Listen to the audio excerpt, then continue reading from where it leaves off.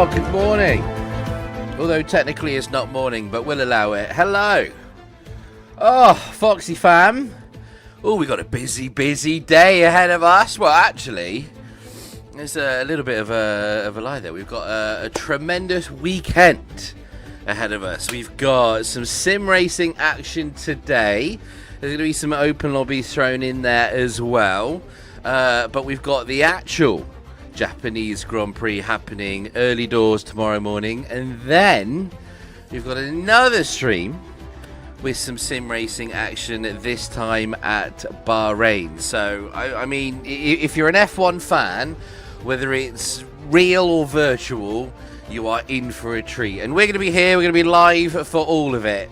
So you can join me, the rest of the Foxes as well, as we, well, as I was just saying in the chat, take notes. There's already a few learnings already, certainly in terms of tyre warming and a few other sort of traits, which maybe some exploits which are being used by the esports drivers. But that broadcast is set to get underway, I believe, around about 1 o'clock. So just over 20 minutes or so time.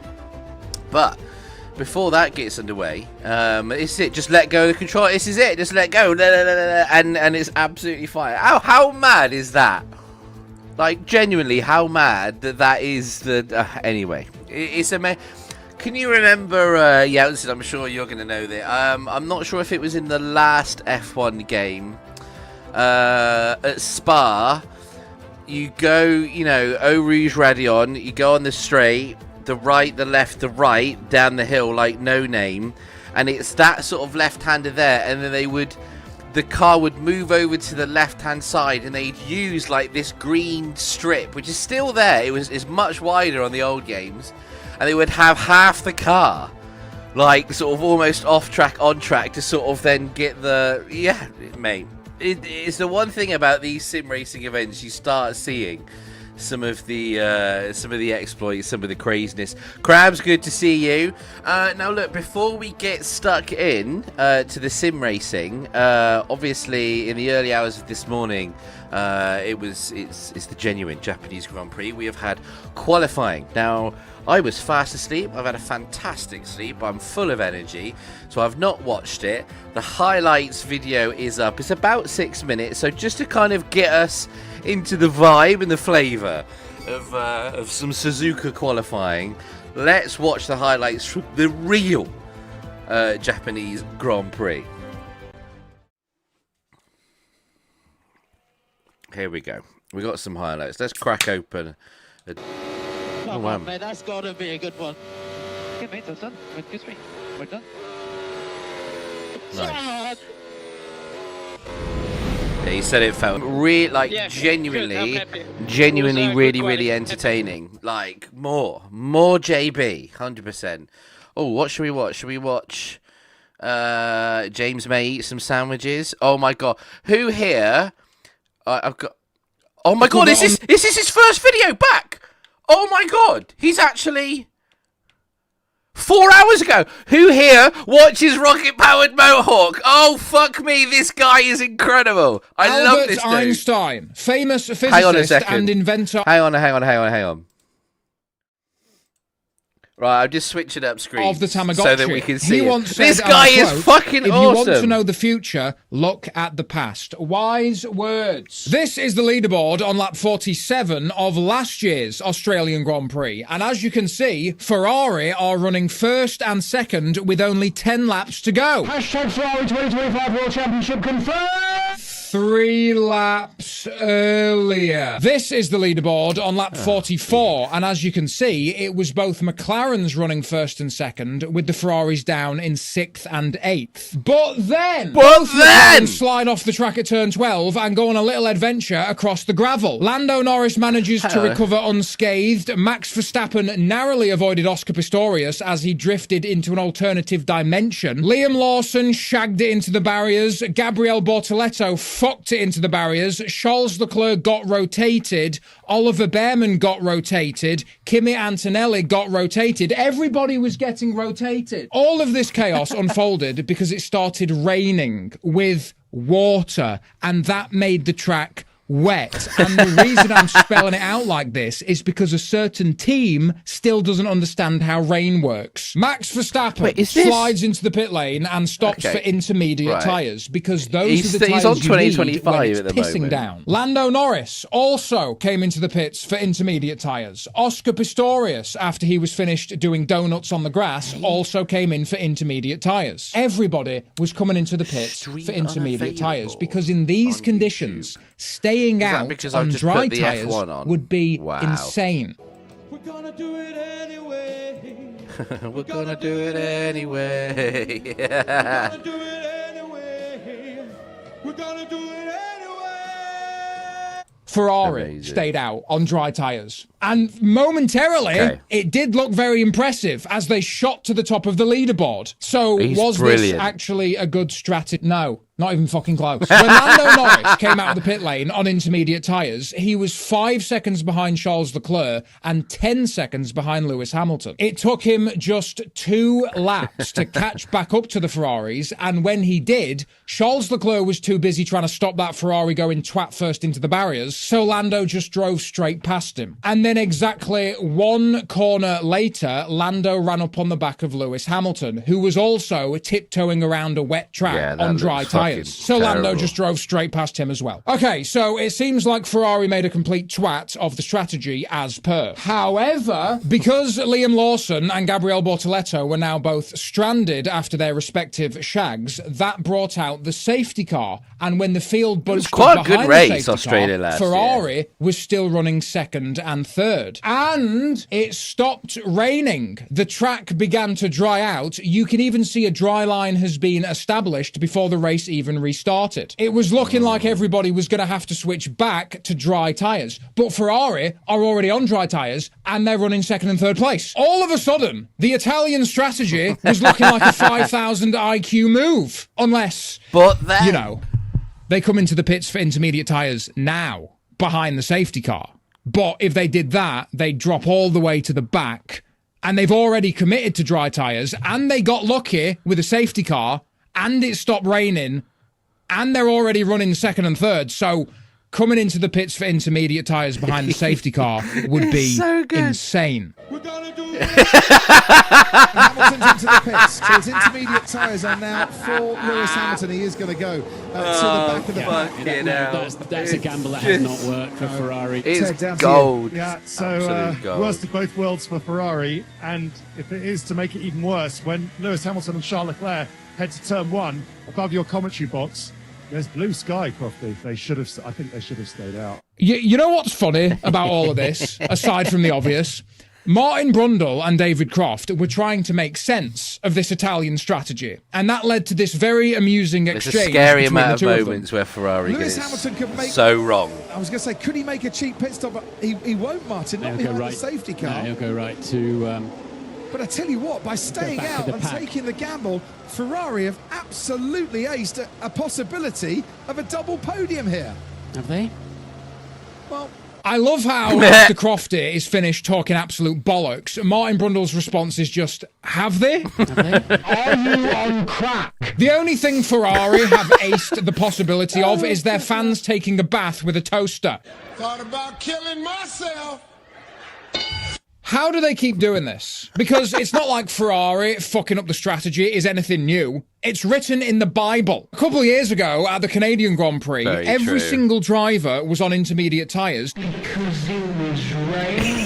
Every single driver, except at the Monaco Grand Prix in 2022. We all remember when Ferrari called Charles Leclerc into the pit lane at the wrong time, a mistake that cost him the race win. At the Dutch Grand Prix a couple of years ago, they called him into the pits at the right time, but they didn't have the fucking tyres ready. The reason why this keeps happening year after year is because of communication issues. When it started raining at last year's Australian Grand Prix and everybody was trying to navigate the changing conditions, just listen to how the other teams communicated with their drivers compared to how Ferrari communicated with their drivers. I will stay out. The rest of the track is dry. It's just 12-13, so caution 12-13. I suggest we box this lap for a hard tyre.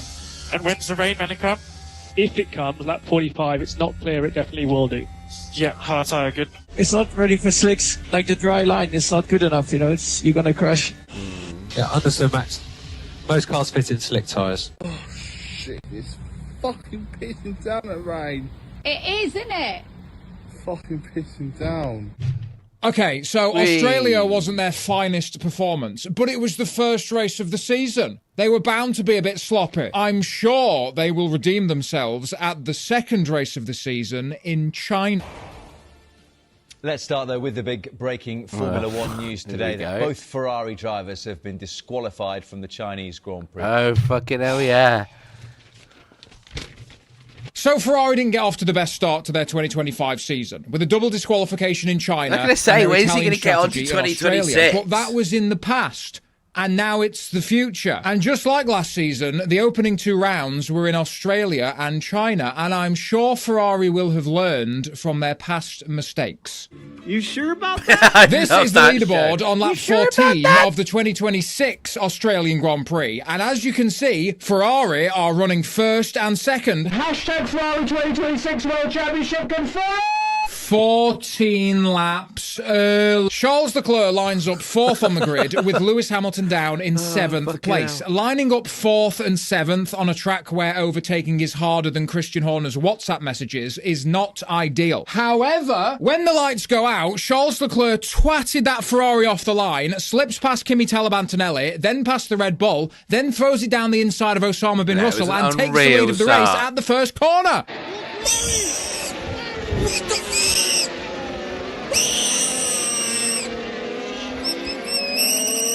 Lewis Hamilton also twatted himself through the field, making serious moves. So by the end of the first lap, he was in 3rd place behind Osama bin Russell. And what happened over the next few laps was one of the most battles of all time. Lap 2, Osama bin Russell drives past Charles Leclerc on the run down to turn 11 and takes the lead of the race. Lap 3, Charles Leclerc drives past Osama bin Russell on the run into turn 9 and takes the lead of the race. Lap 8, Osama bin Russell has a run out of the first corner, and just look at the speed difference as they head into turn 3. Osama throws it down the inside, Leclerc tries to outbrake him but gets the door slammed in his face as the Jihad retakes the lead of the race. Also lap 8, Charles Leclerc has massive overspeed and simply drives past Osama bin Russell on the run into turn 9 and retakes the lead of the race. Okay, let's just pause for a moment, because I'm getting overtake fatigue, which is a real condition that affects millions of people worldwide. If a driver just twats himself past another car because he's got kind more of got battery a point, and the other driver can't defend himself, does that even count as a real overtake? Correct. And then 90 seconds later, they switch back. And then 30 seconds later, they switch back again. And then switch back again. Snip, snap, snip, snap. What, reverse back?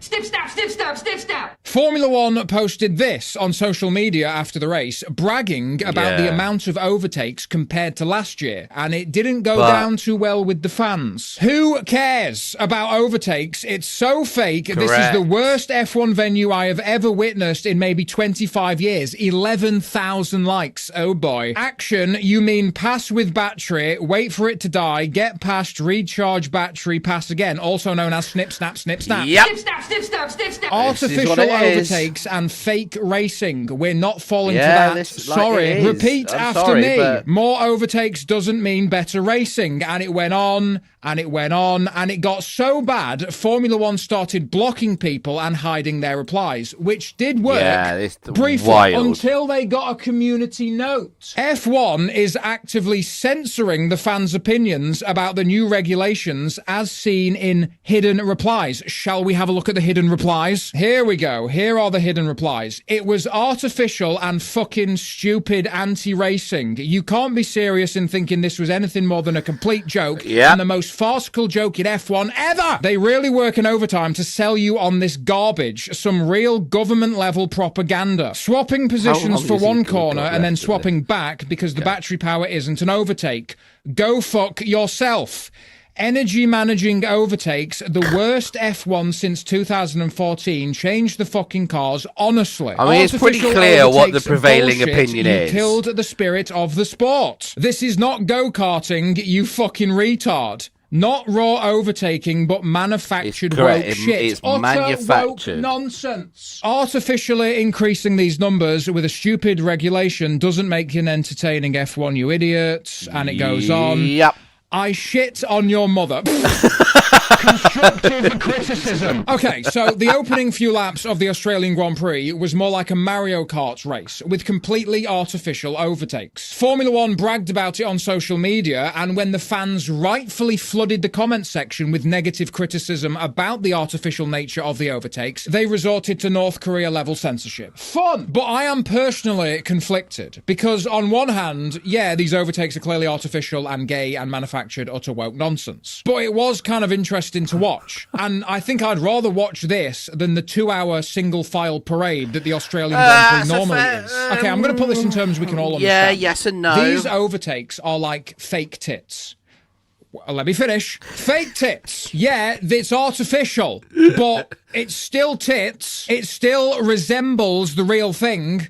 And I'm still going to get excited when I see them. The problem is, Formula One is trying to pretend that fake tits are real tits. And they're not the same. A real tits overtake involves skill, judgment and risk. For example, at last year's Imola Grand Prix, Max Verstappen lined up second on the grid, didn't get a particularly good start, and when the field arrived at the first corner, he was side by side with Osama bin Russell and nowhere near Oscar Pistorius. So you know what he did? He took a massive risk, throws the car around the outside, judged to perfection, finesse for days. This overtake is like Kate Upton. It's the real fucking thing.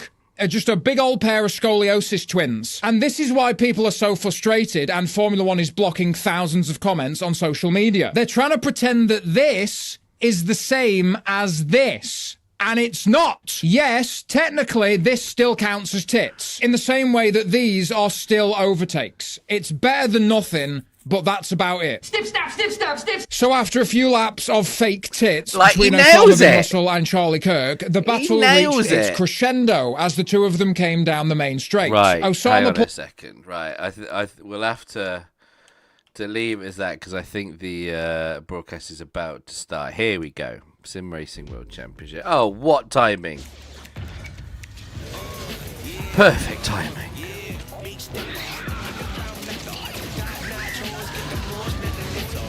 Like I can't argue with it. Like the analogy is great. But it is like, and I'm of the same opinion. It is manufactured. It doesn't feel. With the AI-powered Legion 5i. Yeah, it just doesn't feel right.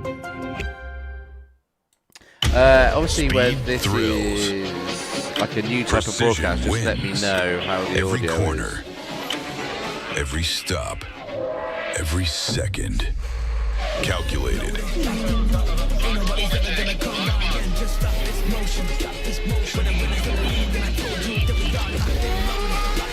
What is this? Can you handle the pressure? F1 Clash. F1 Download Clash. for free from the App Store and Google Play. Fuck off. F1 Clash. It's not gameplay footage. Well, hello to you wherever you are around the world. Welcome along to DreamHack here in Birmingham. Who are we supporting then, chat? That's the interesting one. Is there a particular team that you follow, or is it more a the drivers are in their rigs. Particular driver? Day 2 of racing. For event 1, 3 races overall. Go on, George! And joining me We on the fucking love you, George. And Nicola Hume. So We're back for day 2. Welcome, guys. Great to have you alongside. We had some fantastic racing yesterday. Big Georgie Morgan fan. Special day yesterday, wasn't He's it? fucking brilliant. Like, obviously involved with Creative Series, doing stuff for the PDC and darts. He is a fantastic commentator, and yeah, he's graced the channel before. He's fucking brilliant. Make it Lucy or anyone but Ron. Everyone Everyone was loving the fact that he's obviously now at Mercedes. So the whole kind of, Osama bin Runha is starting to get thrown around. Welcome wherever you are across the world. Will we use Gnarly again? Kai, how would you describe yesterday's action and a brand new season? Well, I don't know if I'm going to beat the Here's a question. vocabulary of Does anyone know how much one of those sim rigs cost? Very cost? excited. I think 2026. I mean, I'm not sure if you could actually buy them, but that'd be a touch. That would be pretty cool. Don't get me wrong. What obviously Tom B from the Netherlands has got is unreal. But that's pretty damn good as well. Keep an eye on them. Williams also have a very strong lineup with their drivers. So you say Alpine have got a decent lineup in. You got Bresnay and Otis in there. I think yesterday didn't Alfie do quite well? McLaren, I think he was on the podium. Did you enjoy yourself? I'm having a cracking time. Do you know what? I mean, from watching it over the years, watching the streams on YouTube for whoever's watching right now, I was in your seat last year, and now here I am. We're watching. And it's so awesome to kind of see everything happening in Central. He's he just never loses it, does he? Freddie is just, I mean, that out of all of the teams, that Red Bull team is unreal. Freddie, Jarno, and Sebastian. That is three ridiculous drivers. It was ferocious. Yeah, here we go. Let's some highlights. Nice. Nicholas Longuet not getting the best of starts after what looked to be a very promising qualifying session for the Williams driver. Of course, this was his debut. So Freddie was on pole then. 2 P1s in Q1 and then Q2. Could not quite replicate it in Q3, however, and then he fell through on the initial stint on the hard tyres. Ulas Yildirim, who I must say impressed the year before, took pole position. Could not quite replicate that this season either, but still started. Who on the hasn't front row got a team in there then? Freddie Rasmussen at the same time. There's a bit of contact, wasn't there? Remember PSL at the start of the game, he won like 3 rounds. As of yesterday. I mean, we saw some of this from Otis Lawrence as well, but Freddie just looked absolutely. So who's the team that have not entered then? If there's 2 less cars, Ulash was trying to follow suit as well. Sauber? I'm just looking at the team's end. Is it a kick Sauber? In F1 sim racing this season as well. But elsewhere, plenty of issues for other drivers. Ruben Pedreño fell foul as well. Equally, Joris Krozen, what a meteoric day. I like Duncan Hoffland as well. He produces some good content. This campaign. Otis Lawrence, though, probably one of the what-if stories, the biggest what-if story on that stint, was leading the initial hard time. Obviously, Fassi got his move. Then when he moved with on Ferrari, we expected him to be quick. For what he was doing. The big moment, the collision with Jarno up here that put any chances of a podium to bed. But Freddie, 17 times a race winner now in F1 sim racing, and looking really, really smart in contrast to last season. And Jarno was quite happily obliging his teammate. Freddie. I know the return of Freddie, which no driver likes to hear. Kai, he is a different level. So much before we went half a second. International circuit. Okay. About how. So Yildirim wasn't that far behind. Alfie about a second. Okay. Yeah, Red Bull were on top form. 2 drivers inside of the top 4. I mean, Jarno would have been hoping to be the driver on the top step. He's so successful around that China circuit, but a bit of a switch up, and it was Freddie Rasmussen who's still on the top step. You can't. Nico looks quite strong as well. That's the other driver that seemed to be. I mean, he's finished P8 there, but he seemed to. Start that they would have been hoping for.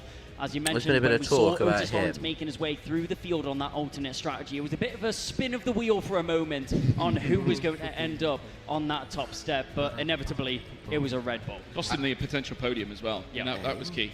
Yeah, well, we'll get into that in a little bit, and the fact that we've set it up, don't go anywhere. It's not all over, is what we're trying to say about the Red Bull team. Let's see the rest of the classification from Shanghai yesterday. It had thrills and spills, though, Nicola, and when you chatted to Freddie, just laser focus, just onto the next. But that's what Freddie does. Freddie is laser focused. And even when you try and sort of speak to him, you kind of know that his mind is always a little bit elsewhere. His mind is always on the track. Ronha, P11. But what he did say to me when I spoke to him, this was just after his pole yesterday. He said to me, after the first few races last season, he was demoted to second driver, which then meant that the whole of last season he was focusing on helping Jarno.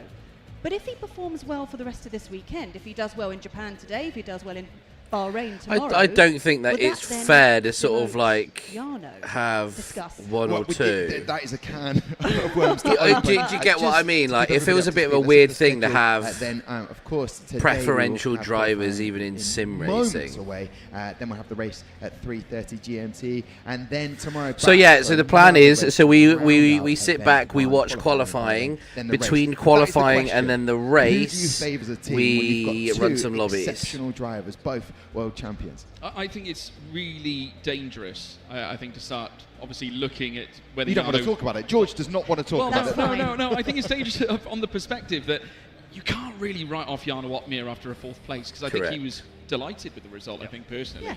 Yeah. I think it is compelling because this is a situation that Jarno and Freddie arguably haven't had before. How's the audio, by the way? Can you hear the game fine? Can you hear me fine? Is everything all good? Is what the fans like levels wise? This could be the first season where we see. I'm happy to adjust if it needs be. Hansen might be knocking about, and I trust his judgment implicitly. I wouldn't. To try and get some chat out of them this morning was very difficult. I wanted to know what they were doing between day 1 and day 2. I can tell you this much: Jarno's had a burger. Listen, let's talk about this grid and the lineup. 3 changes from yesterday, George. Yeah, magnificent. Obviously, we're going to be seeing the debut of Jan Halliday, I think today, which is going to be astonishing. Obviously, we're just going to take a little bit of a hell of a setup to kick things off. Tamas Gal and Joris Krozen. Krozen very much the story, I think, for Haas coming off yesterday's result, managing to pull together an astonishing qualifying and then matching it up with a sensational race result too. Another top 10 goes to them.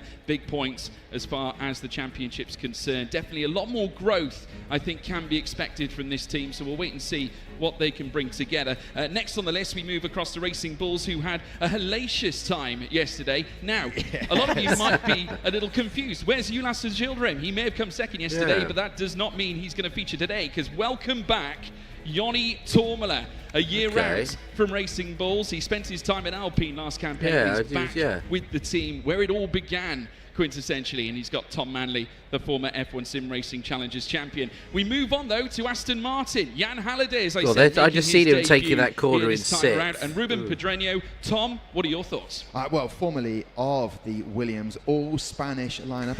It's interesting how the esports teams have P16, slightly different kit. It was a bit unfair for Duncan Hoffland, who picked up 2 points. My job is working in teamwear and kit and stuff like that. And it's surprising that it is a bit different. Stacked team behind these guys. They've got Christian, I spoke to his dad, who was just down at the front earlier on, sort of making sure they're in the best position. Can they beat their 3rd place, their best ever in standings in 2021? Well, we'll soon find out, see whether they can pull something out of the bag. Williams next as well, Kai. Caraton returns once again, the only driver to remain with one team since 2018. I'm slightly biased because obviously the Williams stuff is in navy, it's in blue colours, but his ability, very, very clean. Definitely has the pace on the circuit. So unfortunately, Istvan Pukki will not be featured in this race, but the Frenchman alongside him as well. It was Nicolas Longuet, who was blisteringly quick in qualifying. He was quickest and topped the timings in the first 2 qualifying sessions. Managed to get himself 3rd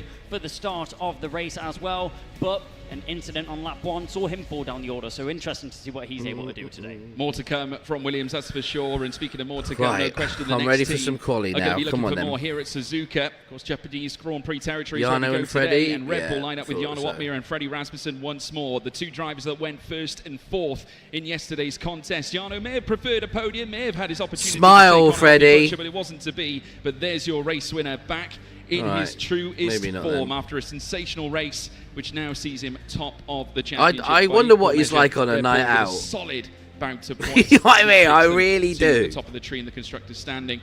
We move across, though, to Ferrari, Nicola, and we've got Ishmael Fassi and John Evans today. Really disappointing not to see Barry here, though. Yeah, it's a shame not to see Barry. We were expecting to see him this weekend, but obviously he couldn't quite make it. So it was a last-minute step-in for John Evans. So he was kind of thrown into the deep end. But He'll be all right. He handled it okay. He'll be fine. Today. I mean, he ended up in P15, which is perfectly fine, not quite the points, but when you're thrown into a last-minute moment like that, I think that's the best he could have got, and hopefully today he'll start building on that and move a little bit further forward. But Ishmael, I spoke to him earlier, and he's feeling pretty good today. I mean, he finished P6. That was that little last-minute pit stop yesterday that I think helped him out a little bit.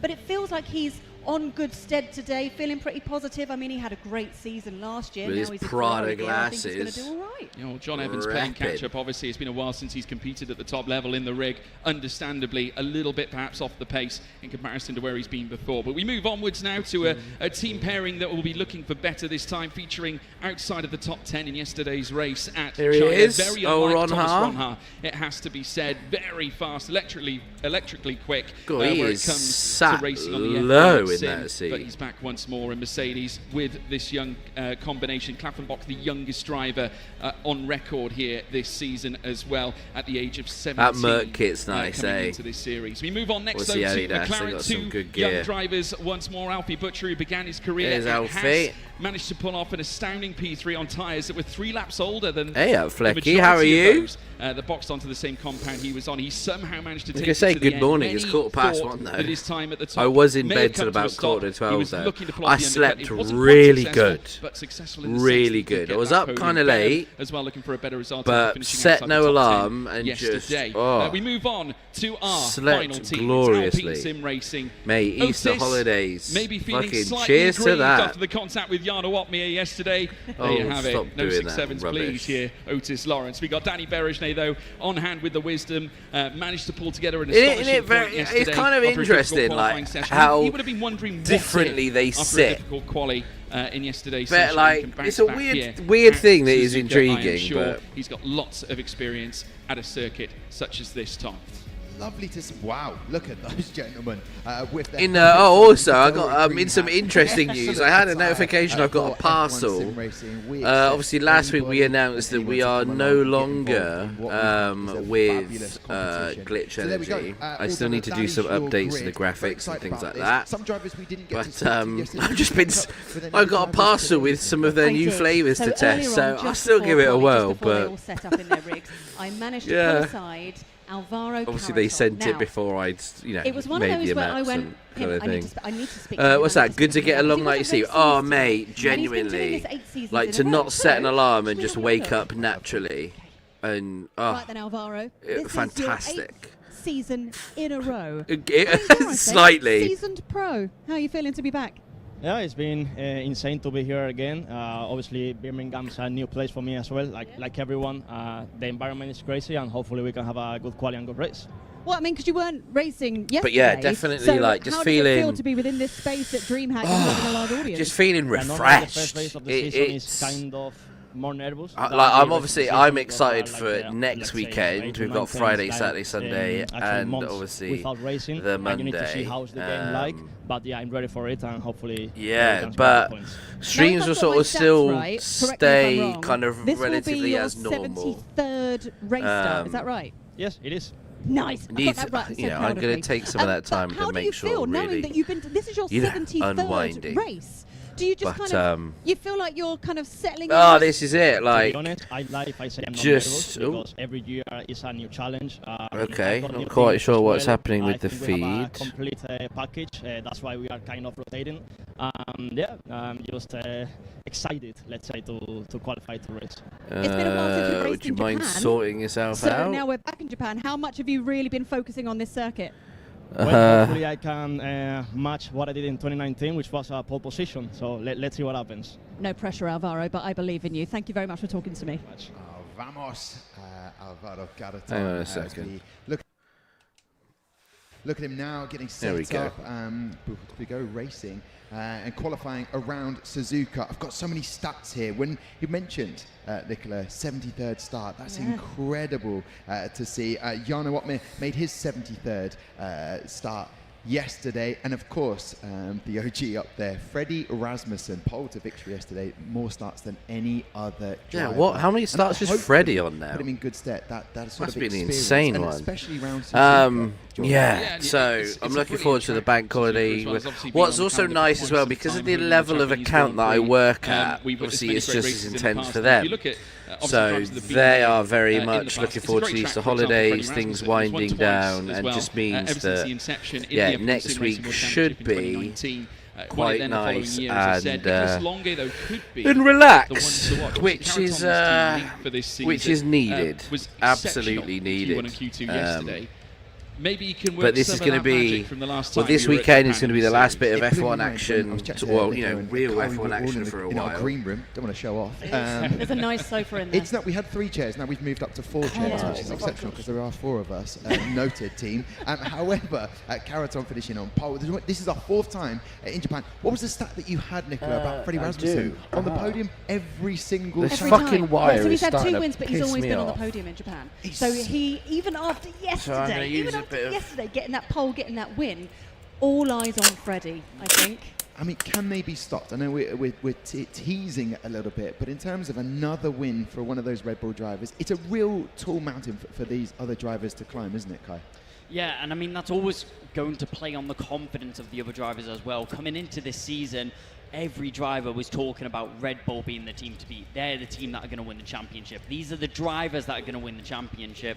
And with Freddie Rasmussen just securing that analogy and also putting himself in a race winning it's a hot fix, but it'll work nonetheless. With the pole position as well, he's going to be a hard driver to beat. And I think Jarno... It's been a while since we had a proper yeah, man, like I say, yeah, work has been really, you know, intense as always. And so I think do you know what? Might be a little bit rusty if I'm being completely honest, I'm sure the cobwebs will come off soon. It's been tricky keeping balance. Absolutely, you know, with streaming and sort of 25 points at one point, you know, outside of work and just, you know, living, I get, you know, just trying to not racing today, sort of do it all. The debutant. It's yeah, it's been tricky, and I know I've had to miss a few streams and you know, other things to work-wise, so it has been difficult. Drivers out there who can challenge. It's nice. The likes of Thomas Ronha. It's nice doing some watch-alongs. Very underwhelming. There's sort of like entertainment happening for you. And I think Thomas Ronha being, you know, yeah, it is. You know, the hard part is to say, is just the balance and just making sure that I'm looking after myself. I don't want to sort of get into a situation where I'm burning out and as well. Yeah, sometimes it's a bit easily done. That's not what you want from qualifying, because let me tell you. But also at the same time, work-wise, just making sure I'm getting what I'm worth. Such small margins between you know, making sure we haven't mentioned Ulas. Yeah, you picked him up. Sort of keeping things progressing. His first ever podium. He's not racing today. And he's not racing today. And when you look at the part and Constructors' parcel Championship, it's going to be a big tall order for Tom Malley and Yanni Tourmalet. He says as he starts yawning after talking about a tremendous sleep. A bit of an evergreen in F1 sim racing, it has to be said. But obviously we've been having some discussions about... we can sort of scrub off some of the rust. Yanni Tourmalet can get back in business here at Racing Bulls. We will wait and see. Obviously stepping in for you. Quite big shoes to fill, we've been speaking especially about after the race yesterday. Picking up that runners-up prize. But Tom Manley, former I think Challengers someone's champion. pressed the wrong button in the broadcast. Surely that moment of magic is just around the corner. Here's a little stat, which I don't know, Kai, correct me if I'm wrong. Would any driver want to hear I know this that stat? there's obviously a couple of... fastest laps.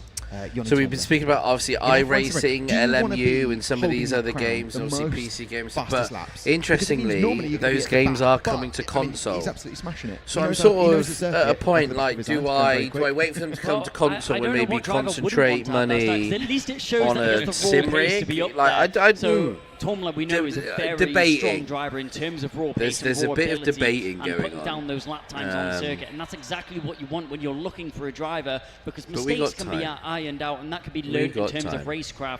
So the next Xbox is basically a PC anyway. Yeah, true. Is there any word on when the sort of next Xbox console is set to... What can we look out for set to release in Suzuka? Here we go, Suzuka, Japan round 2. Let's go. Well, I mean, there's actually some options available on the soft tyres, which is great to see. It may be a little bit of a rarity for some drivers. Generally, the medium, hard medium is the preferential one. But this circuit, we are here at the Mie Prefecture province in Japan. Suzuka, 63 years ago, this track was introduced to the world of motorsports, and the first Japanese Grand Prix back in 1987. So it's been around for quite some time. But here in F1 Sim Racing, it kicked off for us in 2019. Going back to the tyres, But if we do see softs, I'd imagine around about lap 7 to lap 8 if they want to push it that far. It is a bit of a risque strat, but like I said, the medium more likely around about lap 10 is when we'll look to see the box as well. Old GT4. What's that on LMU? 14, that's around the realm, so we may see drivers perhaps mixing it up, going a little bit earlier, maybe even some going a little bit later, pulling off some Alfie Butcher exploits from yesterday. But in terms of the circuit in itself, it's bodied up with a fantastic snake section going up through the first sector. The Degners are rapid and quick through turns 8 and 9. The hairpin at turn 11 is mouth-watering. Fantastic overtaking zone as well right there if someone wants to leave it late. 200R on the run up towards Spoon is fantastic. There is the hairpin bend. You can just see it on the monitor just in front. And then taking it through 130R, the fast left-hander, is always a pleasure to see because they do go wheel to wheel into the Casio Triangle. And not one mention of the circuit 100 cars, wheel. mixed rate, GT3. Fucking hell. What the fuck you fitting 100 cars on there? The weather here at DreamHack Birmingham, beautiful sunshine. However, we're racing a Suzuka. What's happening? Well, I mean, have we got some the rain way that for George quali? describes it. How's the audio, Flecky? Corners. Can you hear the stream to be raining, right? Because then you're having to control the car through those corners.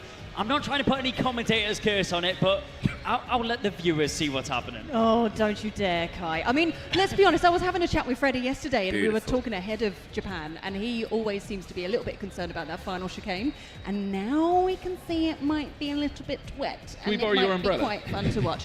Oh, yeah, I do.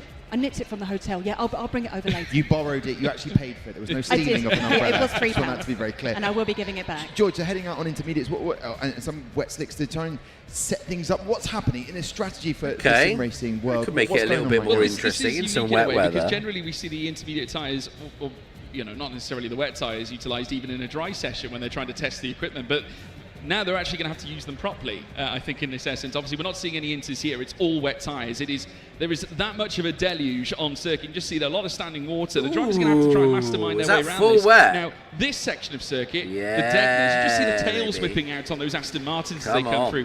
Be cautious of those curbs on the left-hand side. They do maybe suggest that they are reasonably wide, but they're also quite skittish. You jump really on those, been enjoying some wet weather races, and your quali lap is over at that point. In Brazil, in DSL on Thursday, Experience it was is absolutely necessary, Kai. We had some wet weather, and I mean, those rumble strips will great. Jump out at you in the dry. You'll see drivers braking on the rumble strips, trying to use all the track available, but inevitably there is less rubber on those rumble strips, and it's an uneven surface. So in wet conditions like this, that's the last thing you want. You need to avoid those rumble strips like the plague, and I'm sure that's what we'll be seeing from these drivers. You were talking about getting the car sideways. Oh my God, that's where he positions his HUD. That's exactly what we'll be seeing from these drivers. My Lord. In the dry in China yesterday. What? On the that is not right. In the wet, though, that's exactly what you need to be doing. If you're not flicking the car into the corner and using the rears to rotate the front, you're already at a disadvantage. Absolutely. It's going to be like Swan Lake out there, I think, today. It's going to be masterful.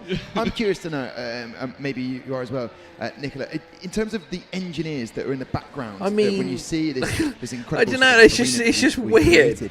It's just weird. What will be communicated right now? Like now? that's fine. Like having it in the top corners, but having like the timing and then your position like slap bang in the middle. I don't know. That's a bit. That tells me that you've got it in a really fucking weird way, Yeltsin. That's what that tells me. In terms of what's going on around them, obviously that's the responsibility of the engineer, just to say, listen, this is what's happening with the three cars in front. This is what you need to do to try and counter. You're on controller, aren't you, I think, though, they're going to have to tread on this with kid gloves. And you're on as the opposed roller. to, having little time at the end of a session. I can't do that. I don't know if you can. I can't fucking do that shit. I think they're going to need to make use of every do you know what I mean? time like they have in this qualifying session, because generally the track tends to improve. It's sort of like circuit. I will say this: 21 degrees out there right now. The optimals that we were seeing at China yesterday, 27, 28 degrees in terms of track temperature. So it is cold out there right now, and it's going to take a while for those wet tyres. Even I could tell that was too quick into that corner. A temperature where you'll find any grip, if you can find any at all, on this wet surface. So we were kind of expecting, Nicola, we're hoping that the track will start I don't know drying if they're up, just so that we doing can it for set an even tyre faster time up there. But at the moment, it's Doesn't sort look of likely. neck and neck at the moment. I think of they're just what doing it for could tyre possibly temp. happen. But, what are you going to be sort of looking out towards? I know the first here's question, some maybe Yao-Sin. potentially to the drivers afterwards. I've been after playing Q1, around with Q2, that. I want to have Q3 some will be, conversations with weren't you around expecting it to be setups and raining things out there. like that. Like, yeah. Bit wet, wasn't it? Don't like that, do we? No, we don't. I talk to Krabs. He just goes, if I'm going straight on, I just flick. I'm like, well, this is it. Just to go woo like that, and it's instant. Ours. So this is the thing, like with controller. So because of the assists that exist, right, and the way the traction and everything works for those that have it on, it means that your steering rate has to be linked to like your speed and the gearing, which is why you can't sort of have that in quite the same way. Like, so you'll turn the car, but then you'll notice if you went down a gear, it will go like that. Like, you've not changed your input in any way. But yeah, it's filled in again. So it's linked to people that have it basically in automatic gears. There's not, like I say, a different steering system for those that don't have a system. 100% from the start. Whereas with wheel, it's like they are going to push at the start. However, it's fun, right? Everybody here at DreamHack Great fun. Live in person, and to anybody watching live. Because I'll see these boys taking certain corners in gears which I could only dream of. Become light. Like they're throwing it through the S's here in 6th gear. It's like I've got to go down to 4th just to get the fucking steering angle sorted. Be bold and go for it. I envisage that. So then you're losing time there, like the bottom three, it's fucking and you're at risk of being eliminated. I love it. You're gonna try a dash on the intermediate tyre. Bolt them on. Let's go. Yeah, you've got to. I think that you've got no choice. I mean, Kai, I'm sure you'd agree with me. What I was going to say, Yao-Sin. So I struggle a little bit. Yeah, I think that's obviously exactly what we'll see on basically corner exit, just kind of getting a little bit too, just a little bit too aggressive in the current conditions. Because so I'm just finding actually just increasing rear tyre pressure. It's helping that become a lot smoother. Just to double check for everybody, because 4 years of actually 9 years doing F1 sim racing. Just to break that down, the wet tyres are used for when it is completely raining. Typically most setups it's like all the way to the left. Kind of discussion but I sort of like it's like just a little bit. The engineers come in. Yeah, 100%. So for ages I've been running minimum, and you obviously you do get used to it. But just helping certain circuits where it's got certain corners where you want to get on the power. It's a slow corner followed by a long straight. Just that little bit just helps speed it out. They might choose to sub on the set of intermediate tyres. So you've got to be brave. You've got to be brave. It's down to the driver's call as much as the engineer. The engineer can tell them everything they want to, but it's down to the driver if they feel confident enough to strap on an intermediate tyre set. As you can see, we've already got the wet tyre times coming in, and dare I say, it's Freddie Rasmussen who's at top of the tree at the moment with 954. But that I get that they're using all these pit links and stuff like that, but is there not just like a general when it comes to wet weather, spectator because of that lack of track generation, there we go. This is you what can I have a see. fastest lap at this point in time. I don't want to watch constantly on board. Well, here's what I was wondering, because if they're out at the moment on wets trying to get some laps in, surely this is the best opportunity Don't call me to Shirley. make the track dry quicker. If we are going to see it get lighter and get to lighter rain, then if they're all out getting those laps in, it leaves an opportunity for every person on the grid to get a faster lap in later on. So surely this is just teamwork from every single person on the grid. Yeah, I mean, to a certain degree. I mean, obviously they're all there to serve their own needs, I think, at the moment. You don't want to give an advantage away, though, surely. Well, this is it. I mean, at the end of the day, they want to ensure that they bring together the fastest time. And as we just said, Freddie Rasmussen was on top. We've just seen another 141 poked in by Ruben Pedreño this time. So a decent time lofted in by the Aston Martin. And Joris Krozen, who, if you remember from yesterday, put in a stellar qualifying display at China. Well, he's purple again inside the first sector and looking to ferry in yet another quality lap time. Jan Halliday, I want to say this on his first really good exit, just nice and smooth, like on the throttle. Behind Pedreño's right now, but this is the trickiest point, especially under braking. You can't lock these tyres up coming into the Casio triangle, so just pressure on Joris Krozen now. Like here in sector 3 as he now makes his way downhill. Let's see how he manages this. Will he upend Pedreño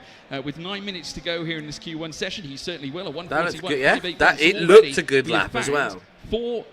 Nearly 4.5 tenths of a second. I'm going to say 4 tenths of a second alone since Freddie's initial fastest lap. So It is coming down, the time. And he's bolted on those intermediates. There is a man who's feeling confident. We were worried, Freddie Rasmussen last year in the F1 Sim Racing Championship didn't score many points in the first event. Smile for me, baby. Sort of the supporting driver for Jarno's drive to become a 3-time world champion.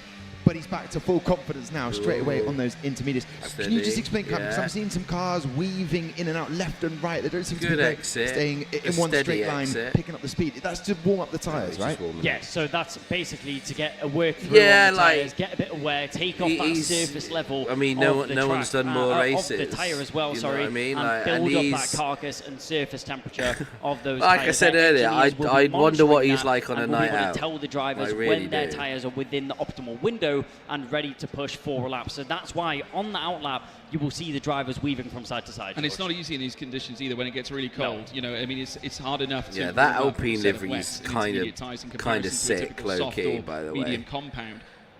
When you throw the wet imagine if he was like proper loose cannon on a night out, just throwing back like the Sambuca and just... And can I just giving it, do you know who I am? The best 18 drivers in the world right now competing. Oh, I don't know. I think me and Yeltsin are up there. They can adapt. I think we take P19 and P20. Nicola, I think we do all right. Definitely, it's one of those where yesterday after we had the race, we actually got George and Kai in the Sims themselves just to kind of see if they could give it a go. They had a little mini race.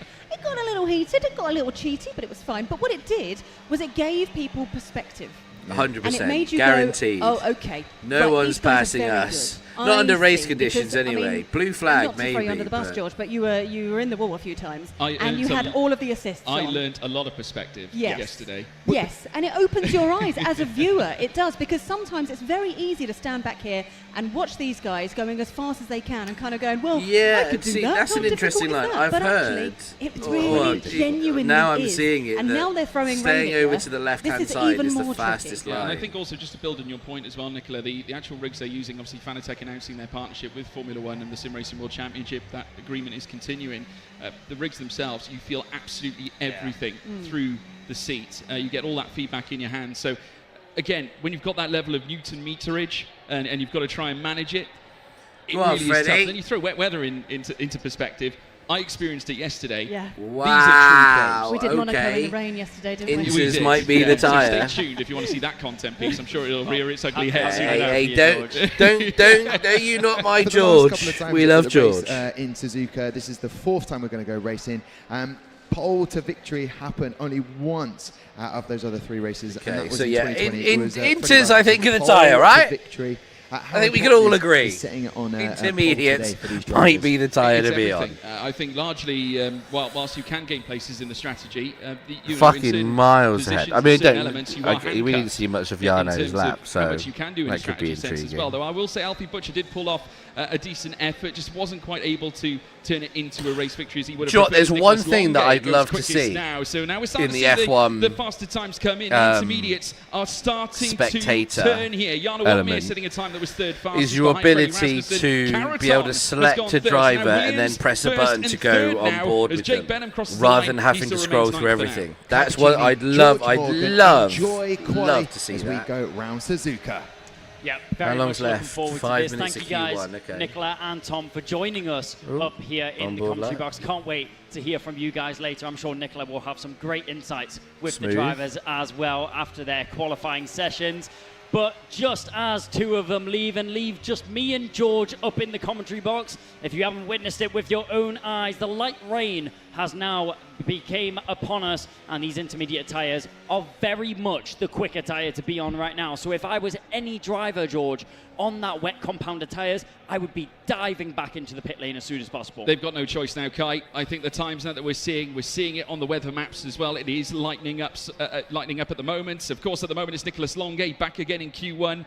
In P1, provisionally, albeit Freddie Rasmussen decided to dive into the pits for a rethink. Set his time. I think he'll be fine. The purple sector situation, it is spread across 3 different drivers. Nicholas Longuet with the purple first sector, purple second sector. Nico Lawrence, looks but good. he's all the way down in 7th at the moment. Alvaro Caratondo, Sister Williams driver to Nicholas Longuet. The 2 cars currently stacked inside the top 4. Caraton with the fastest. He's been in some open lobbies of ours before. Jake Benham currently locked into We've had P10. Ronha in a Ninth couple in comes times. Alfie Butcher, Benham's teammate, who will also be stopping for a little bit of a rethink. He was driving a bit suspiciously even then as well. At the moment, so I can only imagine that all those on the wet tyres are going to be coming straight in the pits. Strap on a few names a of set intermediate grey tyres, star they know they have presence to on do that track to before. counter out what's going on inside this top four. Yeah, but I've got to this give is credit to Jan Halliday, his first Freddie's start really? in F1 sim racing, and already in the top four equation, but there's still a lot that can happen in the final 3.5 minutes. Well, just proving that he belongs on this grid right now is I'm assuming Jan it's Halliday. 15 going through. He's right up in there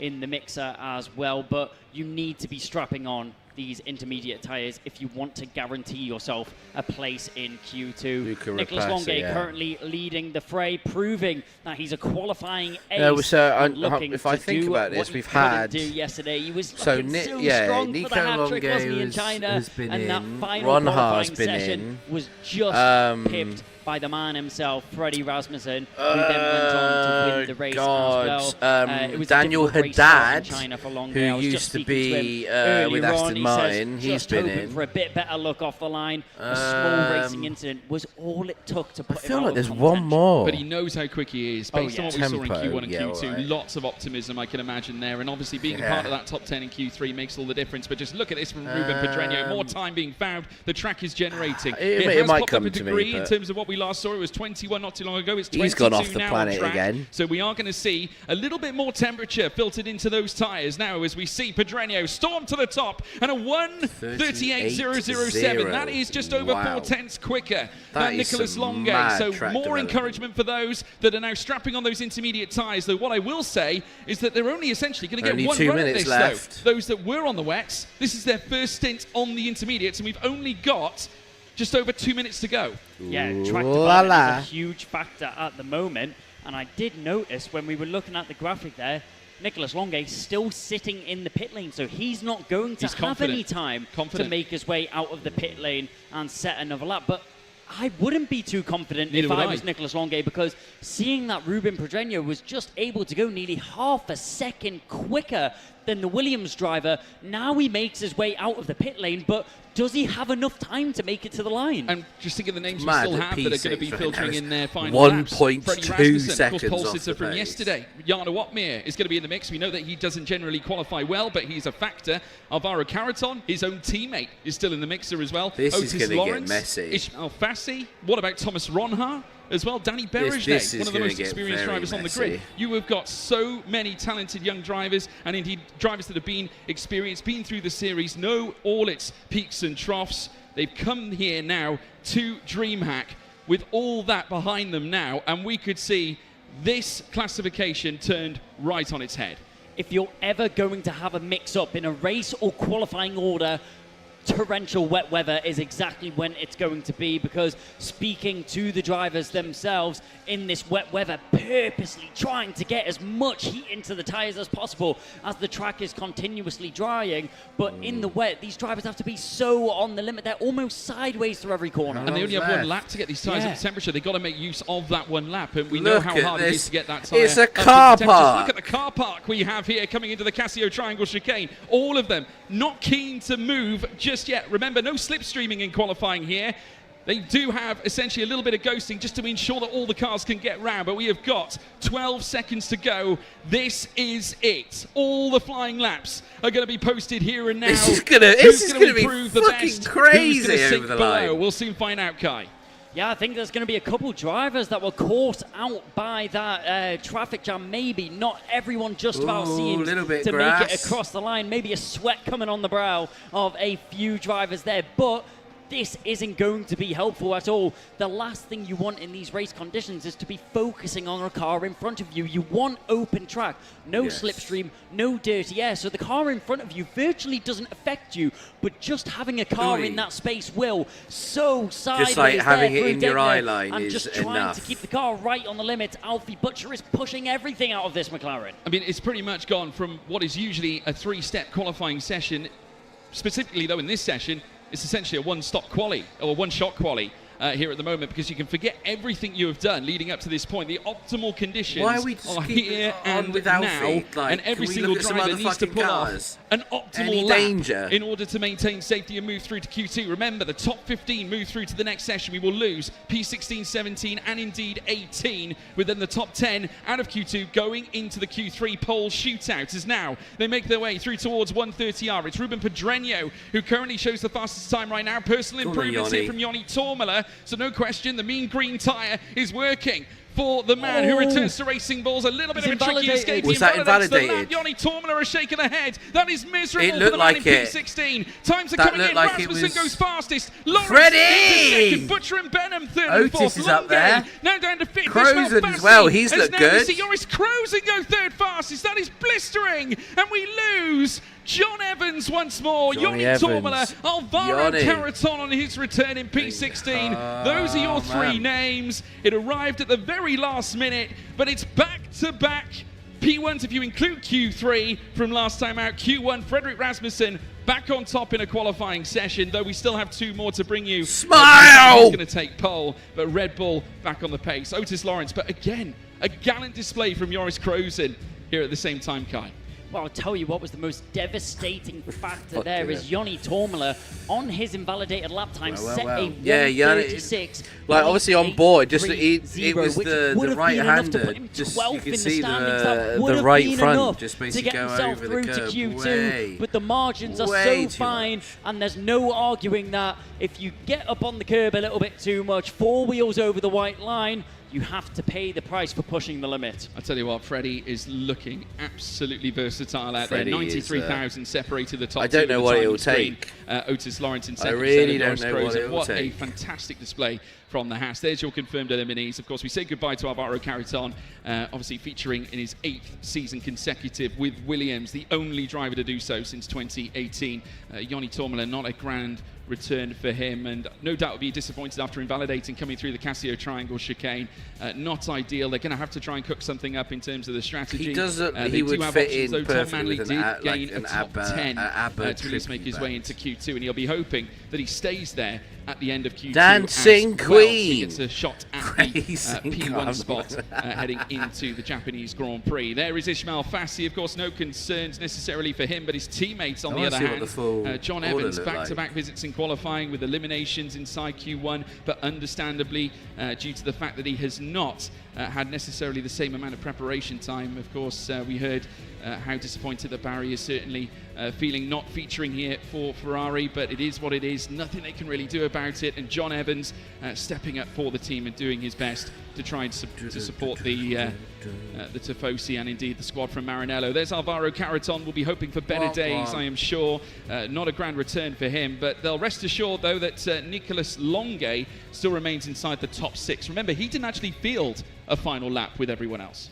No, and that's exactly what shows levels to it as well. Unfortunately, Alvaro Caraton, our newest driver, taking a departure there in Q1. The driver sat alongside him, Nicolas Longue, will be making his way through to Q2. Sort of some of the people on the 6th floor and like for what him. they're Keep doing. an eye on Nicolas Longue as well, our most recent race winner around the Suzuka circuit in the F1 Sim Racing Championship. That was back in 2022. With the but dancing the man queen. fastest at the moment, he's already got 2 race wins, 2019, 2020.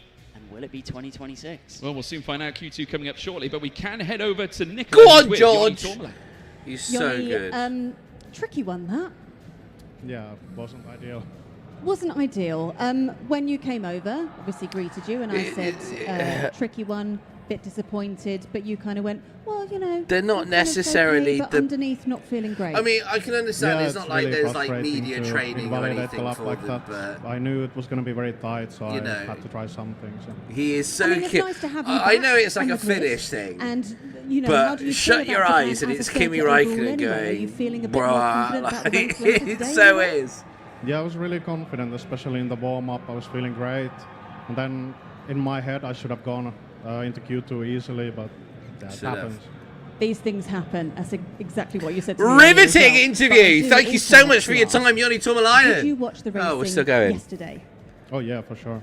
So Ulash had a pretty good day yesterday. So do you find that puts a bit more pressure on your shoulders being here today? Not really. I would say it's less pressure for me because he got such great points. So. Okay. This is feeling way more positive because obviously you're looking at team points, but I was so thinking dry. driver against driver. No. Oh my not really. I just God! Just add some lube to the conversation. Look, I'm sorry you're out in Q3. Go and relax and think ahead of the race later on. Yoni, it was lovely talking to you. Thank you very much. George, back to you. Thank you very much, Nicola. We are back in business here in qualifying. Finally. Great to hear that from It's going to be full intermediates. Not sure whether it will dry up enough to go to slicks for Q3. Anyway, really, Kai. It still looks like there's a bit of drizzle. That's exactly what you want to hear as a team principal, to hear Yoni Tormler say that the team is all he's really I mean, yeah, to an extent he probably wasn't expected to be knocked out. A big sigh of relief and also a big smile on the face of all of the management there at the RB team. But Tormler knows that that wasn't the best result that he had. He said it was going to be tough, had to try something, was just pushing the limit, maybe stepping over just slightly. But at least going into the race later on today, he knows that's the limit. But yeah, surely won't make that mistake twice. He's a great driver, very experienced. They're sometimes, or quite often, not the most compelling of interviews. Every driver does it, but you'll learn from it going into the race. But again, this is the I've just realised today is payday. The wet weather over the curbs, and especially at the Happy Casio Triangle days. chicane, a heavy braking zone, Kai. If Show you lock me up those the money. tyres, if you commit too close to the curb, you always run that risk of invalidating, right? It's such a difficult section to perfect in the dry, never mind the wet as well, because it's one of those sections where it's so much faster to use and abuse the curbs where you can without going over the track limits.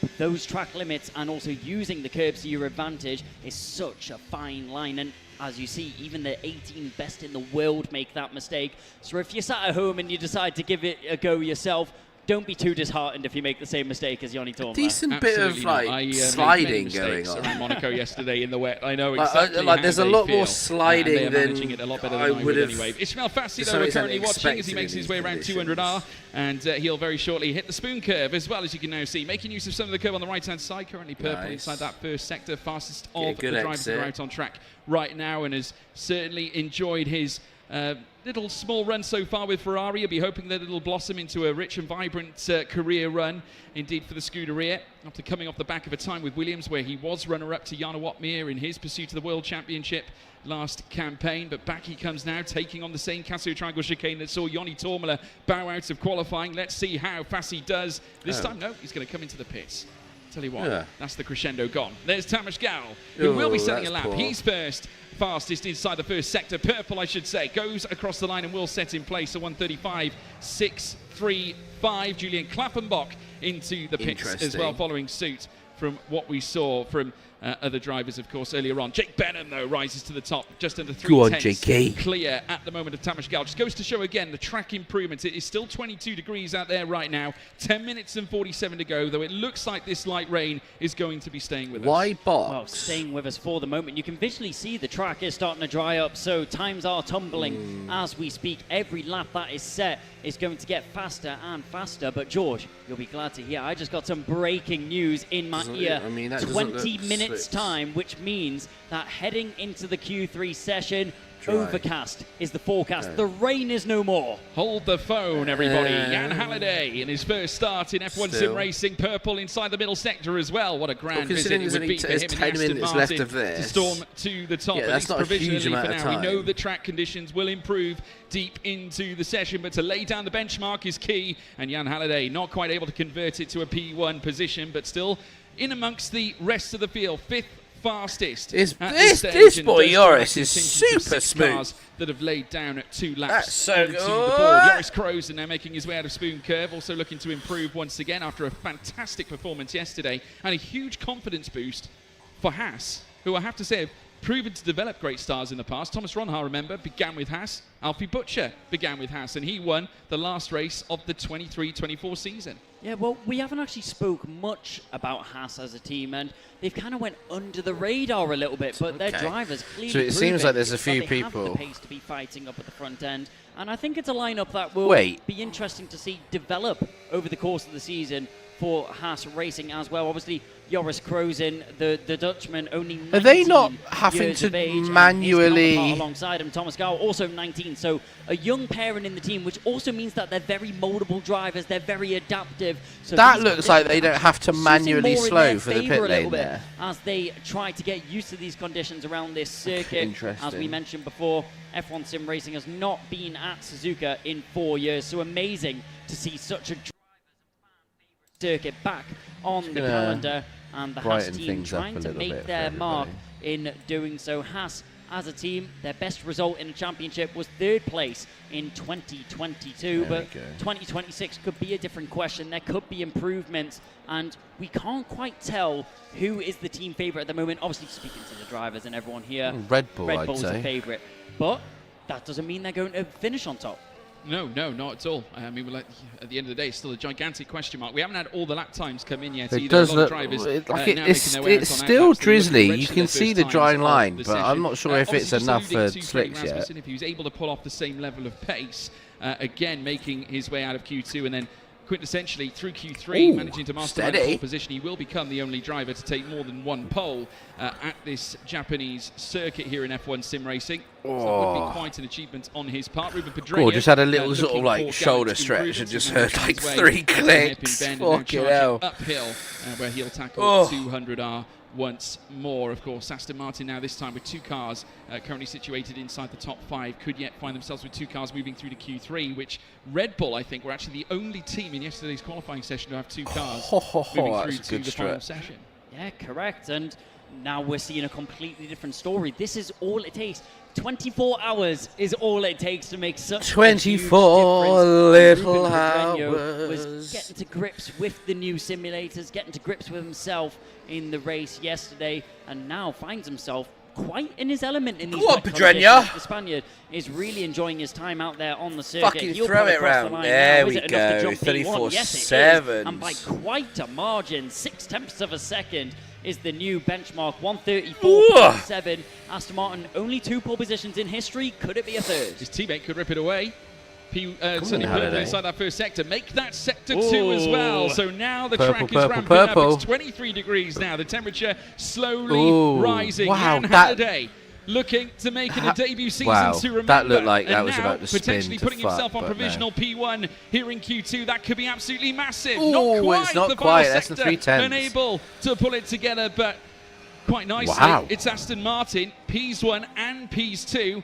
A stark contrast to the issues they've been having in real-life Formula 1. It's quite surprising, actually, the gaps as far as the technical between the drivers. I know, obviously, a lot of them haven't done laps and stuff like that. As far as the sim racing side is concerned, it's looking kind of expect it to be a lot closer. Yeah, well, maybe a bit of a switch up from the real-life racing. Maybe. But that's what you love about F1 Sim Racing Championship, is no matter what's going on in the real world, you always expect a different result. On Otis. Fucking hell. Otis Lawrence okay, that's massive. Himself, jumps up to the top. Freddie. Not able to topple the driver. Fassi up there. Ronhar up there. By attempt, Ismail Fassi was so fast in qualifying yesterday. Left it down to the wire as well. But in Suzuka, could be looking to do one better. Yeah, Otis Lawrence now on top and in control. 134.063. We're far apart from the times we saw earlier on. There's yet more improvements being found. Longay has just gone second fastest setting a lap, Manley, or no? Down to 3rd. Alfie Butcher in 4th. Now there's no more. I like this. I like this Joris Krozen guy. Instead, Jan Halliday we'll see how he does in some Foxy F1 Friday lobby, shall we? Say goodbye when the timer ticks to 0 later on and we see the final laps roll out. And indeed, that will be our next viewpoint. Of course, we've got 5 minutes to go. He's got a good amount of battery to use. We'll see what happens. We'll see whether some drivers choose to go out of sync. At the moment, though, we are seeing Joris Krozen with a personal best inside the first sector. He's gone purple as well inside the middle. This is a gallant certainly showing so far from Krozen. His last lap, 3 seconds now off the pace against Otis Lawrence. Now, this is going to be a huge improvement this here is good if for it Joris was, Krozen, but decides to divert into the pits. He's not going to lay down that benchmark. Instead, he's going to join the rest and come out for one more run. Jake. But Jake Benham, will he focus now his efforts coming through the final corner, or will he commit to the pits? No, he's going to finish the lap. Purple in the middle sector here for the British driver. And goes first fastest provisionally for now. And a vote of confidence for the propriety. Yeah, Jake Benham there just wrestling that McLaren through the Casio triangle chicane, and that's exactly what you need to get yourself up to the top of the timing boards. Do remember that there is still 4 minutes remaining in this session, and Freddie Rasmussen will not be satisfied with 7th at all. We haven't mentioned his name once yet this qualifying session. Jarno Opmeer, currently 8th overall, 3-time world champion, and probably one of the favourites coming into this season. Always a favourite, isn't he? Championship win, but Suzuka is definitely a circuit that puts the driver to their tests. It's one of the most precise circuits on the calendar. If you want to be the fastest, you need to put the car in the exact right position at every moment. So many switches in sections. Turns 3 to 7 through the S's is known as the rhythm section. 0.013, 0.0. So this is a bit more like it. This is what I sort of want the times to be. So critical around here. You need to build it up early to make sure you have that initial grip from the get-go. That's a you make your way into the Degnas. High risk curbs, but risks need to be fair taken play, Jakey lad. Here. It's so classic. How long for left? drivers 3 to make minutes. Errors. Just one hit. So you got an opportunity to get out and go for another run. You're absolutely right. I think that's what's going to happen. I think it's going to be the same as Q1. We're just going to get a bit of a car park and a load of people going for one more sort of Hail Mary lap right at the end. In F1 sim racing, very quickly making his way into the pit, very nearly making contact with the barrier, incidentally, on the way in too, and that would have been an embarrassing moment, I think, no question for the All-Star. But now into the pits he comes. 13,000 Benham and Otis Lawrence. Lawrence hoping for a better session this time. Remember, Q3 did not quite work out. The initial first 2 sessions weren't terrible, but not qualifying inside the top 5 yesterday certainly hurt the young man. And now looking to come back fighting Alfie Butcher as well. It's a good production as well, I'll give them that. Yesterday, where it was all thrown in doubt after his tyres the strategy, first of all, didn't seem to work initially. Of course, was looking for that undercut, was actually a second a lap faster than Freddie on his run in the second stint, whilst Freddie was still on his first stint tyres. But towards the end, it just seemed to ebb and flow away. Rasmussen caught up with him, overtook him, essentially nullifying and voiding that time gain that Butcher had put together. And in the end, Butcher did a gallant job of holding on to that P3 because he had Jarno Opmeer breathing down his neck. Yeah, not an easy position for the youngster as well. Go on, Joris! Another youngster. My new favourite driver, super smooth. We know has stellar qualifying pace. Currently finds himself down in P14, so teetering on the edge of that danger zone. Remember, the bottom 5 drivers from this session will be removed. 15 remain, and in 2 minutes time we'll find out who are the final 10 making their way to Q3. Your bottom 5 currently consisting of Tom Manley, Joris Grozen, Thomas Gau, Danny Beresnay, Jan Halliday, and Julian Klappenbach. I mean, naturally, I'm still like going to be supporting driver in the session. Now we'll show Tom Manley. No time. You know what I mean? You know, it's going to be one and done for Tom Manley. It has to be. Danny Beresnay. You just see in the bottom right of screen, ever so experienced at allowing his teammate to go through. Yeah, like it's got to carry over. Just sat in front of him. Beresnay, though, on his outlap. What's going? What are the cogs turning? What are they suggesting in his brain right now? Car park time! Build up to a fast lap. Well, I was in Danny Beresnay's shoes right now. Well, I wouldn't fit into them because of how tall he is and how big his feet are as well. But let's say theoretically I would be saying to myself, don't. Great one, Kai. Sorry. Yesterday, I'm just being a Q2 departure sanctimonious from twat. Danny Beresnay yesterday. Today could be redemption day. I hate like puns like that. For the Alpine team, they would very much be hoping to have both cars into that Q3 session. 2 drivers that still are intermediate, of making their way into Q3. Interesting note. So I spoke to Danny Beresnay coming into the weekend, and we were talking about pedals because we know how vicious he is when it comes to braking. And one thing about this Japanese circuit is there is a lot of heavy braking zones. The big one, of course, being the hairpin bend at turn 11, of course, and you do apply it at the Casio at the same time. He has broken 8 pedals at home. So just goes to show how much force he applies through the load cell. Very, very stiff stuff. God, that takes a real level of force to really break those pedals, Kai. It really does, and I've seen it time and time again at the live esports events. Danny Beresnay goes through the track is looking distinctly drier. He virtually jumps. Like compared to the start of the session, it looks start to feel a bit of an way drier. I mean, it's still like rain falling, but don't be alarmed, don't be surprised. It's just Danny Beresnay braking for turn 14. It certainly is. Well, the clock now is ticked to 0. Jake Benham has called time on his runs here in Q2. The question is, will he still remain? He may be at top of the tree for now. I can't turn a wheel like that. To improve, and Tom Manley has posted a personal best inside the first sector. Well, of course he has. He hasn't done a lap. Inside the top 10 currently, though he's at the bottom of the tree. He's not yet actually laid down a lap time. So this is such an imperative moment here for Tom Manley. No time set. Looking though to ferry his way up. It's interesting to see him switch through the battery as well. Confirm a Q3 visit as they now storm down through towards 130R. Plenty of drivers though. But yeah, this is the line apparently, being far left and then moving over. Second place, 13,000 between them. How did I see that? I think that might have been Marcel Kiefer doing that. That may be the first time I saw it, I thought. They come through the Casio Triangle. They're all going to storm across the line as the rain continues to Right, here we go. Otis gone fastest. Manley up there, P2. Whoa! Manley was up there in P2. What a run. Drops. Opmier's out. Jarno Opmier out of qualifying. That is truly sensational. Down in 14th place. Jan Halliday out as well. Wait, was that Freddie down there as well? Both Hasses are gone. Freddie Rasmussen just on the bubble of elimination in P10. It was very nearly good night nurse for him. But Otis Lawrence, P10? fastest here in Q2. Ooh. A brilliant response. I thought I saw his name right down there. Again in Q3. And can I just say, Tom Manley, no lap time set. He's P2 come the end of the session here, Kai.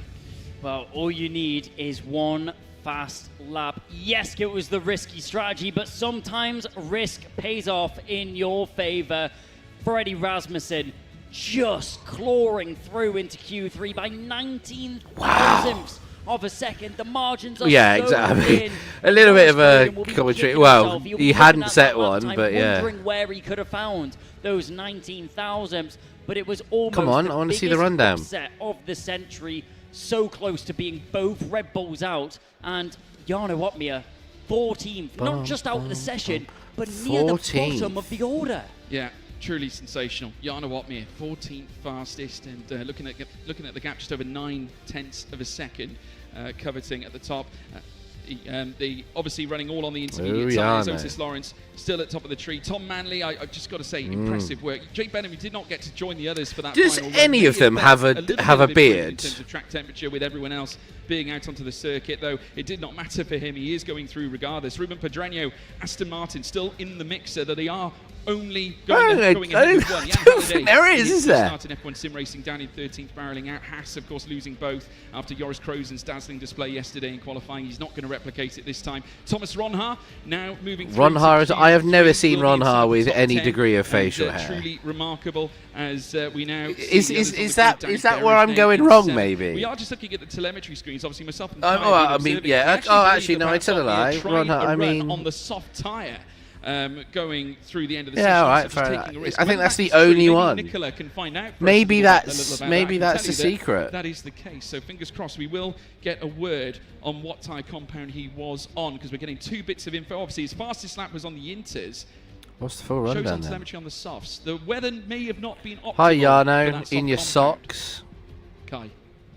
Yeah, not optimal at all. 7 tenths slower, on his final tour of the circuit there. So maybe Opmier going for the gamble, trying those soft compounded tyres and jumping the gun a little bit in terms of the conditions on the track. Yeah, well, we'll find out hopefully Smiling very shortly. at P13. Ismail Fassi in the Ferrari as well, inside that top 10.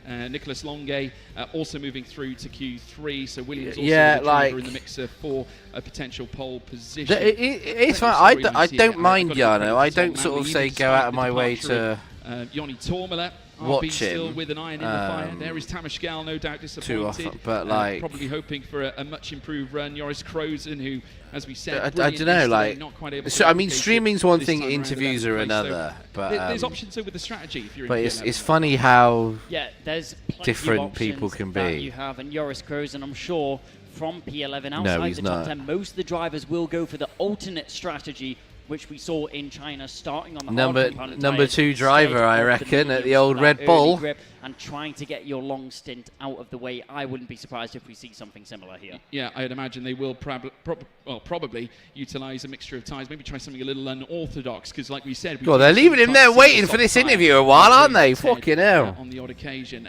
Elsewhere, though, Freddie Rasmussen very nearly barreling out of the session. It could have been 2 Red Bull drivers gone out of Q2. Yeah, and that would have been detrimental to their championship and also their hopes going into the race, because Rasmussen being the race winner yesterday, all eyes are on him. He should be the driver. See, they're like literally looking at these two like saying, P10, almost shut the fuck up. We are ready. His confidence may be knocked coming into this. And Q3, I wouldn't be surprised. Obviously, we know it's overcast conditions. Drivers might be relieved that they're able to put. We want to speak to Jarno! Well, Nicola, I'm hoping you'll be able to tell us whether Otmir did try the soft tyre in that final run. Can you tell us? Can you let us know? What a great question. Yeah, we decided to try out the softs for the last run. Clearly didn't work out.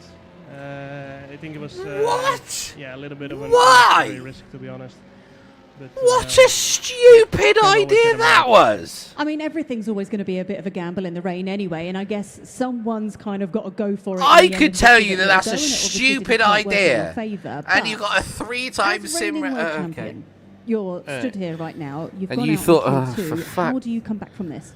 Like now it is. This track is going to be a complete disaster to overtake, so it's going to be very tough to even get points. I think so to gain 4 positions. Cheers, Jarno. Let's keep it up. Let's keep it upbeat then. So yeah, we'll see. So talk to me about your gap between now and the race. What you doing? Practice. I mean, usually we're discussing strategy. Of course, if we're starting to the front, there's a little bit more pressure on it. But yeah, now we're just going to take some big risk because there's no point. God, are they all like going this? Conservative for a P10. You'd think after a few P11, years they might get used to sort of yeah, like we'll interviews and interview and see style and. So how do you feel about Freddie's win yesterday? Do you feel a little bit of threat there within the team, or are you feeling very supportive of Freddie? No, I've been his teammate for the past 2 years, but also his rival before that, of course. I know how fast he is from practice, of course, and I know if he just gets it together, then no one is beating him basically. So, yeah. I mean, we don't know what the weather's going to be like for the race later. It was a wet quali. As soon as you saw it was raining, it's obviously just trying to sort of like see if there's any antagonism, which is it's just never going to be. Nothing special, to be honest. I think we were quite fast, especially I started to get into the rhythm in the end there. Yeah, it was a shame we couldn't show the pace because I almost went through into Q3 on a used set of tires, even though it was much wetter that on. I was only 1/10 away from the cutoff, so yeah, it was a little bit frustrating. Well, I wish you all is there any danger of maybe them getting a bit of a fresh trim before sort of? Thank you, Jarno. George, back to you. I don't know. Thank you very much, Nicola. Obviously, yeah, getting confirmation that you did try the soft tyre. Now, whether that do you get what I mean when I say they all look like sweat? That it was an instruction, not necessarily. Like, I mean, obviously they are to sort of be at the level, but they all look like it as well. And it's this sort of funny comparison. Like when you look at obviously a lot of the F1, like the genuine F1 drivers, there's a lot of good-looking blokes there. You know what I mean? They do like some modelling, this, that, and that. Like it just seems part and parcel of it. I'd actually say Berezne is probably one of the cleanest cut-looking people there, perfectly like on screen. But and you know what I mean? You know they all look like they are. This is like 24 hours a day. This is it. They've never left the house, and they've just looked like that and gone. That looks good. Like if I'm fucking like going, I'm gonna be there at DreamHack. I'm getting a fresh trim. I'm making sure the beard is immaculate. Like I'm doing everything I can. Like Fassi looks fine. But none of them look like real. Yeah. But they'd also beat me on track, so who gives a shit, right? I want to talk about him, the Challengers champion. It's taken a while for him to really, I would suggest, find his feet properly here in the F1 Sim Racing World Championship. But what a confident run at the very end. Excuse to go me. From not setting a time at all to having one shot at it, finding yourself in. You know what I mean, like very death. Fucking kitten, like little cat whiskers for a bit of facial. I mean, a strong breeze look like that's going to throw that off Otis. Riding on that final lap. and just right. all of Who we betting for pole then? Shut out all of the noise and just focus on the track in front of him. Who is the money on? Really counted. He was able to put that Freddie together. Stellar performance to get himself into Q3, and definitely a talent that we need to keep our eyes on as well. Nicholas Longue is just making his way around the circuit, but we have had such a I'm going these qualifying sessions. We've had like not this guy's dream. Pedreño, I'm kind of intrigued by. He's looked pretty quick through all the sessions. With the intermediates in Q2. So I'm intrigued to see how he goes. Yeah, I thought we were going to be floating out of the commentary box after what we saw in Q1, to be honest with you. But thank goodness it's virtual rain. We are very well covered, I will say, here at DreamHack wobble. in Birmingham. But as we now watch as Danny Berejnei do you know what? We might get a payday Chinese tonight. Of the snake section and then heading through. Not the had a Chinese all year. Weather, utilising that soft tyre with the higher. I think he's backed off there as Berejnei. Here with this compound, Pirelli was supplying the rubber here in Formula One, as they have done now for such a long time, coming out of the heavy hairpin braking zone at turn 11, then shooting uphill is he again, going for it? making your way through out of turn. I don't know, he might still be going. Turn 12 at 200R, and then spoon curve at turn 13, where you can actually tread a little bit more over the curve this time. That wet weather not existent here at this stage. We are going to remain overcast, it seems, for now. Doesn't look like we're going to be seeing any major mix-ups here curve before the end of this session, so the drivers will get a good run on soft rubber as they now charge down through towards the Casio Triangle. It's Danny Berejnei, the Hungarian, looking to register. I believe, anyway. First time it's named after, I think, the nominal value of the radial. Q1 and Q2. Otmir only once as Berejnei sets in the first fastest time, a 1:28 set on the board. Ismail Fassi though into the 1:27s. Well, Rasmussen now okay, I tell a lie. It's the one before spoon curve, the long right-hander. Is what is 200R, so it's like a 200 radial. So 130, yeah, it's to do with the angle, basically. Ruben Pedreño looks to join them. Fourth fastest for him. In comes Tom Manley, who electrified us coming through the final echelons of qualifying. So interesting. So it's called first corner, then it's called the snake, then the second one's called the anti-banked curve. Left-hander up the hill is called Dunlop.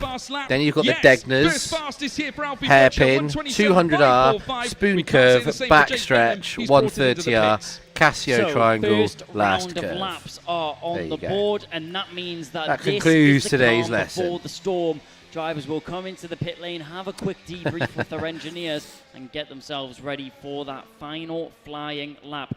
Alfie Butcher currently leading. I like that McLaren livery in his pace, because in the F1 sim racing world, 2/10 is quite a large margin between drivers, especially over one of the caliber of Freddie Rasmussen in second position right now. Great recovery from his Q2 performance, just being on the So I'm like massively keeping an eye on like some of the lines, the amount of curb usage and things like that. Like pressure will ride onto his final lap. You'd have pole right now. You're backing it, are you? 2022 won around this circuit, and looking to do it again if possible.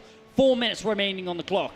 Any predictions, George? Well, I was about to ask you as well, Kai, to be honest with you. But yes, absolutely right. I mean, we've got to discuss it, because this could mean everything in terms of where the championship goes, because, of course, it may not be Freddie Rasmussen this time, even though he does sit second fastest coming through into Q3. We could see a change at the top, but great to see Alfie Butcher back, and McLaren with two cars in this session. Obviously, Jake Benham unable to file that initial time onto the board. I must say, Freddie's pace is looking good. I'm keen to see Nicholas. Here's the other thing as well. Like obviously watching this broadcast and stuff like that, it makes me realise how good as well the Creator Series broadcast is. So if you are racing and stuff like that, you have to do a whole bunch of like links and pip and stuff so that they can sort of like, you know, give camera feeds and things like that. But there's a bunch of really good stuff they do on Creator Series that obviously we've got to do bits of setup for, but it's brilliant. The output is genuinely brilliant. Sessions, a great pan over there. You can see all the drivers so laser focused on their simulators. And I may say, George, the simulators all looking amazing here at the NEC. Well, I tell you what, they won't have long to wait to jump back out, because we do just have just under 3 minutes. Of course, it's in fact 2 3/4 minutes And until the end of the session, it will be ticking to 0. Who's Some final sending me preparation will be message put in place. requests? Obviously, conversations with the engineers. Jake Benham, much like Tom Manley in the last session, no time fielded. There is Manley on your screen. Obviously, like I said, the F1 Esports Challengers champion from a few seasons ago, arrived in at Racing Bulls. And, of course, has been a long time serving with the team now. It's Alfie Butcher as well, getting set to go again. Frederick Rasmussen making his way out onto the track. He will be the first driver to make his way out onto the circuit in a bid to register a potential second pole position this season. Can he do back-to-back Who's been picked then? So there's 2 spaces. Well, I'm not going to take the option off the table GB and Tom. He clearly has the pace to do so, sitting pretty in second right now. Just about a 10.5 off Alfie. It's one of the slightly annoying things about CS. Obviously, when there are spaces, he's a very switched on they driver, choose like ex so full-time smart, drivers so rather than some of the exactly genuine what he needs reserves, to shall we do to say? make sure that he's the driver out on top. Danny Beresnay makes a Q3 appearance. Great to see him back in Q3. Go on, Danny. Well, as Alpine will be very happy to see both of their cars making it through into the Q3 session. The only other team, there is 2 other teams in the Q3 session. We obviously have both of the Alpine drivers. But yeah, both Alpines and both McLaren as well. So in terms of constructors, they can be quite pleased with their results so far today. Despite the loss of Alvaro, right, just over a minute. That is a crazy position. position. This Q3 session, obviously, Freddie Rasmussen back in 2020 for the HUD. It just, I don't know, it throws me. It throws me. That, of course, being back in 2022. We are so Alfie Butcher is fastest at the minute, 27.545. Position. Freddie Rasmussen will be the first to cross the line to begin. Freddie's going first. Flying lap. Now, I want to ask everyone here in DreamHack, because we've got people sat around watching everything unfold here. Hope you're all keeping well. Are you ready to see the final runs, everybody? Louder! Didn't hear a soul. Hey. Thank you very much. Not forced at all. As we now get set to go again. Kai, come on then, Freddie. Where's your money? Oh, don't ask me that question, because there's so many drivers that can pick it up here. You know, you can't look away from Alfie Butcher, Freddie Rasmussen. It's easy to look at the top 2 with them being 2 very strong drivers, but we've said his name time and time again. Bro is flat in 6th gear. I can't for the life of me fucking throw that in. That is just short of it yesterday.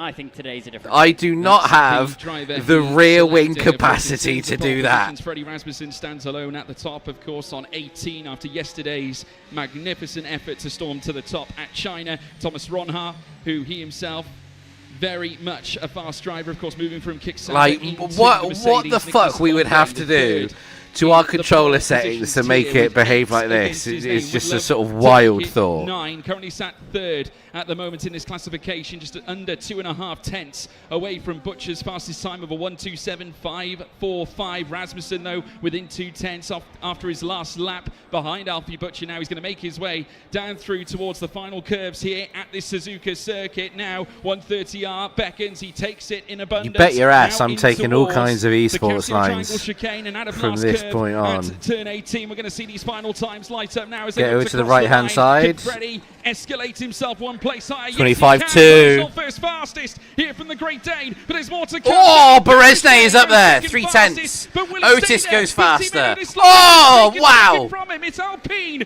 2 and 3. Nicholas come on, the Alpine. Out of the Casio Triangle chicane himself for Williams, and now looks to be. Oh, Pedreno's up there. Set's the same time as Jake. It's Rasmussen still on top. Longe goes 3rd. Longe up to 3rd. Ooh. Moves into 5th fastest. Just breaks into that top 5, but it's Frederick Rasmussen back-to-back pole positions here in the F1 Sim Racing World Championship of 2026. The Great Dane is on fire. Fast Freddie back on top. That's some headphone hair, isn't it? Race why are they on yesterday, laptops there? Like, what are they doing? Are they watching the Suzuka returning after 4 years? Freddie Rasmussen makes his mark back on top. Otis Lawrence sets himself up beautifully for the race later on, trying to recover from the mistake he made in China. Was just 12 thousandths that separated the top 2. Mere margins. That is a blink of the eye and you would miss it. Every driver in the top 10 separate by less than half a second, George. Freddie on fire here at Suzuka. Racing Bulls are Red Bulls are charging here. Racing Bulls not quite so much this time, but like, Tom Manley will. How often is that man wearing headphones? You know what I mean? On P10. Unfortunately, Alfie Butcher, despite holding a P1 time for a reasonable period, found himself down in 9th place. Right, we'll see the final classification, and then we'll have some lobbies for like an hour or so. Well, I'm just going to like hop into some random ones and just fuck around rather than necessarily set some up. A little bit closer. We'll hop on in, and then I believe the racing broadcast is around about 3:30.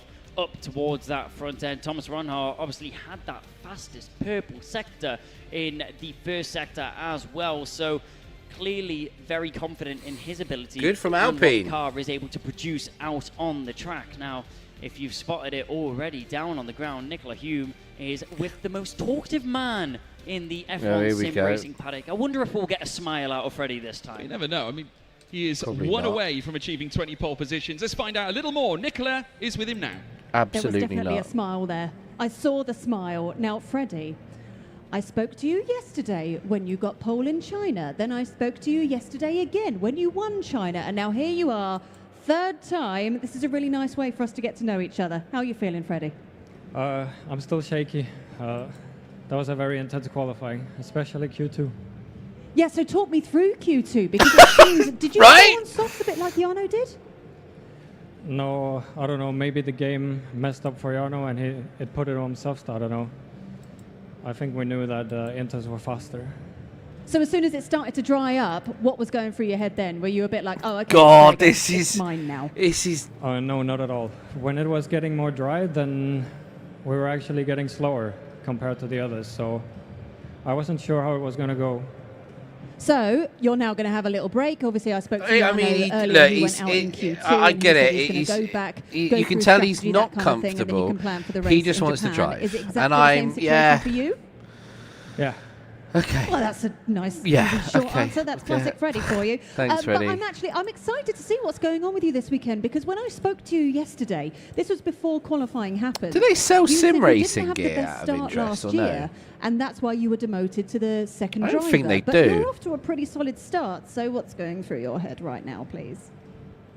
Well, it's still only the second race, so we can't tell anything yet. We love a humble king. Freddie, go chill out. Thank you very much. Congratulations on pole. George, back. Oh, no, sorry, Tom, back to you. You're back on the stage. I am, Nicola. I was watching the race with the fans. So good Look, to see so many people. he's just obviously here not. As close to the action I as get it. possible. Brilliant work from George and Kai. Shock, yes, Jarno out, but Freddie, pole, victory, pole. He's in a sweet spot right now. Right, should we do some driving? On fire. That is the case. I mean, this is a. Let's do some driving ourselves. All right. So that's the plan. So I believe it's in about an hour's time that you sort of get that he doesn't want to be. He obviously just wants to drive, and he's obviously not necessarily confident in front of like speaking in front of the camera. And look, I get it. Not everyone is that way inclined. Makes perfect sense. It really, really does. It does make it entertaining, though. It really, really does make it entertaining. It's it's sort of like no, hang on, but the thing which was interesting is that sort of the way he sort of like kind of contradicted Jarno a little bit and saying like, oh, well, we knew Inters were faster. Like, weird. Yeah, and like I feel for her. Like I've been in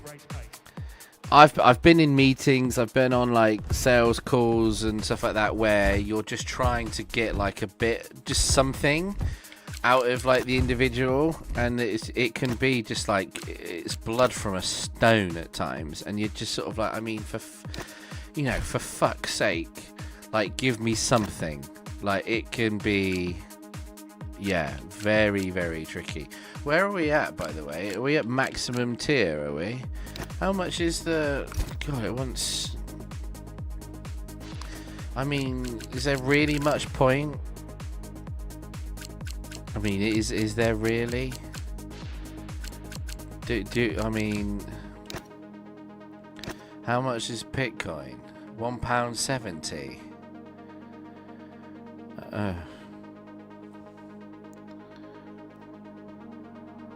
You don't even make back the Bitcoin, I'm pretty sure. No, like, I mean, you make it. Oh God, who the fuck is spending 30 quid on 25? I'm not that gassed about it, if I'm honest.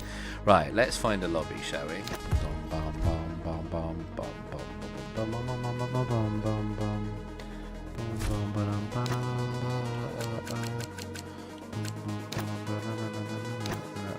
We're gonna hop into hopefully a random 5-lapper.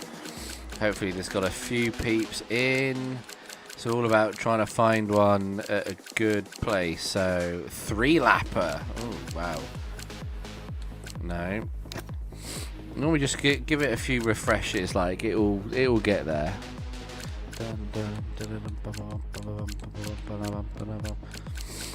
I mean, there's ones that are right. There we go. There we go.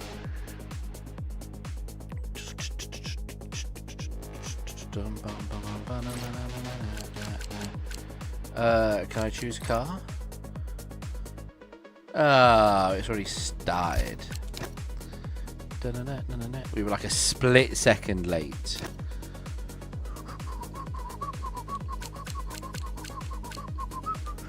Okay, there's one there for Imola, Japan, one-shot quali. I don't have a fucking setup for Japan. Let's try this one.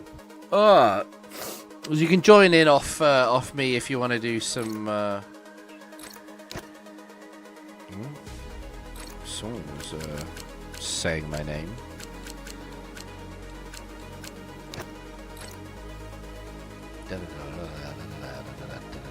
Let's go in a Williams then.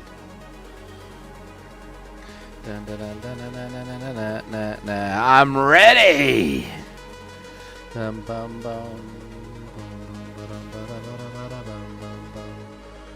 Right. You're doing Lego Fortnite, so fair play. Yeah. God, I've not fired at Fortnite in ages. I'm not even sure if I've got it. Have I even got it installed? No, don't even have it installed.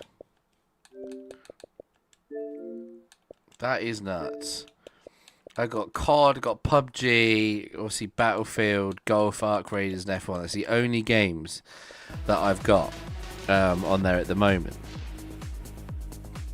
But yeah, Forza Horizon 6, I do think I'll be playing. iRacing Arcade is going to be coming to console pretty quickly. Bomber LMU is coming later on. So there's a lot of good driving games, and obviously it's not going to be terribly long until we get this F1 26 patch as well, which going to be interesting. Oh man, we're going to be doing we want to do some big things with LMU.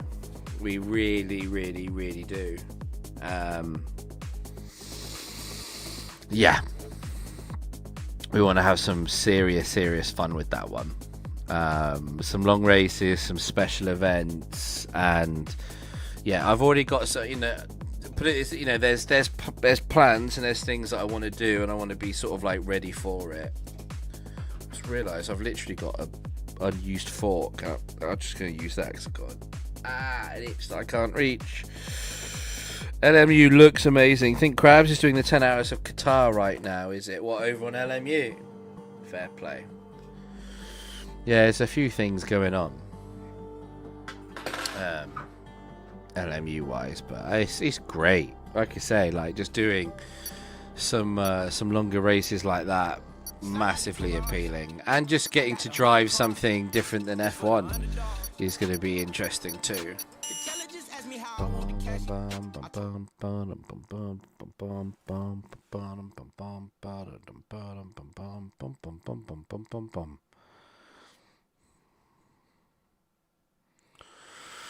Okay, Bahrain. Let's see how we go.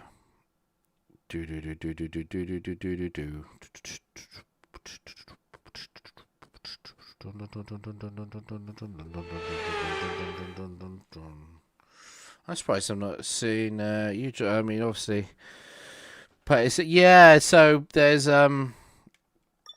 speaking with AJ and stuff like that, he knows that there's a few people that play on pad, and it works out quite well. There we go. Just a little bit. 54 is good. I find just having a little bit less on the roll bar helps me too. I want that at 20.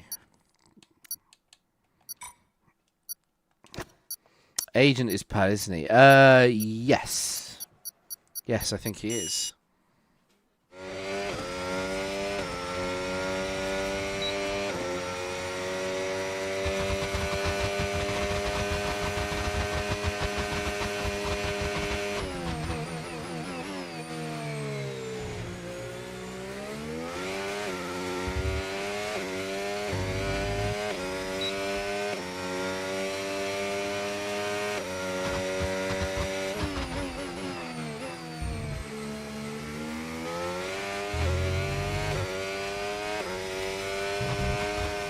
Fuck that.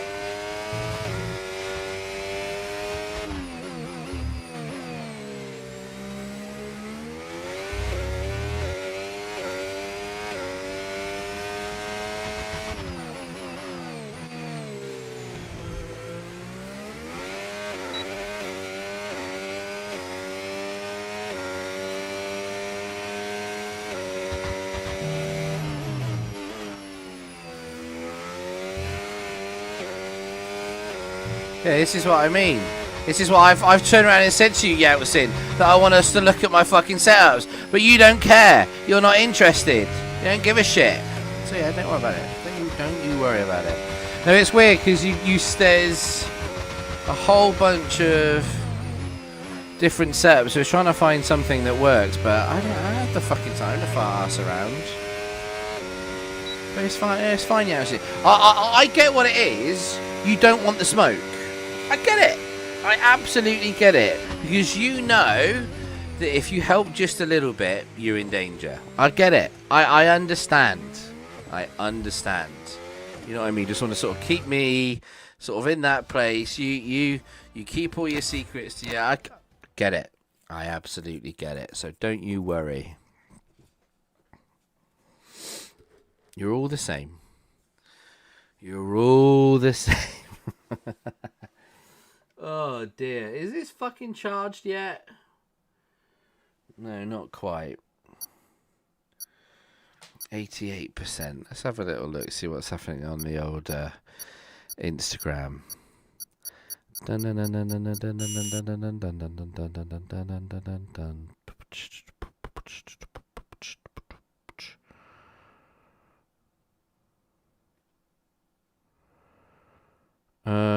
The Pope has been welcomed in by Prince Albert and Princess Charlotte. Okay, lovely.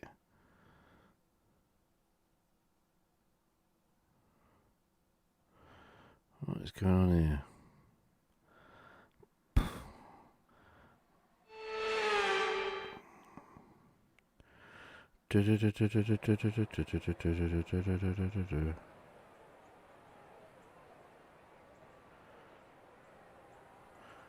Okay. Whoa.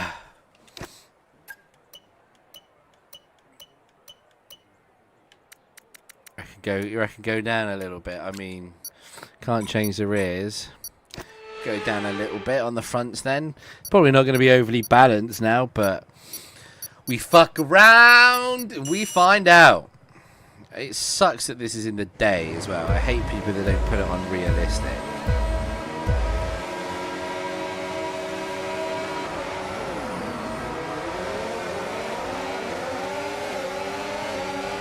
Hello, hello, D. Oh, see, if I say the word D's, I'm getting set up here, aren't I? Welcome into you, my man. This looks slightly chaotic.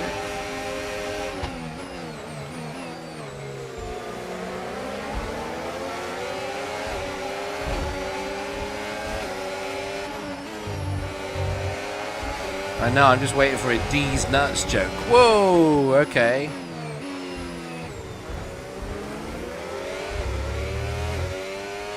How are you, my man? You good?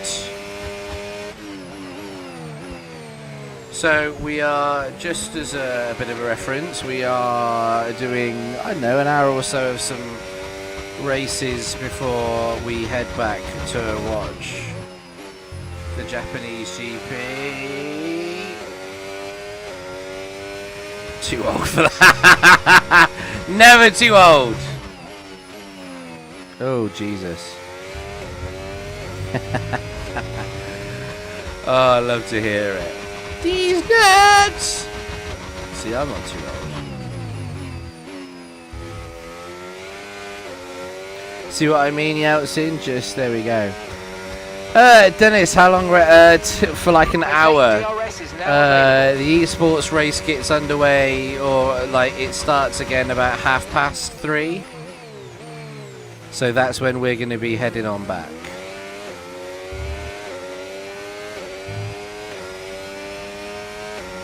Oh, I'm well aware about Dennis.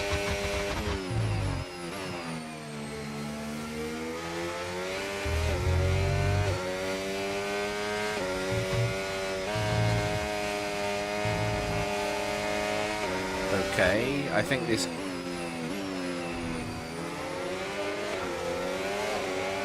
What in the corner cutting has that guy just done?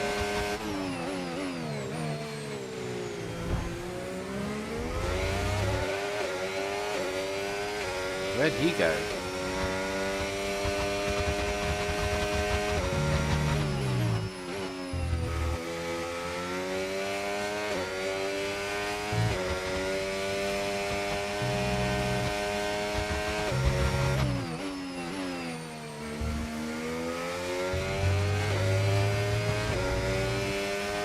Is there like no rules or something? Am I missing?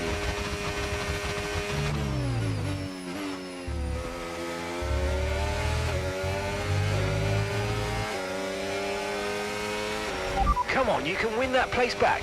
I think this is no rules or some shit.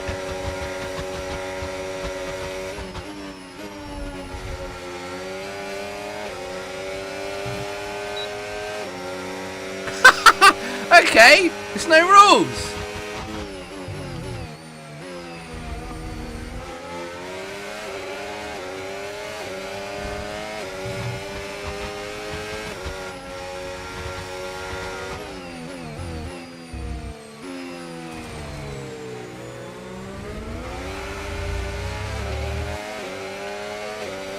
Yeah, of course. It's not even my lobby.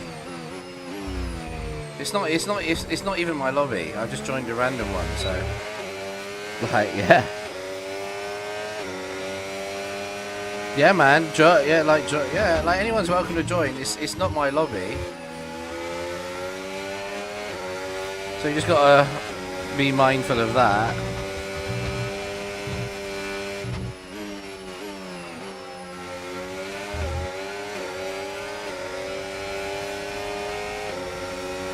Make sure you're hitting the magic button if you're not already, though.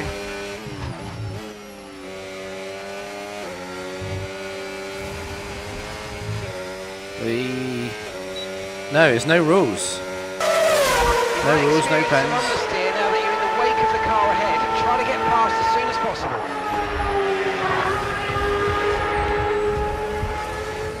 Oh, but damage is what? What sort of fucking stupid no rules setup is that?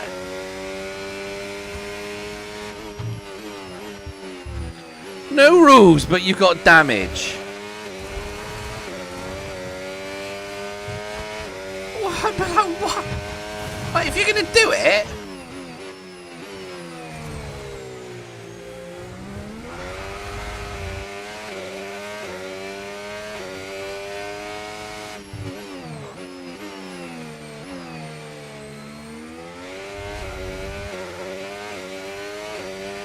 Waste of time.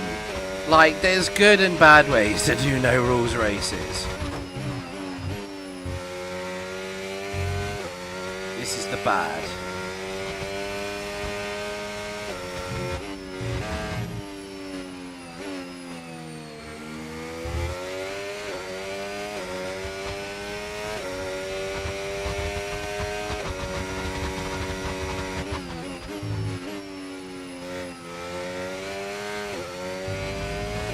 Okay.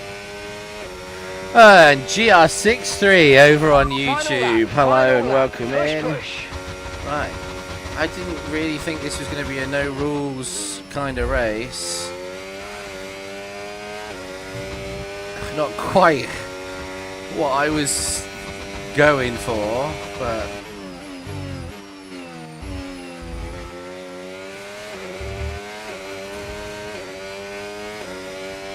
but here we are.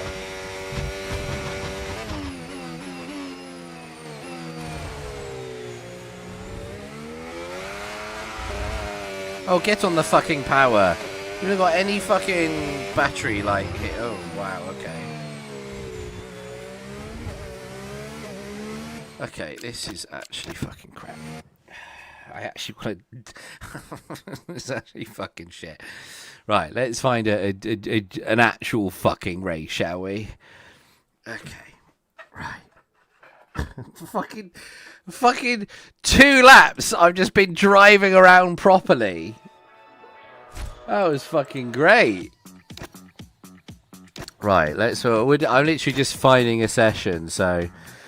what you'll need to do, it's not like, but you'll have to sort of join off of me, but the best thing to do is probably add me, and then I can try and like add you into the session. Something along those lines, or like, yeah, join session in progress kind of thing. I'm just trying to find something. There we go. 2 out of 22, China. It's just a, oh god. Just a shitload of AI. It's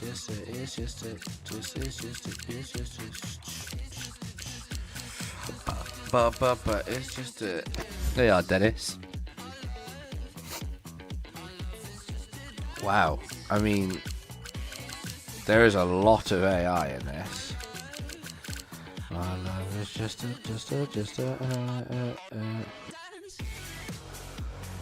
This is an interesting situation.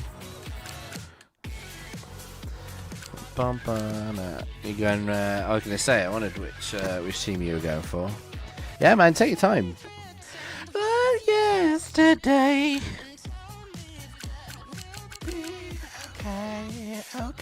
Okay. It's just a dance. I lie. My love is just a dance. Do. It's just a dance. Do. I lie. Do. My love is just a.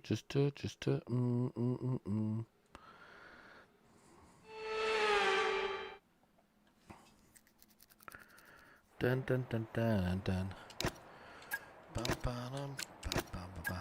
Now, what's it saying? So I am. Yeah, that's all correct. I have a little bit of toe. That's, yeah, 17, 20, 40. Well, it's 56. I hate it on 56. That's fine. That's 17, 20. Right. That is literally esports setup for a quali. Dun.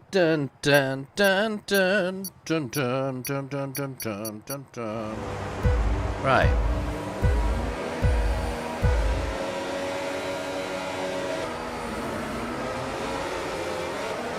No idea how the AI is going to behave.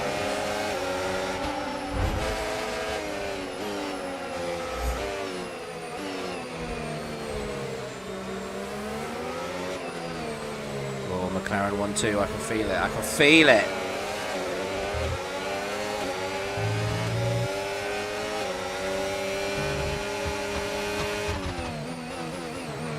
Bye-bye, Max.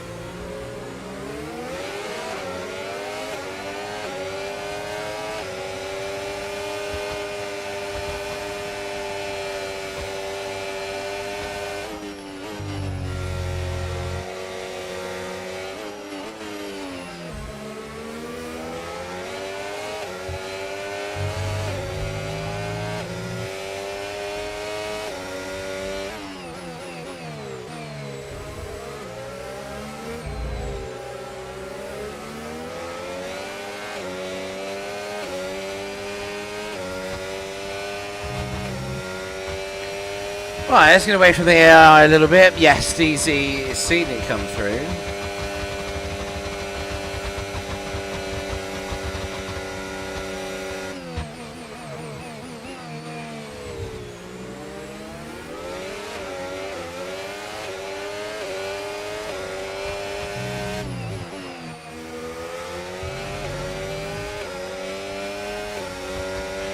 We can now use DRS. DRS now available.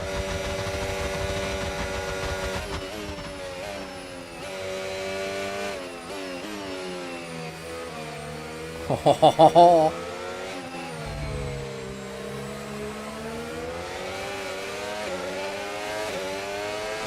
sorry, that is a bit of genuine understeer there. We'll give that space. Oh, Dennis! Oh, I mean, knowing Dennis, he's going to make that up in about 3 corners. So.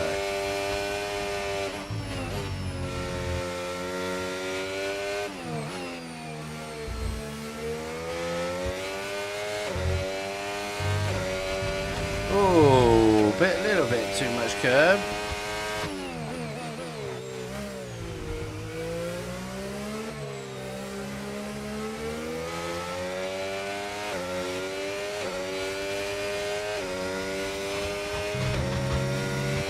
Lovely jubbly. BEA, beautiful.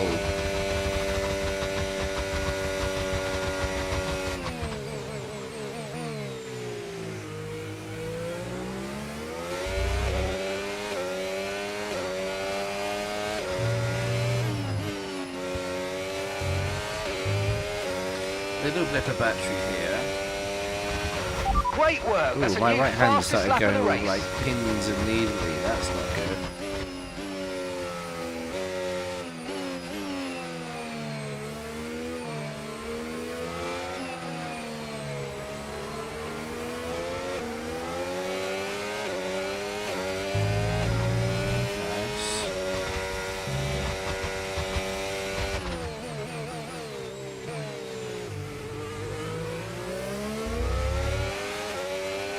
Beautiful. I really like this China circuit. It's really, really good when you're doing longer format races. It's just... it just lends itself well to like battery saving, different corner types, like this, that and the other. It just all comes together very nicely.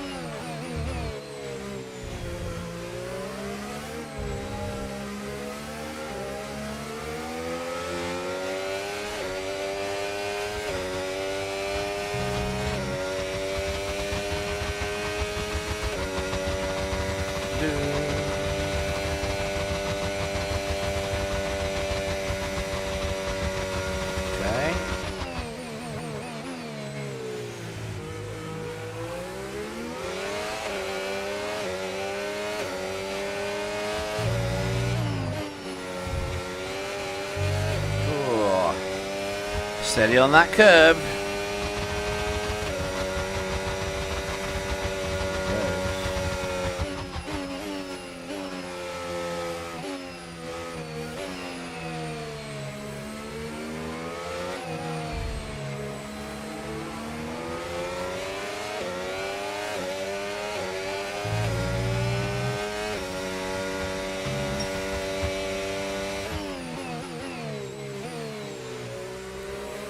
Sort of waiting to see what move Dennis is going to throw. Maybe he's just he might just choose to sit here until the last lap. Oh, that's a terrible line.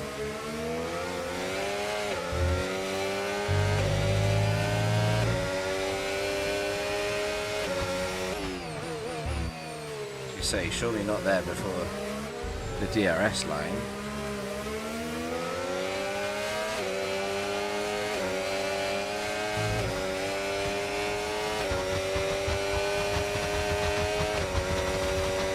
Oh yeah, I'm getting really weird pins and needles. I don't know if it's the bloody cold or I don't know.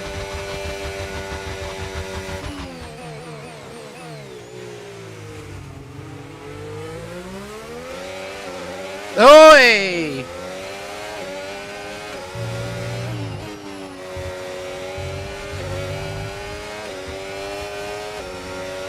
Okay, final lap. Let's go. Final lap.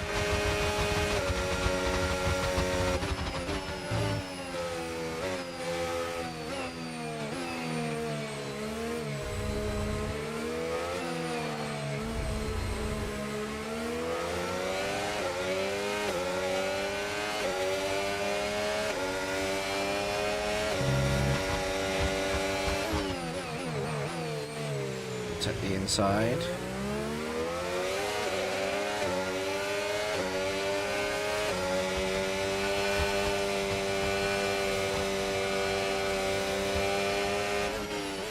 This is good racing.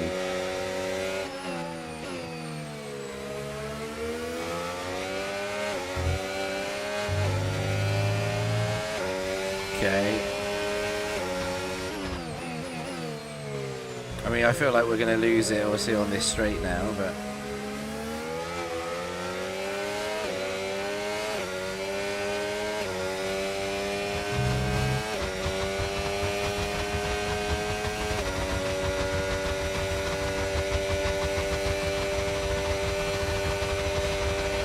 I'm brutally holding that inside line. Oh, no, lock the rears! Oh, well, that ended that, didn't it? Ah, the rear lock.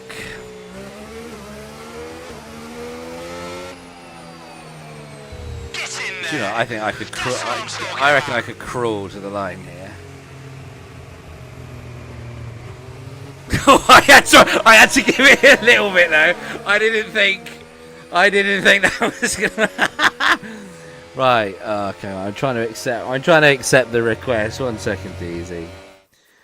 Oh man, holding that rear line, I've obviously gone down the gears just that little bit too quickly. Nicely done, Dennis. Always fucking good shit. It's a weird kind of weird lobby though. With some, I definitely want some more. So just bear with me there, because how long we got? We got another like 30-40 minutes. So I'm gonna hop on out. I can feel a draft. Definitely, like, it's amazing. I can feel a draft, and it's like coming through directly where my fucking hands are. What can I do? Do you know what? I'm gonna get weird. This is gonna seem really strange now. I'm gonna move that there. What can I put there? God, is that dust on my wires? Shit.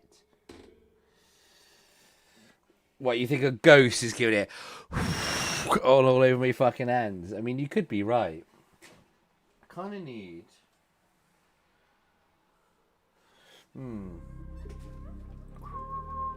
Right, I'm just going to leave that session because that was a bit shit. I'm now frighteningly aware of how much dust is on things.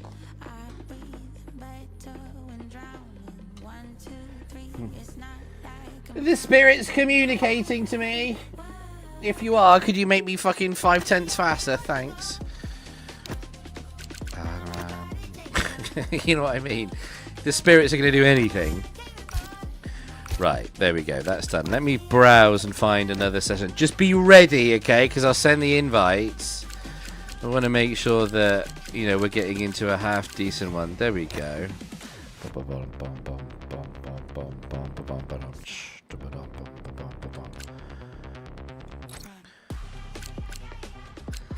Yeah. Let's go Red Bull. Yeah. So I know Dennis needs one. Control.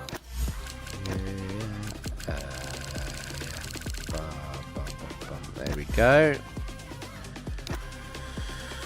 Yeah. One shot for... No, ignore it. They fucking changed it all. It's now gone to fucking 15 laps. No, ignore it. They've been fucking around with it. You know what I mean? Just fucking... Oh, here we go. I know, fucking hell. You don't blame me. These motherfuckers. Don't tell me this has started. Oh my god! Just want to find... how hard is this? There's a reason why I fucking set up my own fucking lobbies.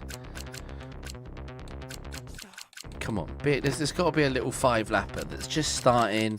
Maybe with 5 or 6 people in. Yeah, we can kind of hop into Monza 5-lappers and no assists. Okay, well, not necessarily great for everyone. Watch me as come on, give me something. Why are people doing 25 lappers? You know what I mean? I just keep refreshing the page. Like, 58 laps. Fucking, it's just. What's wrong with 5-lap races, people? Yeah. Oh, it's fun in games. Here we go. That wasn't hard, was it? There we go. We got there in the end. What do you mean the session no longer exists? You just fucking told me it did. How could it no longer exist? Right, here we go.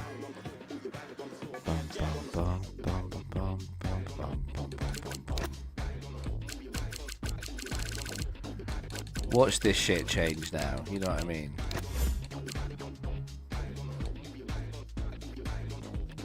Oh, fucking ignore it again. I just. This is nuts. What is wrong with people? Everything's like fucking 50%ers and this, that, and the other. Like, oh, it's Suzuka and I don't have a fucking setup, but at this point I don't care. No, not settings, you silly dick. Right, here we go.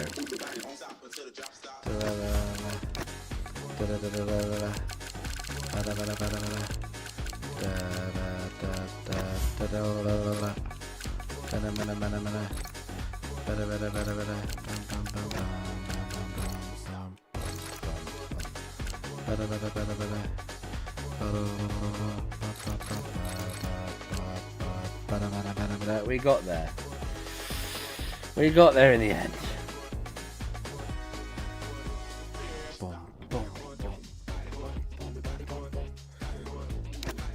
Fucking hell.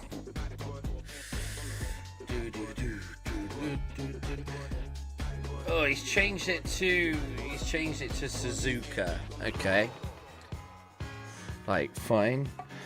I don't have a fucking setup for Suzuka. It's gone wrong.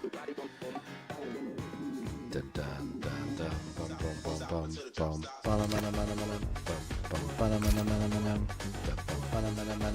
bum bum bum bum. Yeah, let's go. Let's just do a bit of driving.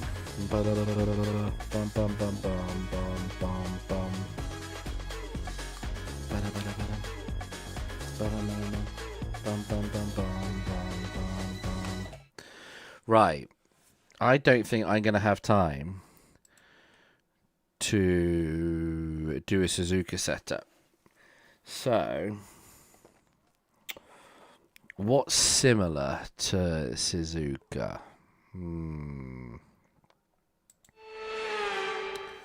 No one ready up. Do me a favour, just don't ready up, okay? Let's just put a Bahrain on there, so at least it's... Okay, they readied up. They really did, didn't they? So it wants 25, 13, that's fine. 100, then 20. Suspension, that's fine. What's it?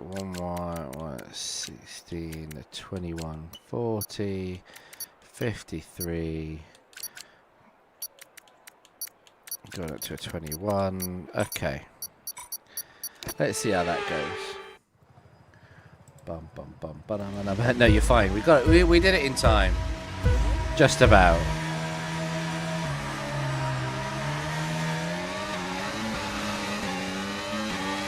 Good start.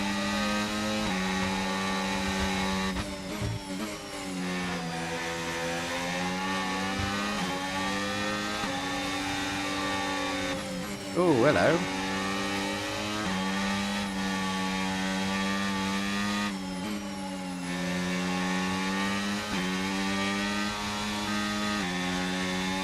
Ooh, it's a bit twitchy.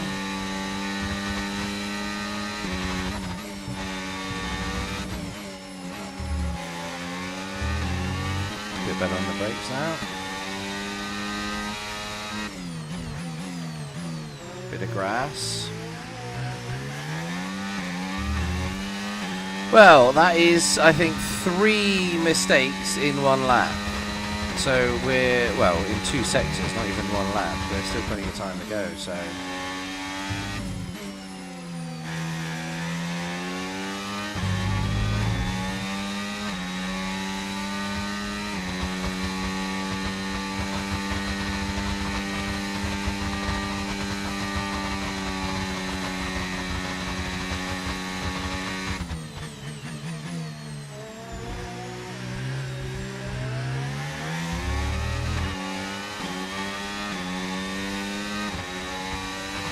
DRS now enabled. DRS enabled.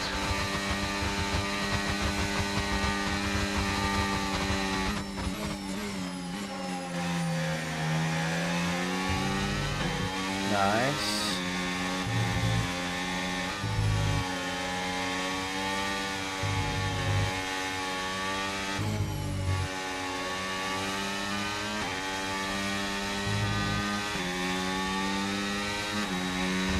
Better.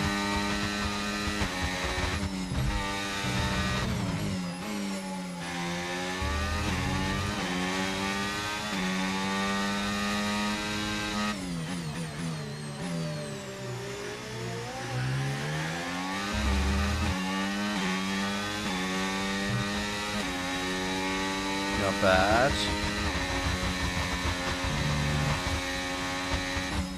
Oh, that's terrible.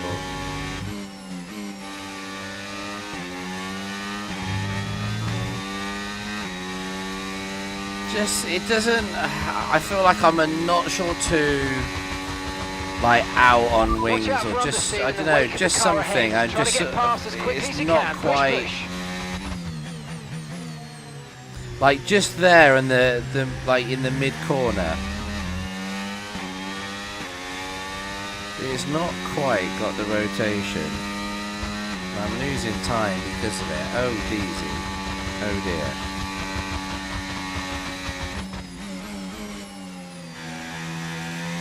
I'm just going to try and open up the diff a little bit.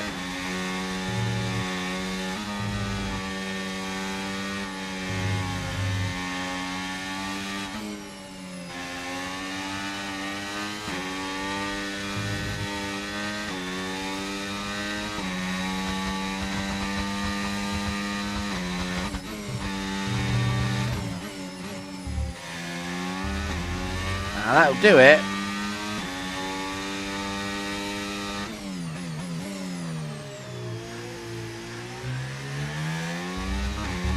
Oh, that felt... I've just lost half a second on the exit there. That felt like that took fucking ages to get any kind of revs.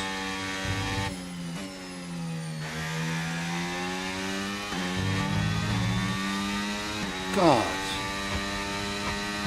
It felt so flat.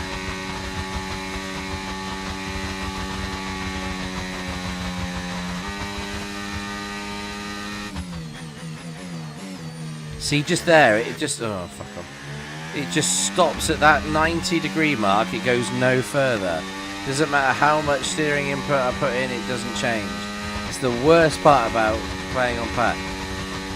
Is that unfortunately, you can't do any more. The game will restrict you.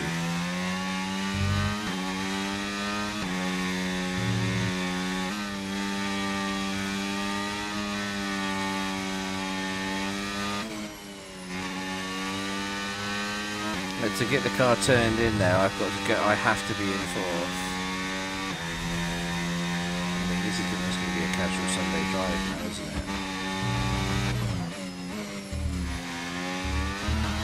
Whoa, fuck off.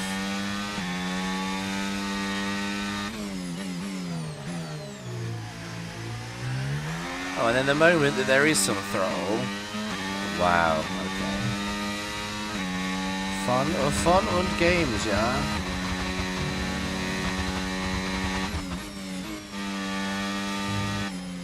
my god. Yeah, this is not quite. This is definitely not my setup. It feels janky, to say the least.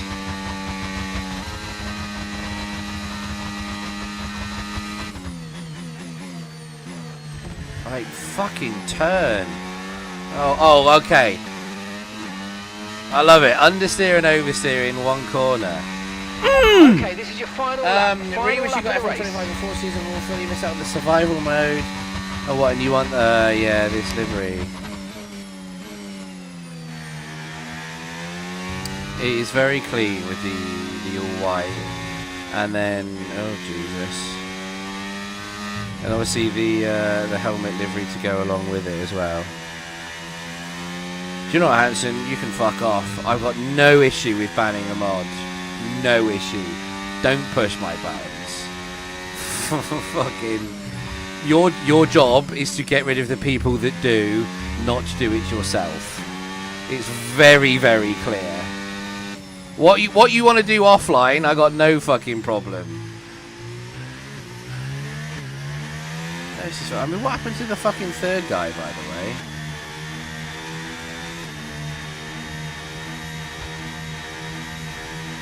Why does that sound? What is that sound?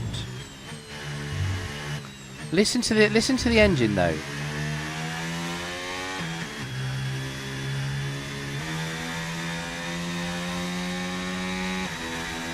So Wee.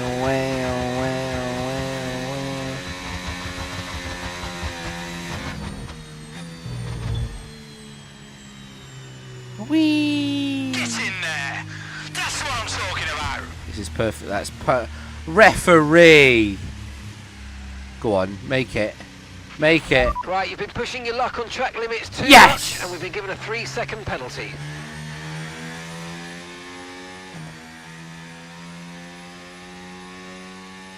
What you it was like a like I don't know, weird. A few odd audio cues. So I mean, it's just fucking. It's gonna get even worse. Like it is gonna get even worse in whatever this F1 26 patch is. Well, you call it patch DLC, whatever the fuck that you want to call it. It's just gonna be. It's gonna be shit. It's gonna be really fucking shit. You know, it's gonna be a very, very odd kind of drive. DZ, press the bloody button. Press the button. Ready up. I'm literally waiting on you. Yeah, there. Go. Yeah, this is I got honestly, I don't know what it's going to be, but if it is, you know, with the kind of engine clipping, with everything that we're seeing throughout, like qualifying and the race and stuff like that, I don't quite know what it's going to mean. You know, when it comes to the sort of like wider. Oh, Dennis, it's now your lobby. I just don't know. I really, really worry about how good it's actually going to be. So yeah, well, I guess to some extent we're just gonna have to wait and see. But given the kind of current state of genuine F1 and what is happening, and there's already like a lot of interesting feedback. Hey, GR6 is in. I sort of just don't know where it's. I don't know where it's going to go. There's a lot of trepidation about it. The longer format races will get quite interesting. I don't know. I sort of don't know how they're going to play around with it, like with sort of say different energy modes. I you know what I mean? I just don't. I don't know. I just don't know, because I unfortunately feel that EA is going to have to kind of come up with a way of some settings or something to make it fun. Dennis, you let us drive. I've only got like 20 minutes. We want to drive. Oh dear. Yeah, so it's about 20 minutes time at 3:30 that we'll have the Japanese E-Prix, so to speak. Freddie Rasmussen on pot. I mean, I think it's worth 20 quid that he's going to win, right? I wonder what his odds are. Where are we? Jeddah. Have you just picked this because it's your, like, favourite circuit?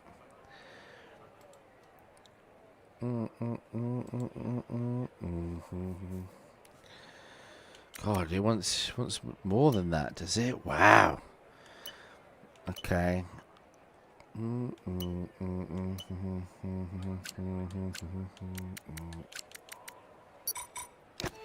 Okay. So what Jonah reckons?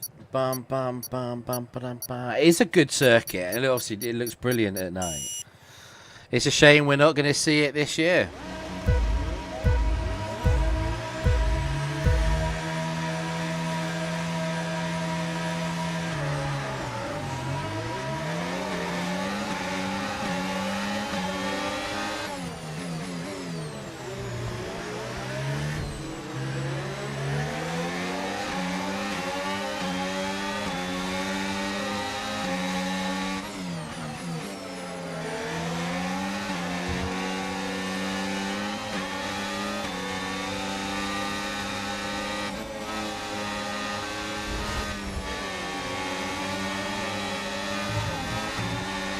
I think everybody. Whoa.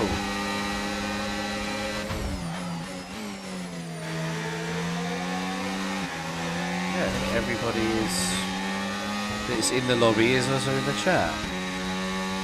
I like it. Oh, fuck off.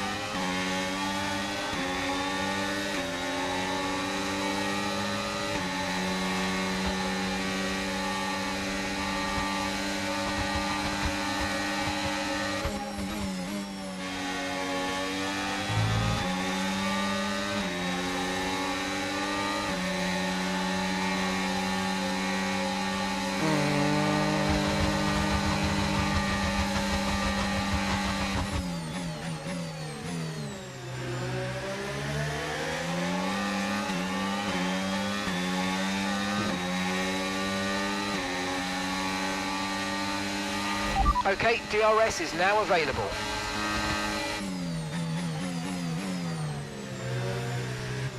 I think everyone's firmly on the same strategy.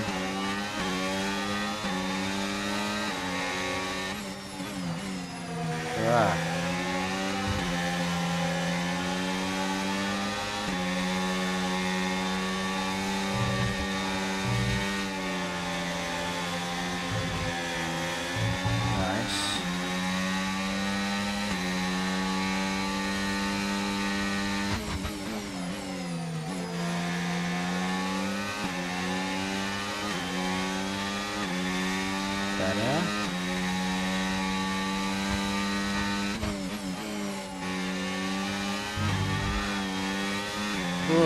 Look out for a bit of understeer when trailing the car ahead. They're going to be giving off got this dirty air, which is pins going and to affect needles our again. tyres, so try to get past.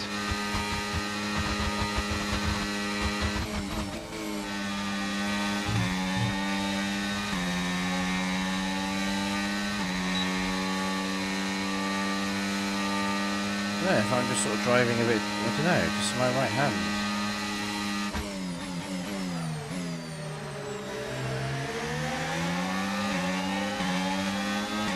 I don't know whether it's to do with the cold or not, but it's just weird. Pins and needles.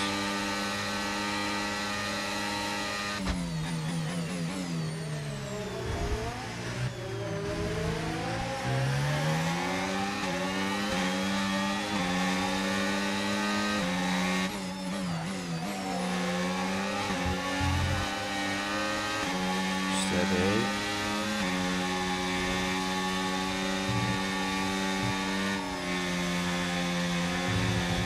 Oh my god.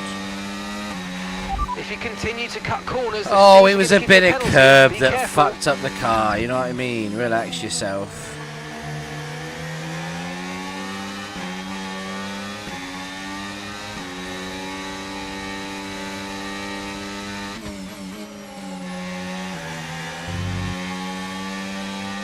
Definitely like over rotates out of that corner.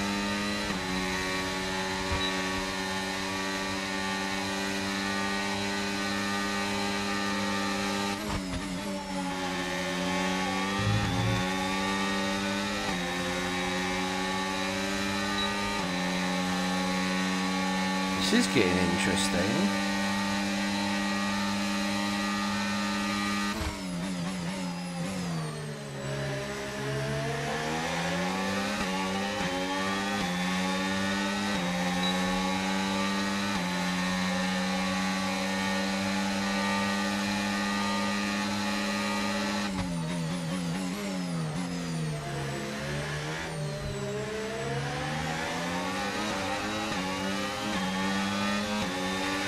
The car behind is dropping back by about 0.3 a lap. Well done. Steady here. Nice and steady.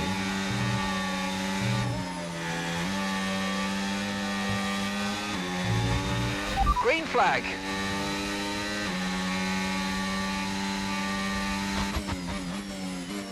I can't feel my right thumb. That's not good.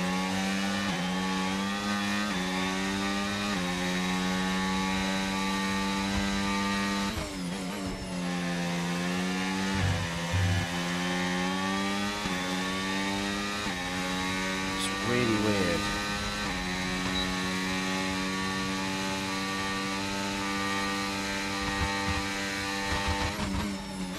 Oh, fuck you.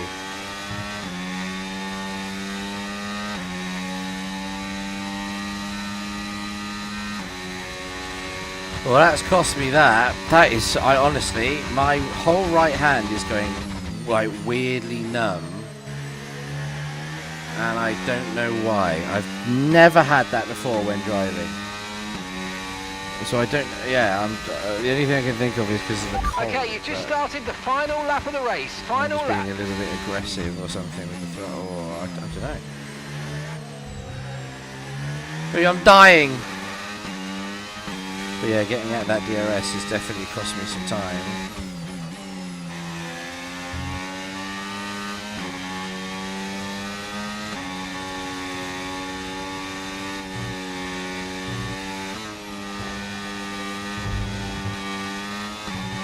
That's what I'm kind of hoping.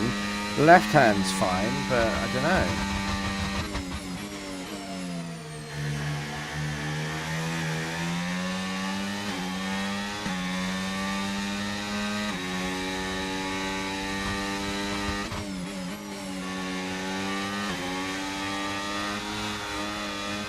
Fucking car.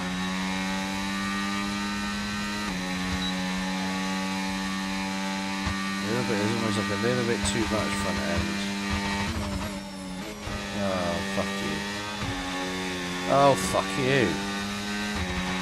Okay, we've been given a time penalty. It will go against our finishing time at the end of the race. Funny enough, I can't rewind when I get punted out like off the wall, you know what I mean?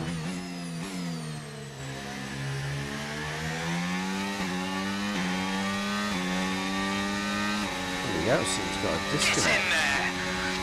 Ooh. Yeah, I don't know if it's just... Oh. It's weird.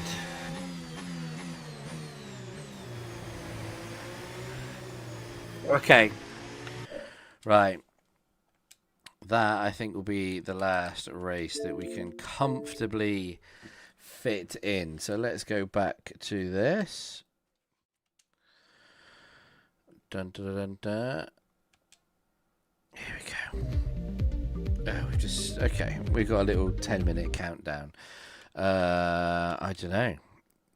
I don't know if there's literally any. I don't think there's anything that we can watch, is there? Really? Oh. Fucking hell. His hands are freezing. Fuck. trying to get some, a little bit of fucking BFL highlight video. Hey, I don't mind that. Should we have a little look? Library. What is my videos? Yeah, fuck it. Oh god, we could go. Need to go back. Let's find.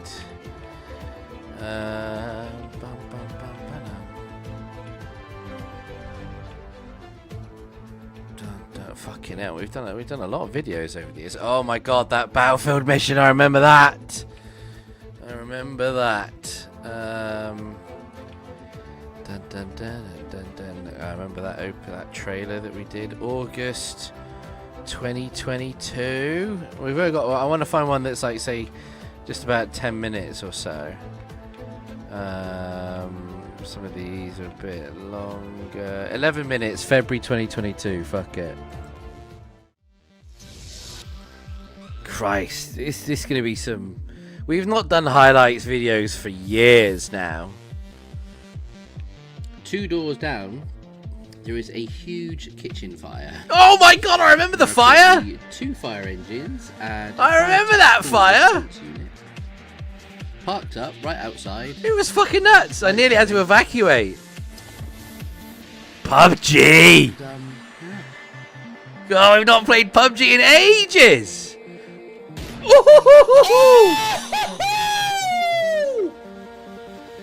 I tell you what, it ain't just the fucking restaurant that's on fire tonight. It's me. It's me. Blue Fog's on fire. Woo. That's why the fucking fire engine's outside. For shot like that, I am bringing smoke. Oh fucking hell! What a shot! Oh, grenade! Oh, wow! What an aid! That's a perfect grenade. What an aid! Thing is, we still get plenty of clips. We just don't actually clip them, so it becomes so difficult at the end of each month to sort of accumulate them. Oh, a bit of flight sim. Oh, I miss playing flight sim. The new one's just not. What's this guy? Oh yeah, it's a dude called Fake Taxi about to cross the line. Why are you moving? Hit the brakes! Hit the brakes!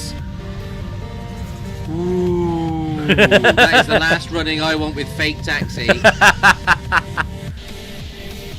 I swear someone just like flies out of nowhere. But it is free. It's fuck me. It's Ultra! It was so loud through the headphones. God, these headphones have been lasting me for years. Oh, we're in for a perfect landing. Look at that. 2 whites, 2 red. Okay, we're a little bit low now. A little bit low. 100. Come on, perfect. Just nice and easy. That's it. Lift. 30. 20. Pull back. Down on the... Yeah. I mean, that's butter. That is just absolute butter. That is... Not even going to do reverse thrusters. Glory. There's Ultra flying around. Still Roberts over there. Look at that. God, look at him. God. Here he comes. This game looks so good. Here he comes. Kamikaze.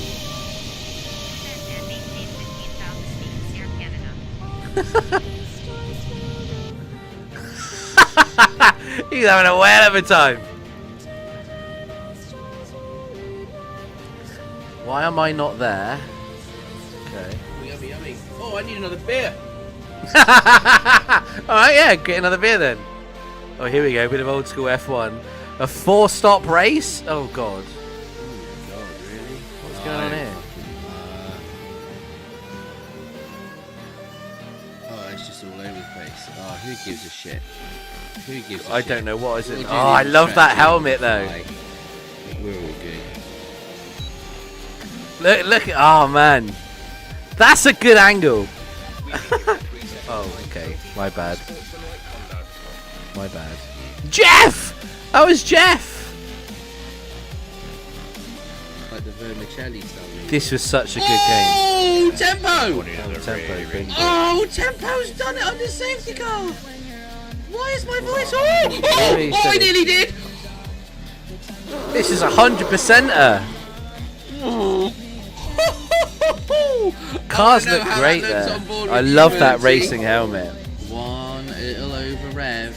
Oh, old Spain. All ends in tears, doesn't it? Yes, Foxes. All ends in tears. Oh, do I fuck it up here? I do. Oh, shit. No. Shit. Oh, my. Okay, that was, that was just a little bit too close to the wall. Mildly shat myself. Oh, good tunes. Max Killer, there's... Oh, fucking hell. That looked bad.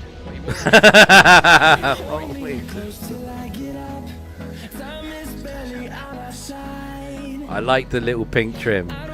OT21. Darth Gamer. Dutch Dirt. Oh my god, Dutch Dirt. I want to face what's left. Oh! That's disgraceful.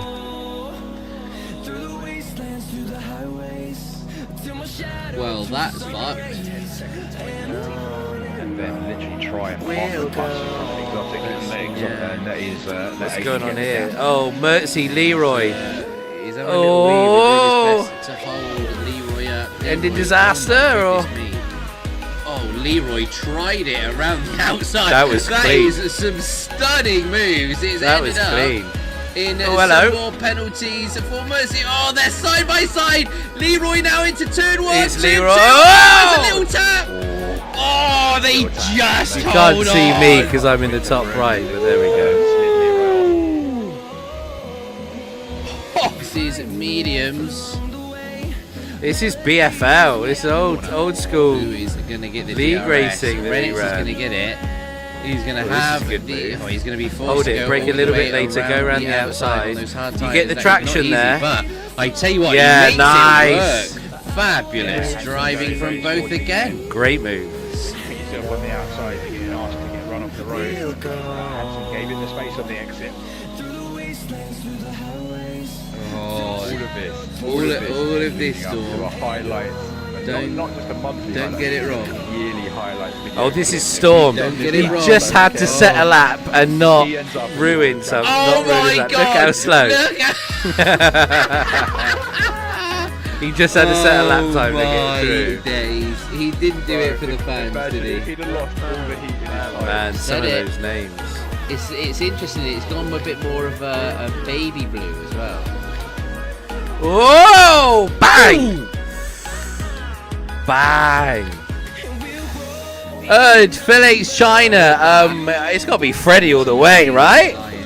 It's all about seeing how Freddie goes. We're just watching some old Blue Fox highlights at the moment. What happened there, Fury? What in the jet? I'd love to make these again, but I need help with clips.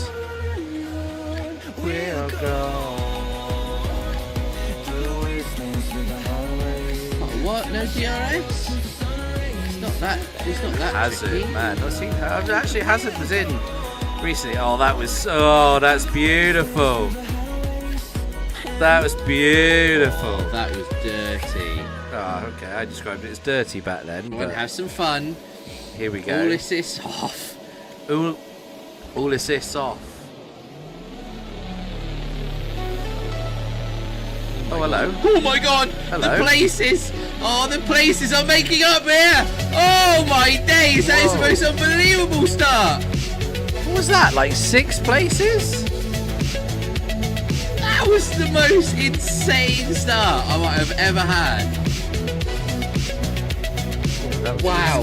Who would have thought this Hell of a at the strat. beginning of this Canadian Grand Prix?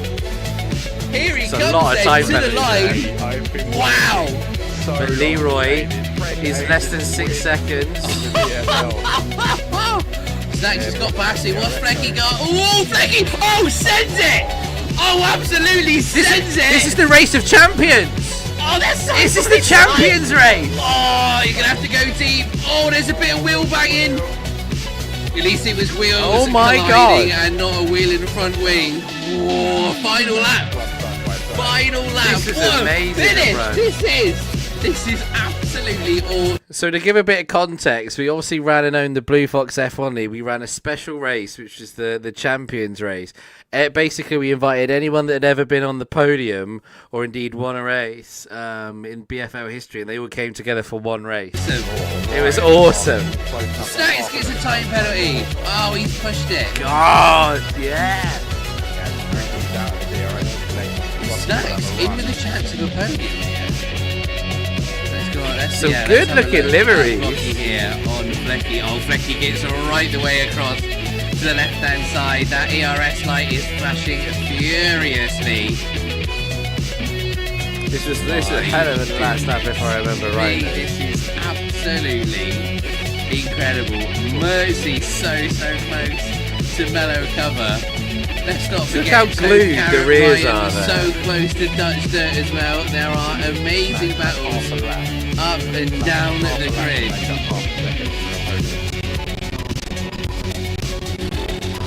Outrageous. Absolutely That's some outrageous good music finish. taste as well. We cannot forget though, coming round at the final Ultra, two the only corners, winner. the first ever champion of champions for the first. Hell of a drive as Mr. well. Callum Ultra takes the victory. Fresh agent, not only with the best livery, he takes a P2.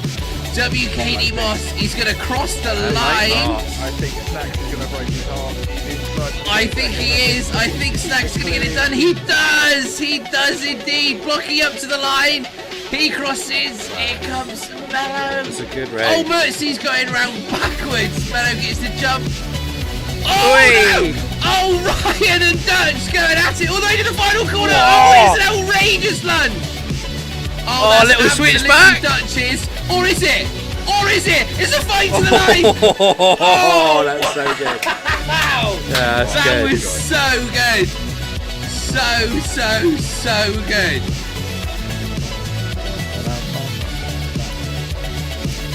That's some good shit. Ah, are seeming very happy memories. right Here we go. now. But we turn our attention to Suzuka. And don't panic, it's not me, Tom Deacon, all by myself. I've got a fabulous team to lead us through all of the action. Yeah, don't panic.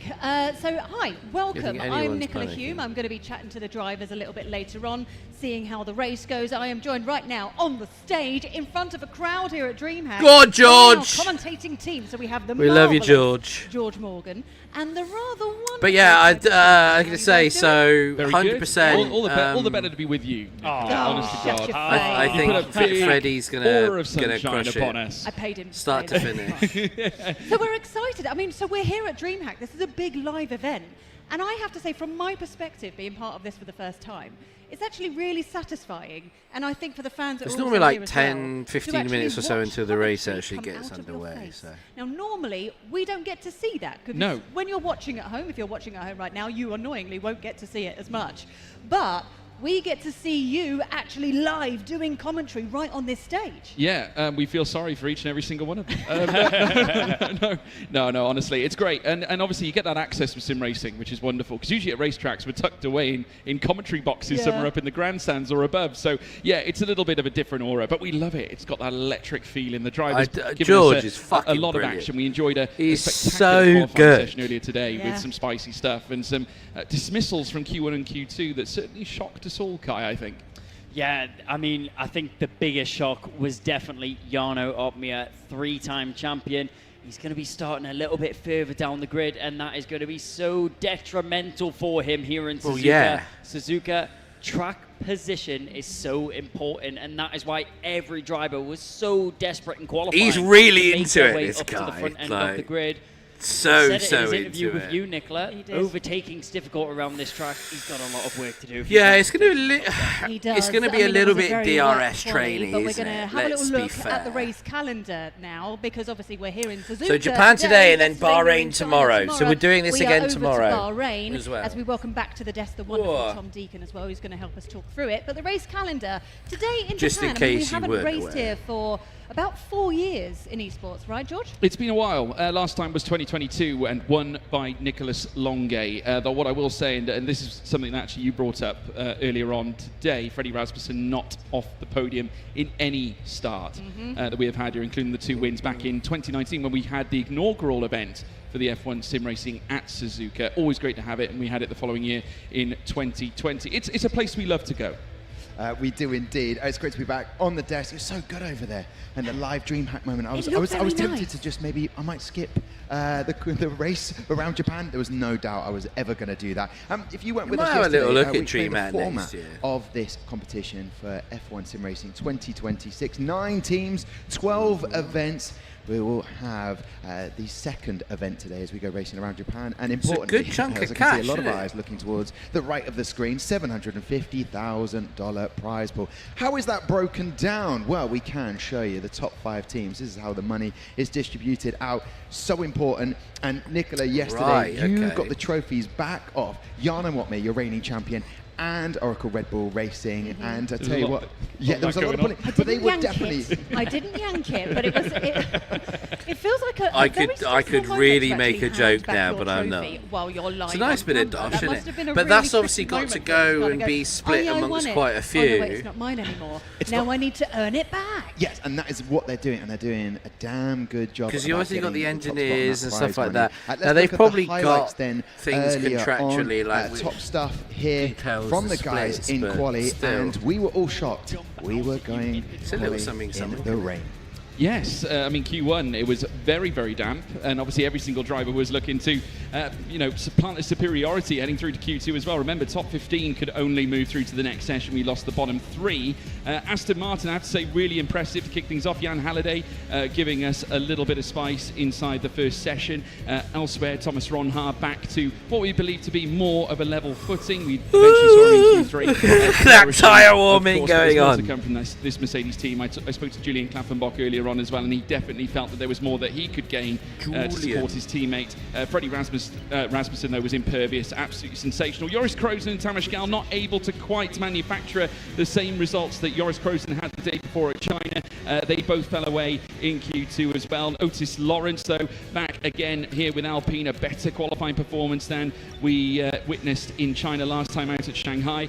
Jake Benham and Alfie Butcher once again on song. Benham a little bit better than his own teammate, Alfie Butcher, on this occasion, and so surely they can work together to try and make things happen. But as we move through to Q3, we saw the rain dissipate as it did towards the tail end. It was a good Q3, can't lie. Surprise, it was a good Q3 to watch. After jumping onto the soft tyres a little bit prematurely, and he wasn't overly happy with that decision to move onto that compound. Would have preferred to be on that intermediate tyre. Tom Manley, who electrified us in Q2 as well, into Q3 after going from no lap time at all to suddenly punching himself into second place. He could not quite do the same in Q3 though, ended up towards the very bottom. P10 is of course where he's starting, but in terms of what happened up at the top, it was all Freddie Rasmussen and indeed Otis Lawrence. That complexion of Red Bull and Alpine certainly seems to be the foundations for this championship so far. Take a breath, yeah, George not a lot, Morgan. We need that energy for the 50% That's race. Why he's the best, yeah, 0.012. You look at that as our qualification then for Suzuka Grand Prix. We've talked about Jarno Watme.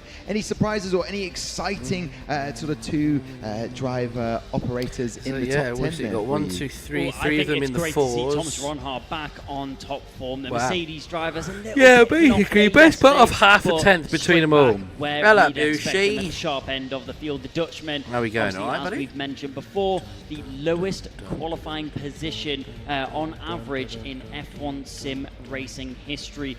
Also, great job from the Aston Martin driver. Great to see Ruben Pedreño getting his mark in Q3 as well. Because it didn't start well yesterday. Exactly. No, and a new driver heading to Aston Martin. I was curious to know, like, you obviously got 2 drivers from the same team, both in the top 10. That's going to really affect the strategy potentially today, Nicola. And the fact that Alfie Butcher is up there and he's got his nemesis, is not his sort of good luck charm, is in the crowd. I don't know. Their parents here. Yes, I don't know, in all honesty. Gonna wait and see. We've just done some in between qualifying is it a good luck charm for you? and the he race. Said, absolutely not, which was wonderful. And then I saw his dad afterwards, and he looked at me and went, "Oh well." Interesting haircut, Alfie. But it's lovely to have this big live experience. There's lots of families here to support their teams, which is just incredible. And I think we could see more from Alfie today. I've just got a feeling there was a little twinkle in his eye when I was speaking to him earlier. Well, we've always said about Alfie, he shocked the F1 sim racing world when he was driving for Haas and was just incredible, pushing, got his first win that year, then moved to McLaren. We're looking at the drivers there, but they can work in tandem together to sort of try and get up there in the team's championship. Yeah, I mean, you've got two young drivers looking to prove themselves. Jake Benham arguably in the same position. He was teammates with Danny Berejney at Mercedes, but prior to that, Jarno Junior! Obviously, Hello, he is a young man with a lot of talent, does pack a punch.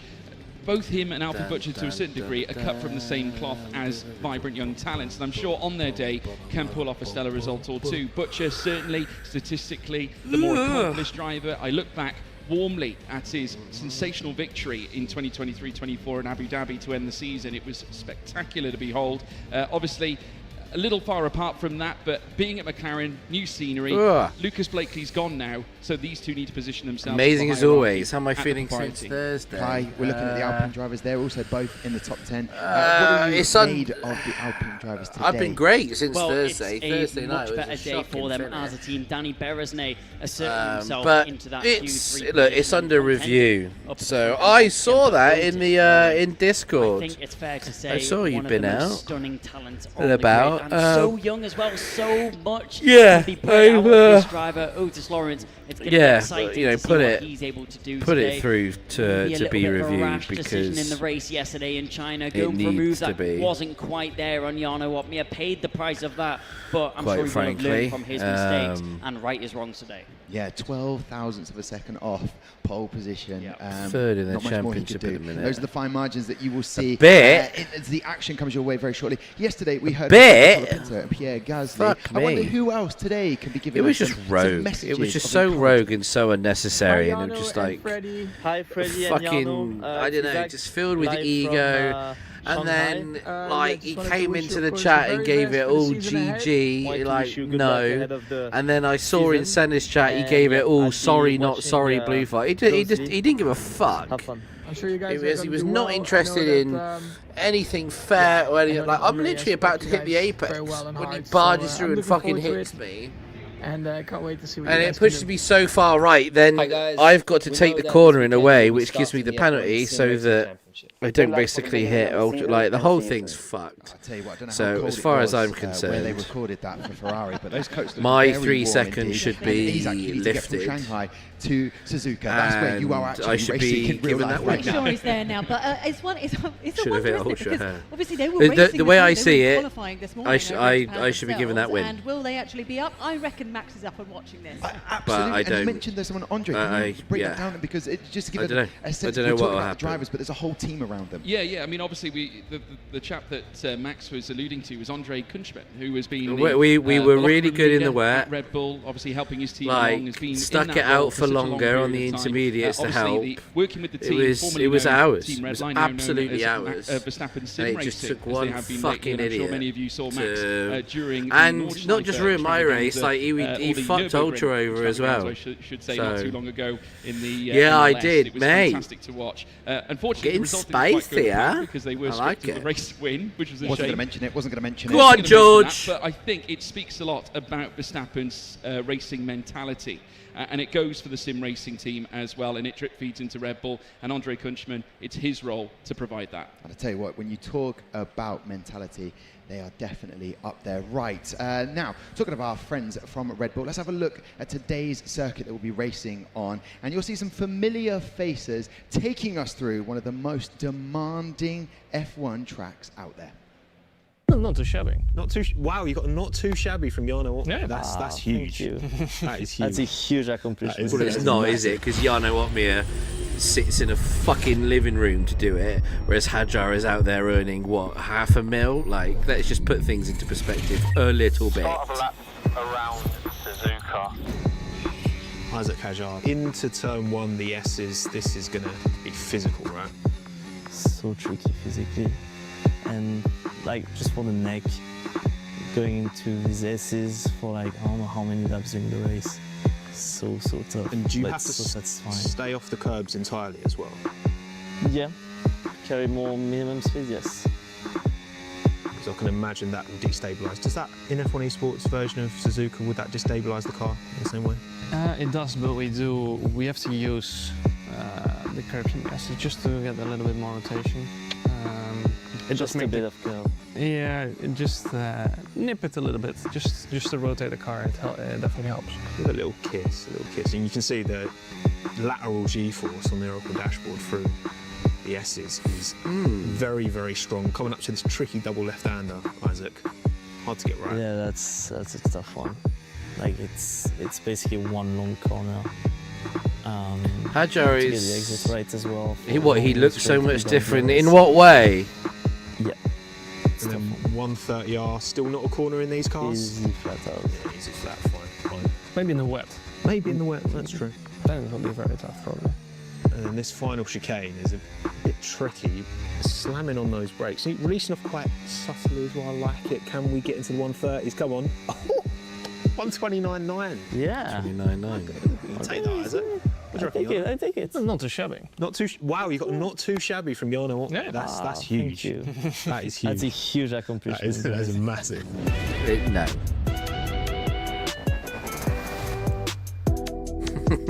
Again, I just want to put things into context. Not too shabby. You know what I mean? What were you just saying about Isaac Hajar there? Good video, though. A lot of people might not know. Certainly, the league racing community and indeed the F1 sim racing community will know that Isaac Hajar was actually a former league racer known as IGK Zach. That was his gamer tag. Wow. And a multi-time race winner in league racing as well. So showing us a bit of a masterclass around this wonderful circuit. And what can we expect on this circuit where there's sort of this is it. Yeah, this is kind of it. Well, sort of like Prefecture in Japan. You know what I mean? Like, of course, that has harnessed Japanese racing. You know, I get it. Like, very much but doesn't that just show how different it is? So Hajar is saying don't touch the curbs because you keep more minimum speed, whereas Jarno is then saying no, we have to use the curbs to help with rotation. So already it's not like for like, is it? It's not.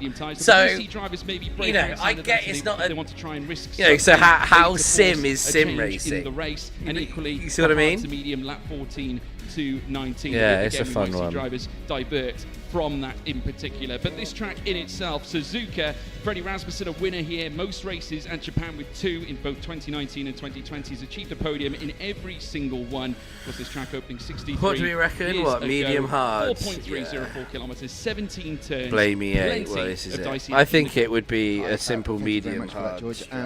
When we talk about this race, some of these teams chasing down Freddie Rasmussen, they have to be bold, and not just in the driving style, but also in that strategy. Yeah, strategy is going to be. Bet you none of them are bold in strat. Circuit. Suzuka, we know they'll all do the same thing. So no one will touch softs unless there's a safety car.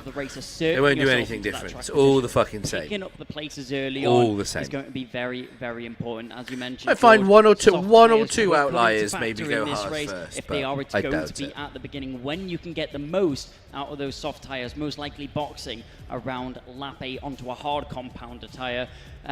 Degradation as the race goes on is going to become more stable, so it'll be interesting to see how the drivers develop with that. Well, listen, it's set up perfectly. Are we ready? Rasmussen is on pole. Will he take a pole to victory? We'll have to wait and see. George Morgan, Kai Piccini, Nicola Hume. We will catch up with you in a little bit. Yes.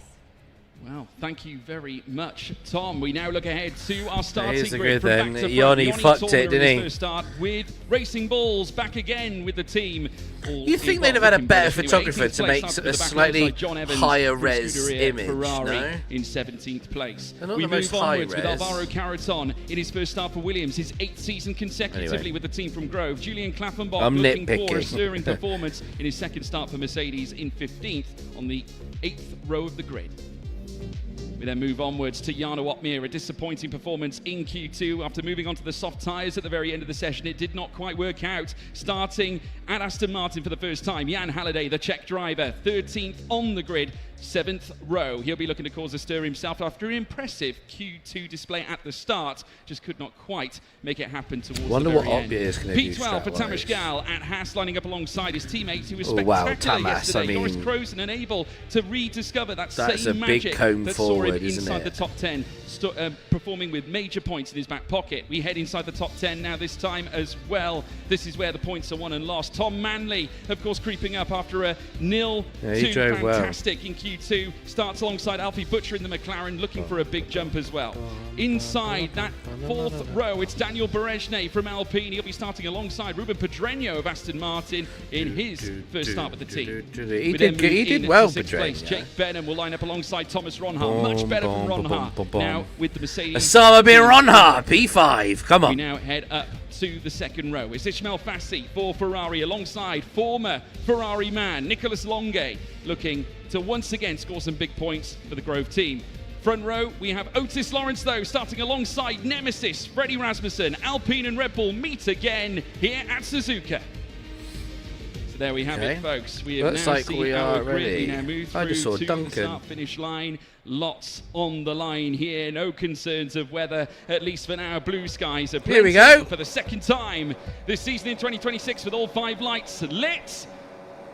Oh, we're going to put pedal to the metal, and it is go, go, go, Is that go, drive-throughs? go. We've had some jump starts. Alvaro Caraton and Freddie Rasmussen. Drive-throughs, Looks yeah. like they've got it wrong, and Nicolas Longue. Oh, it looked like it. Jump starts. Here at Japan already. Our Freddie with the championship leader drive-through, and kicking into Nico this as well. race I'm not sure if now Caraton's done seemingly the same. With a problem. Otis Lawrence down in 3rd, though. Then further back, Ismail Fassi, who sits in 4th. Obviously, Otis Lawrence, who left the line in the appropriate time frame, losing in position to Longue as. Well, obviously due through process of that jump start. Ishmael Fassi in 4th. Jarno already down in Jake 15th. Ronha down in 6th, Kai. Oh, spicy. Caraton already spiraling down to the back of the grid, putting themselves onto the back foot. And this is the last thing you would expect from the 18 greatest sim drivers in the world. A jump start, it's a rookie error. Not what you would expect here, but the pressure in this environment here at DreamHack, the atmosphere just building up on the drivers. You're bound to make a mistake at that point, but a mistake of that magnitude A little bit will of cost. drama. With that jump start, it means 10-second Otis time third, penalties Ismail will go fourth. to Freddie Rasmussen, Nicolas Okay. Longue,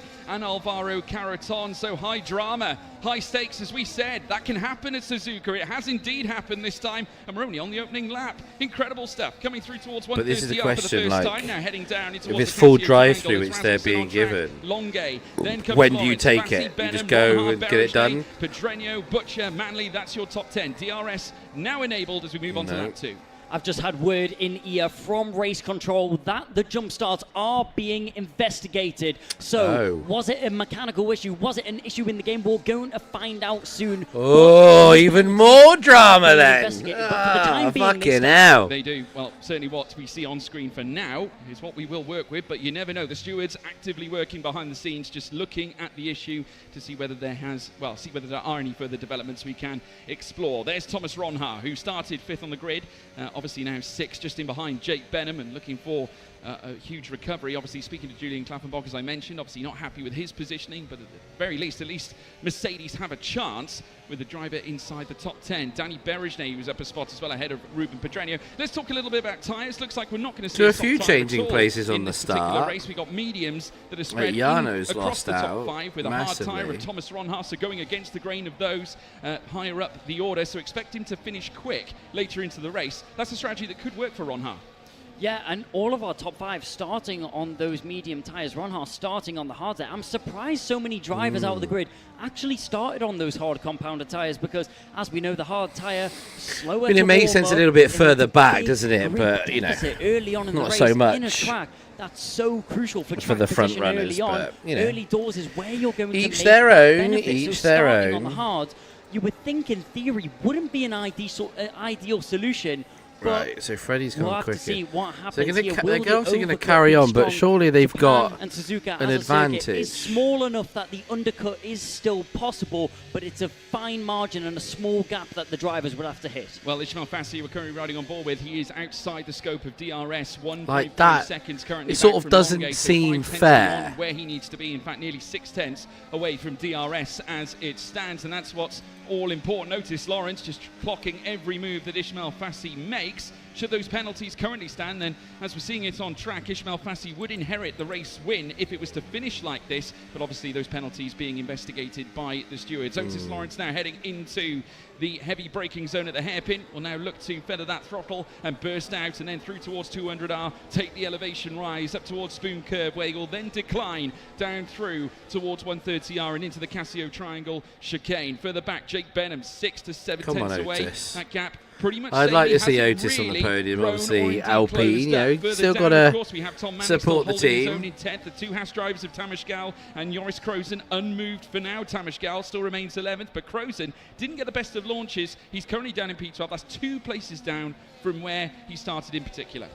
Not ideal there for the Haas driver. When we were on board with Otis Lawrence there, you can see just loading on the lock into the hairpin there, trying to get the car rotated desperately and gain as much time as possible. But around Suzuka, very high tyre degradation. You need to be careful. And the tyre reality at Suzuka, it's a very strong clockwise circuit, so the no front battery. tyre is going to be under intriguing constant to see load. what Drivers are going to have to monitor that, and I'm sure the engineers will also be monitoring that and keeping an eye on what that is like, and that will make a huge incident on the strategy as well. We're having a replay of the restart here, George. Yeah, we're just going to take a look at this now. You see Caraton getting a big run from the back of the grid. He wasn't alone, of course, because Freddie Rasmussen, Nicholas Longe both receiving penalties. It was side by side between Ron they really do and run Jake Benham. Of course, Kroos majority of the time in either none it really was quite volatile coming through the first few corners, but luckily enough, the drivers kept it all measured and in line. No thrills or spills, but obviously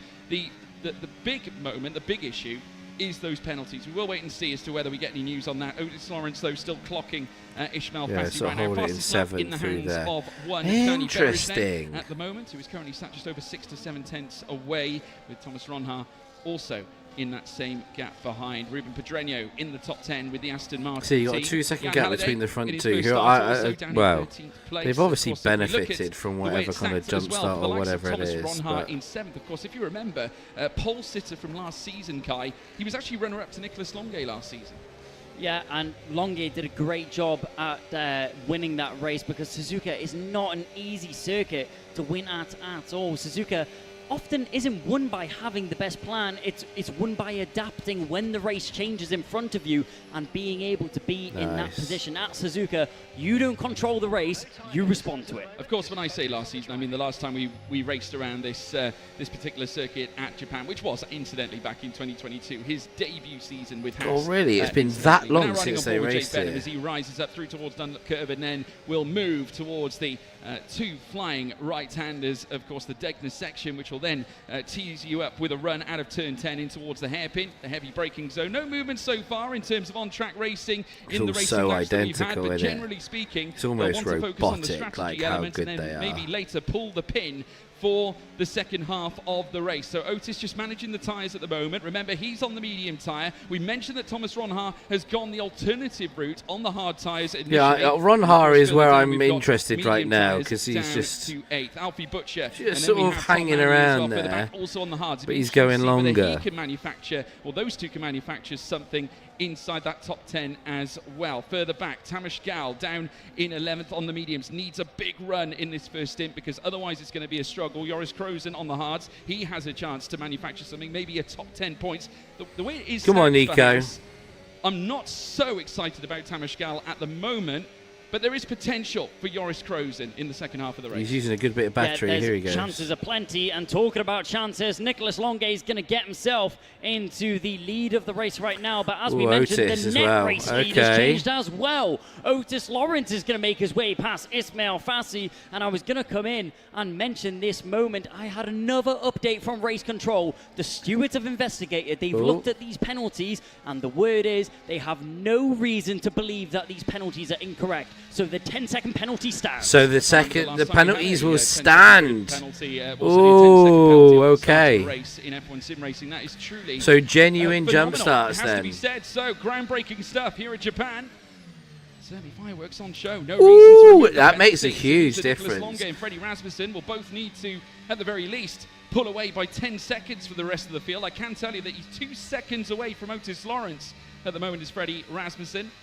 But obviously Ismail Fassi licking his wounds after being overtaken by Lawrence earlier on in this very lap. Nicholas Longuet doing the same to take the on-track race lead. Obviously, the net race so lead where's 10 seconds going to put them down? I mean, it's going to send them fucking miles This back. is the replay of the move as they made their way down through towards the first corner. We saw Longuet make the move for the lead, but this is the net lead that we're looking at here now. Ismail Fassi had no defence, and around the outside went Otis Lawrence into third place. But with the penalty standing, that could be the win. Long way round of first corner, front left under full load. It's a great move there from Otis Lawrence to get the that gap one done. was And also well crucial over 2 to try seconds, and so it's break come down a away little and get himself bit. a bit of an advantage over Ismail Fassi. Take advantage of the penalties in front of him. Jake. That's what he will have to do if he wants to win this race. Just keep a calm and steady head on his shoulders. Try not to push too hard. He needs to remember that the drivers in front are virtually not in front of him at that point, which is so hard to comprehend. Yeah, absolutely right. So like on Jake yellow Bennett could be on the cusp as well of fuel-wise.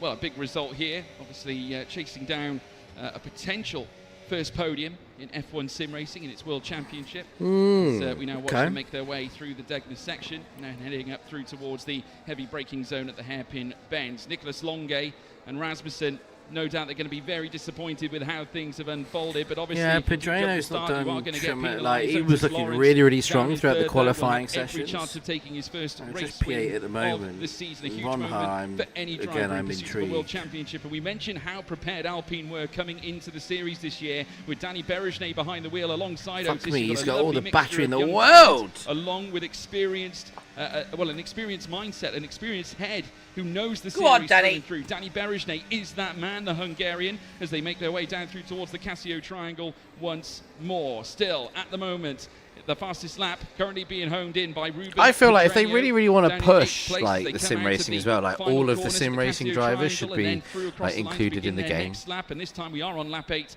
of 27. It's still Longuet and Rasmussen on track. The gap now expanding again. They know they have to break that 10 seconds and reduce as much damage as possible in terms of how the result is going to stack, because what they're trying to do essentially, reduce the damage. But 10 seconds is just such a huge margin to pull out over other drivers that are on the exact same pace level that you are. That's almost half a pit stop that these drivers need to pull out. And Nicholas Longuet and Freddie Rasmussen, surely this penalty is playing on their mind whilst they're driving around. They need to focus on the track in front of them. But the last thing that they can do is over push the cars, start making more mistakes, because that will so those on the creep in softs, once the drivers start what, doubting probably themselves and like a letting lap that 10-second 12 penalty affect them mentally. The best thing that they can do is forget that 10-second penalty even exists and just focus on the race at hand. Well, I can tell you, it got worse for Alvaro Caraton. He's actually got 13 seconds now, so he's achieved another penalty on top of the 10 that he's already received. I'm not sure what lap that was on, but more misery going to the Williams man in his first start back in his 8th season consecutively with Williams. Then we watch them come through the final corners here on this racetrack. Lap 8 I think of Freddie's going to look to 27. get Longuet and the Rasmussen in move tandem done. as they come down in towards the heavy braking zone. Ismail Fassi creeping closer to the back of Otis Lawrence once more. Now, obviously, they might want to battle over who leads coming into the pits. Yeah, and indeed, sure we are is, going to see yeah. the pit stops anyway unfold. And instead, it looks like we're going to Freddie see back. Jake Benham jumping out first. Otis Lawrence also going for an early stop. So now Sorry. we're already seeing the pits Oh, come pit through. stops. So, I was going like to say, we I just said, looked up and saw lap 8 Danny in to 12, third. I was like, they've come in whoa. bang on lap 8. What has happened there? Yeah, no surprise there, and I think a very smart decision from the Alpine team as well. Otis Lawrence pulls into the pit lane to try and cover off that undercut as fast as possible, but Danny Berejney, the other Alpine driver that was in a competitive position, will stay out on the circuit. Come on and then, from that, Otis. we can judge how strong the undercut actually is on those tyres. Obviously, both the Alpine drivers started on the medium compound. Around this Suzuka circuit, the hard tyre is often stronger than expected, but to make the undercut work, your outlap and your push lap needs to be very strong, and Otis Lawrence needs to focus on this perfect outlap if he wants to make the undercut work. Absolutely. Well, I can tell you that currently on our screens, it's Danny Berejney with the fastest lap of the race. We're currently riding on board here with Nicholas Longuet, who now charges down the straight through towards 130R. Very soon he'll be at the Casio Triangle chicane. Now the big question is, will Berejney box the following lap? Obviously, He uses a couldn't good afford chunk to of double stack, battery, because doesn't obviously he? they would lose time in that instance. So Berejney, the best thing he could probably do is come in the immediate lap afterwards, just to follow suit with his teammate. That way, like you rightly said, Kai, we can measure just how much of a gain they will make. And indeed, it will be Rasmussen coming in, Longuet doing the same. They'll aim to avoid another penalty. Berejnet, I think, staying out, is he? Yes, Berejnet staying out on track. So they're going to continue another lap for the Alpine team. Okay, pushing a bit further is Danny Berejnet, but this is going to be a great marker to see if the undercut is working around here in Suzuka. Otis Lawrence, before coming into the pit lane, was behind Nicolas Longuet and Freddie Rasmussen, but once the drivers re-emerge, where will he be? Still under pressure from Ismail Fassi. Not what he would have been wanting down into turn one. The Ferrari man gets himself into the net lead of the race. The undercut not as strong as we expected. Rasmussen and Longuet still come out in front. Yes, the gap has been brought down a little bit, but track position is the most important thing here. Ismail Fassi getting himself in front of Otis Lawrence, a track notoriously difficult to overtake on. The opportunities are going to be few. You need to take advantage of it. So is it just going to add the time on at the end? Is it not like this is it. a stop-go or anything then? But indeed, Ismail Fassi has actually brought the gap down to 1.2 seconds. It was actually 1 second between Fassi and Longuet.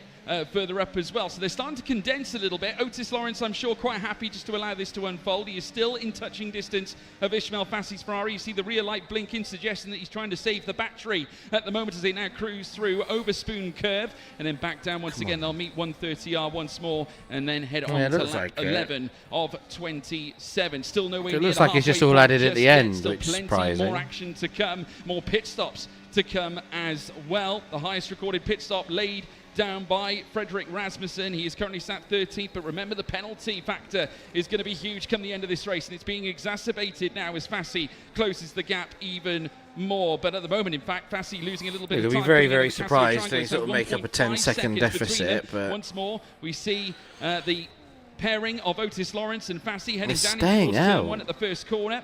And then coming out of turn two, they'll then climb the hill, the snake section, where they'll then dance in between. Make it count, Danny. Make it count. Corner and then hitting the Degners. So far, so good, though, for Otis Lawrence, bidding to become a race winner once more. Of course, he managed to pull things off last season as well. 2 against his name, and in total 3 podiums. Although more will be on the equator. Excuse me. Ismail Fassi at the moment looking on such strong suit as he's just perfected the adaptability, awareness and execution under pressure that is needed to be a victor around this Suzuka circuit. Otis Lawrence, though, will try to overturn that in any way that he can. Still within DRS range, so still within a good chance of getting that moved on. But unlike other circuits where we see 2 or 3 DRS zones, around Suzuka, it's only 1, and it's only down the main straight, which isn't even a long straight, so to say. No, not really. I mean, obviously, we saw the China straight yesterday, which is one of the longest ones you'll see on this calendar. But yeah, obviously, the 130R being in between. I mean, I know we say they kind of looking back at the Red Bull content piece we saw earlier on, they were saying, oh, 130R, is it a corner? Obviously, Jarno saying in the rain, it is a corner, and indeed it is a corner. There's kink in the course, and it's called 130R. But there we have it, as we now watch them make their way down. Danny Berejnet coming, is he coming into the pits? Yes, he is. So Danny Berejnet in the box as well. More pit stops now beginning to unfold. So those now started to depart off the medium tyres. We've got 2 left out on track at the moment. Ruben Pedreño, who is continuing around in 2nd place right now. And then we have Joni Tormela, who also sits inside the top 10, 9th place right now, but it won't be long before we see others spill onto it as well. Alvaro Carreton also now on a fresh set of mediums as it stands. Yeah, but also on 16 seconds of penalties now. Yeah, the race just going from bad to worse. Wow. It can't get any worse for Alvaro Carreton, and I think this will be a race that will have to be forgotten in his memory. Not the race he would have been wanting to return for in his Williams colours. Obviously been with the Williams team ever since he made his debut in the F1 Sim Racing Championship, but Japan 2026 can be scraped off the board. Yeah. It looks like this will be one to forget for Alvaro Carreton. It's been a long while. So Ron Haas now obviously up in the lead as well on the hard tyres. You've got Freddie, Nico, Ismail. Danny's just swapped over onto the hard tyre. 3 seconds to Jake. Okay. I'm not sure whether he's followed suit just quite yet. I don't think he has. He's that continuing that's around the coming, track. Obviously, Pedronia? seemingly Yeah, okay. feels that he should carry on to maybe try and spin something up. Of course, RB still have irons in the fire with Tom Manley up in third at the moment, but of course, Go on, still Jake. yet need to take his pit stop. We're currently seeing from Jake Benham's POV, of course, with the penalties applied, Benham with a great chance of obtaining a P3 here at Suzuka in his first podium as a McLaren driver. And that's exactly what he wants to do. His teammate Alfie Butcher is third in the championship right now after a P3 result yesterday in China. 2 podiums in 2 races for the McLaren team would be amazing to walk away for in terms of their team standings. McLaren currently third in the team standings, of course, with Alfie At what Butcher point being do the these only hards goal just scorer start to for drop a McLaren bit, though? yesterday.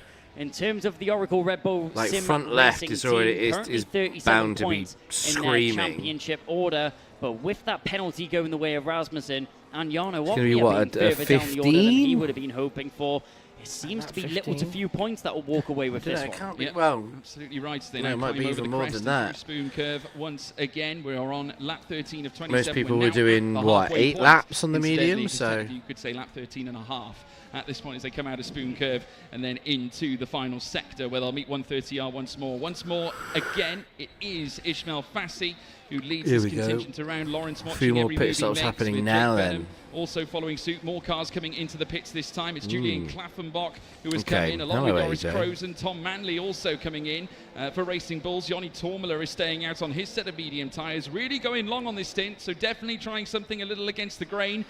Here is the Finn.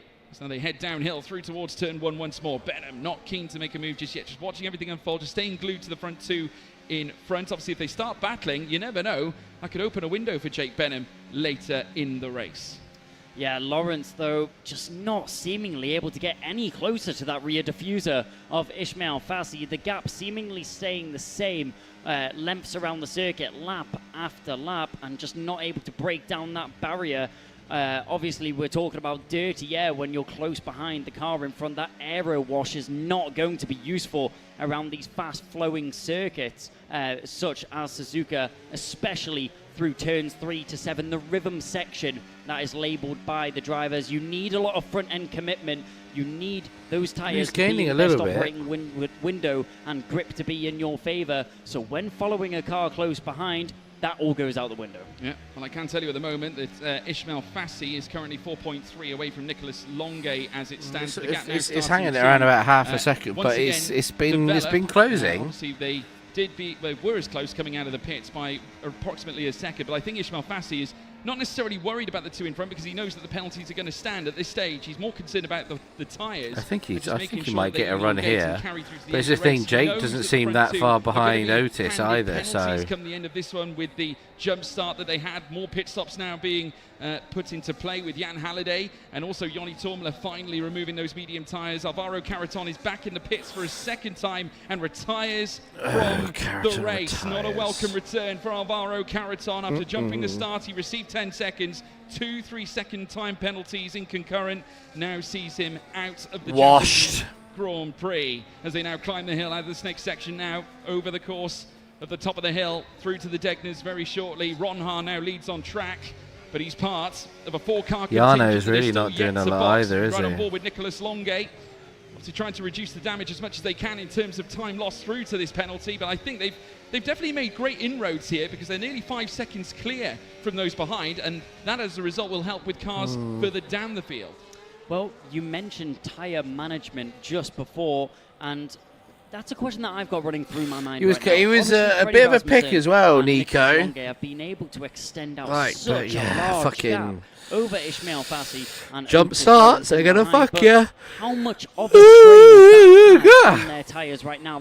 Those left-hand tyres must be screaming for mercy right now on those cars, and they need to be careful and take care of their tyres if they even want this hard compound tyre to make it to the end. Is Ronha in yet? Thomas Ronha now in the pits. Okay, he comes in. Now I want to see where those tyres off and will then rejoin. Obviously, boxing later than he's most. going to join. Tyres now on. Fucking hell, for the Ron Dutchman, Har and on he'll now fresh restore on the himself freshest back mediums onto on the track. grid. But you're so right, Kai. Dun, dun, As Julian dun, Craft dun, sets dun, the you know, fastest lap play of the race. fucking Tom Manley ISIS tune. reciprocates and takes it himself as well. But what we need to talk about is the fact that whilst you've got Fassi and Lawrence saving their tyres, it's the opposite end of the spectrum for the two that have the 10-second time penalties, that being Nicholas Longe and Freddie Rasmussen. Well, I think the last thing that Nicholas Longe and Freddie Rasmussen are worrying about right now is their tyre management. They will throw everything they can at this race to try and extend out their gap. I mean, they're still going to have about the tyre degradation later okay on. enough as long as a grip, puncture even doesn't at come like a into the question for them, 60%. which So I don't think it will. it's not because crazy. They didn't pit particularly early onto these hard compounder tyres. The hard tyres, obviously the most durable out of the tyres that are available to these drivers. It's more about how they're using the tyres, I think, more than anything else. But Otis Lawrence, still watching Fassi, that's his one objective.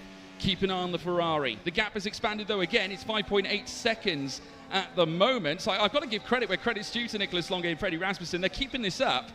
5.3, not bad. Obviously need to do more than that, but at the very least, they may even achieve points, I think, out of this, even if it is a lower top 10. Who's coming in now? Though it may just fall outside of the scope. Alfie. No, I agree. Points is 100% a possibility here for Longe and Rasmussen, as they have the pace to be up at the front end, and it's such a shame that they have these jump start penalties because they only gain such a small amount off the line, but it's such a big price to pay. And the question is, what if they didn't have those penalties? Well, they would be miles out in front of anyone, and it would be a drag race between the two of them, but you have to go with the reality, which it is, of them having those 10-second penalties. So Longe and Rasmussen eking out that gap, trying to push and recover. It's damage limitation at this point to try and finish in a point-scoring position. Ismail Fassi, though, will just be trying to take care of that Ferrari as much as possible. Bold strategy play from Jarno Opmeer as well at the moment, going really long on this stint. At the moment, we've got 10 laps left to go in this race. Now, this is very similar to what we saw Jarno just doing hoping that league there's a bit of a racing not too safety long car ago. or If those of you something, tuned isn't into there? the league racing broadcast that do happen across the globe, we do see Jarno, currently the sole driver, not yet pitting. In fact, no, he's not the sole one. John Evans also trying the same thing, but he is 3.5 seconds off the back of Opmeer as it stands. I can't remember the last time there was a safety car in a sim race. Quite frankly, it seems to be such a rare thing. A little thing. shake of the wheel as he finds the grip, ensuring that he's well adjusted for a run around 130R. Here he goes. We can see a move coming down through towards the Casio triangle. Otis may not be afraid of He's making at full it. harvesting. I can't imagine you'll want to risk anything at this stage and wait for the long straight in towards turn 1 as they now hammer over the race curbs coming out of the final section out of turn 18. They will go, and Fassi looks like he might be under the cosh here we as go. now Otis Come on, Otis. down the long straight in front of the Japanese fans. They're going to go wheel to wheel. Beautiful. Go on, the Alpines. And your net race leader here on lap 18. Come on. Yeah, what I noticed there heading into the final chicane, that Lawrence had done a great job with his energy management, as he still had nearly 70%. I mean, he's still got of his 80% battery remaining that he could deploy and use to make his way past Ismail Fassi on that overtake mode down the main straight. Energy management is another big thing here around Suzuka, as we saw there down the back straight towards 130R. Otis Lawrence deployed less battery. Yeah, Jarno and Johnny are just, I mean, they're obviously hoping for some kind of safety car, which unfortunately I just don't think is going to come. So then you got Nico and Freddie both with 10-second time penalties for jump starts. But the gap, interestingly, is now 6.5 seconds. Ishmael is at 7.3. Of course, so they're doing good things, and they're going to be helped here by the fact that you've got Johnny and Jarno going long, like with some DRS and I don't know. Like there's enough laps. The Casio triangle knows that he has to get in front of Evans's Ferrari here and now, because Evans is essentially a roadblock here and doing the favours for Ismail Fassi, it may seem, bringing that delta down to ensure they don't get away. Longe knows he has to make the move, because if he gets stuck any longer, it means all the hard work he's put in will ebb away, and they'll both pile wow, they both did it fair. Nicholas Longe and Rasmussen, team orders clear from Ferrari for sure. I'll put my hands up and give him a round of applause. John Evans did Fair his play. best there to hold up the two racing drivers and very much hindered them through the Casio Triangle chicane there, but down the main straight with the DRS Like the gap's increasing, I'm telling you. Like there is a genuine outside bet that these guys could produce a big enough gap Longay and Rasmussen just fly and still stay P1 and P2. Like it's a hell of a push. Don't get me wrong, it's a massive push. As Longay and Rasmussen But on average, the gap's increasing. A lap faster. To be fair, I don't think it did too much to the gap between. They're sort of just Rasmussen they're and, just of course, pulling Otis each other Lawrence along, in fifth like. place because it currently sits at 5.9 to 6 seconds. Steady, now. Joris. Frozen, having a very uneasy exit out Is of that the with hairpin. Pedreño? Currently Ooh. rubbing side by side here. At the moment, I believe with Ruben Pedreño, they're going wheel to wheel through 200 It's Pedreño's corner. Brilliant from Pedreño. Late on the brakes, hot on the pedals. Through Spoon he goes and moves his way into ninth It's a good place move. for Aston I think Martin. he's. Lovely move. I think Joris might get it back relatively quickly though. I'm not sure Well, he's gonna using get battery away here. from Yeah, Joris Krozen that easily. The Haas still very much in proximity.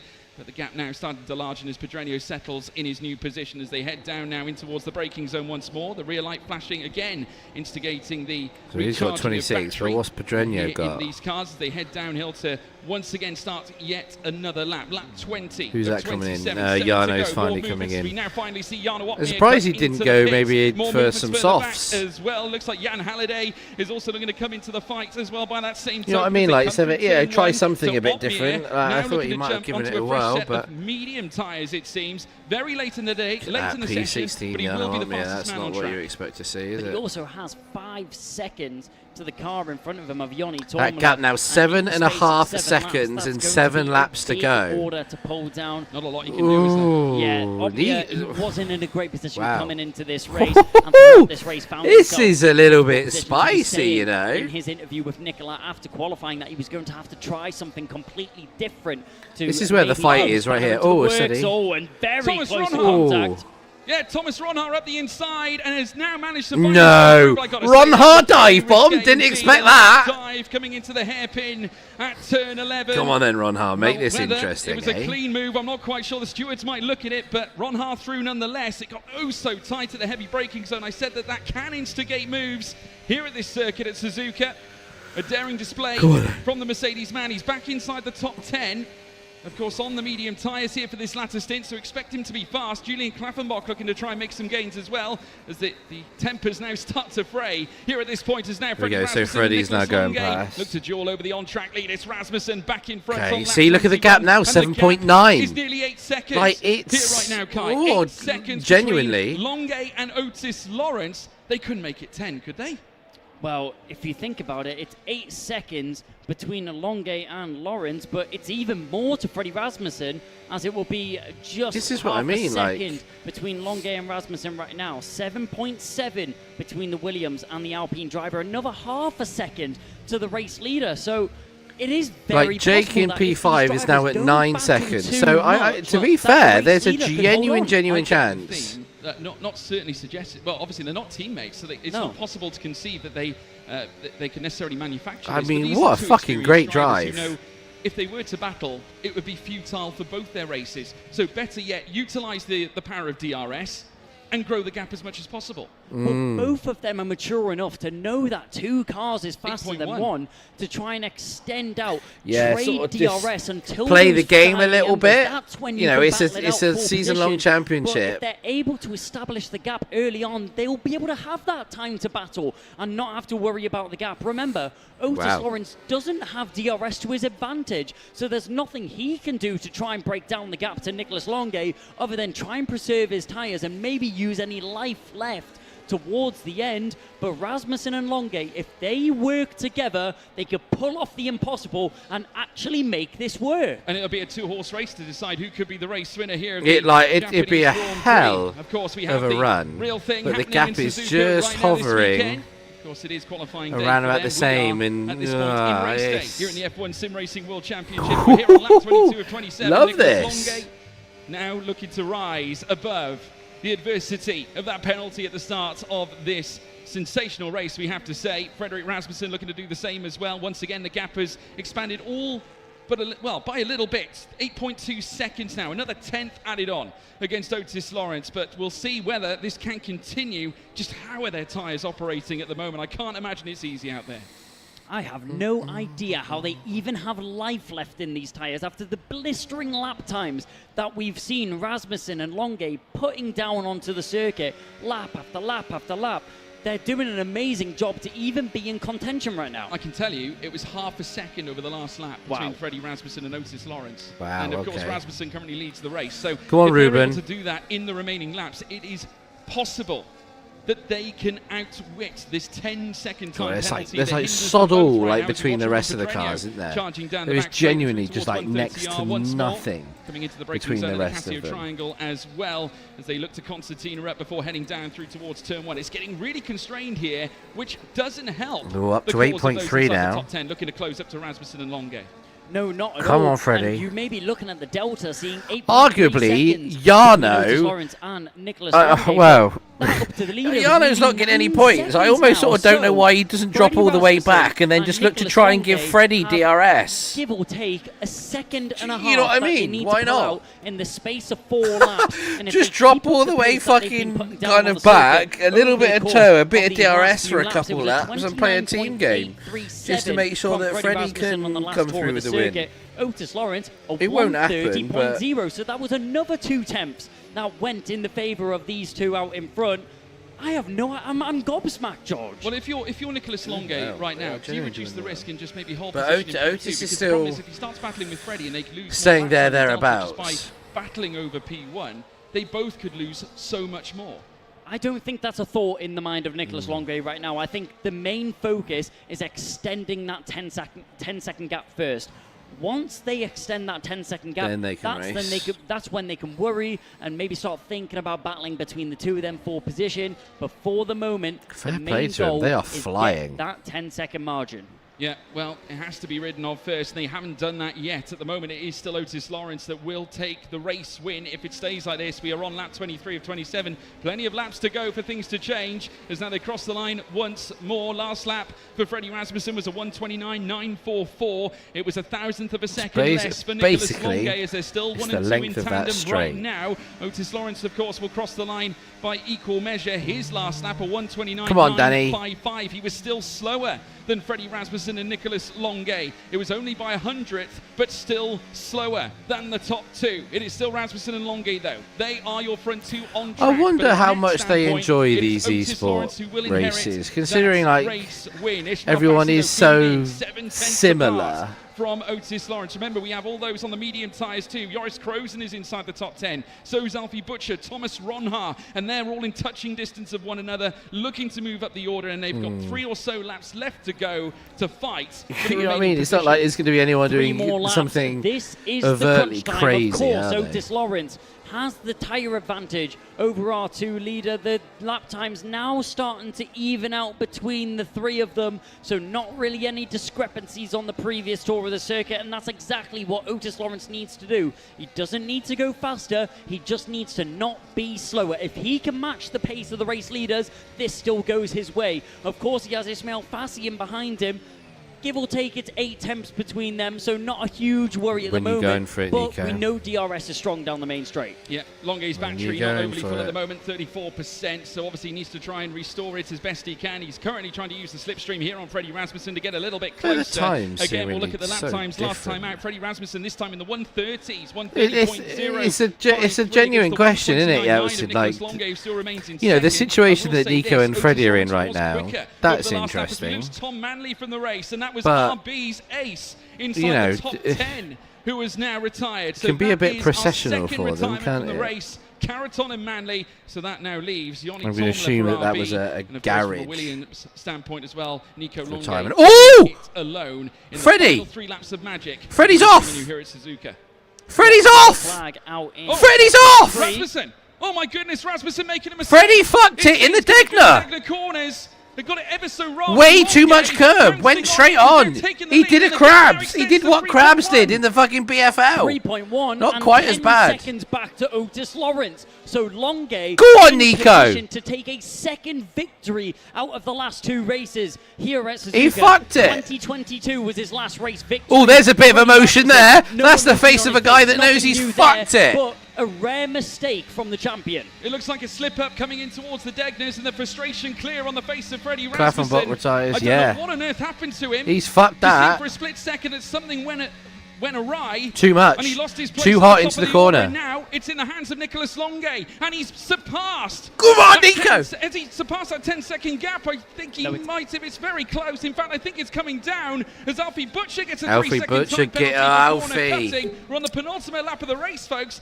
This has been bizarre. Now there's going to be some moves. We're watching them fly down. Butcher and Crozen. Good for Otis. Come on, little P2 for you here, buddy. But that 3-second time penalty damning. Come on, the Alpines. McLaren driver as well.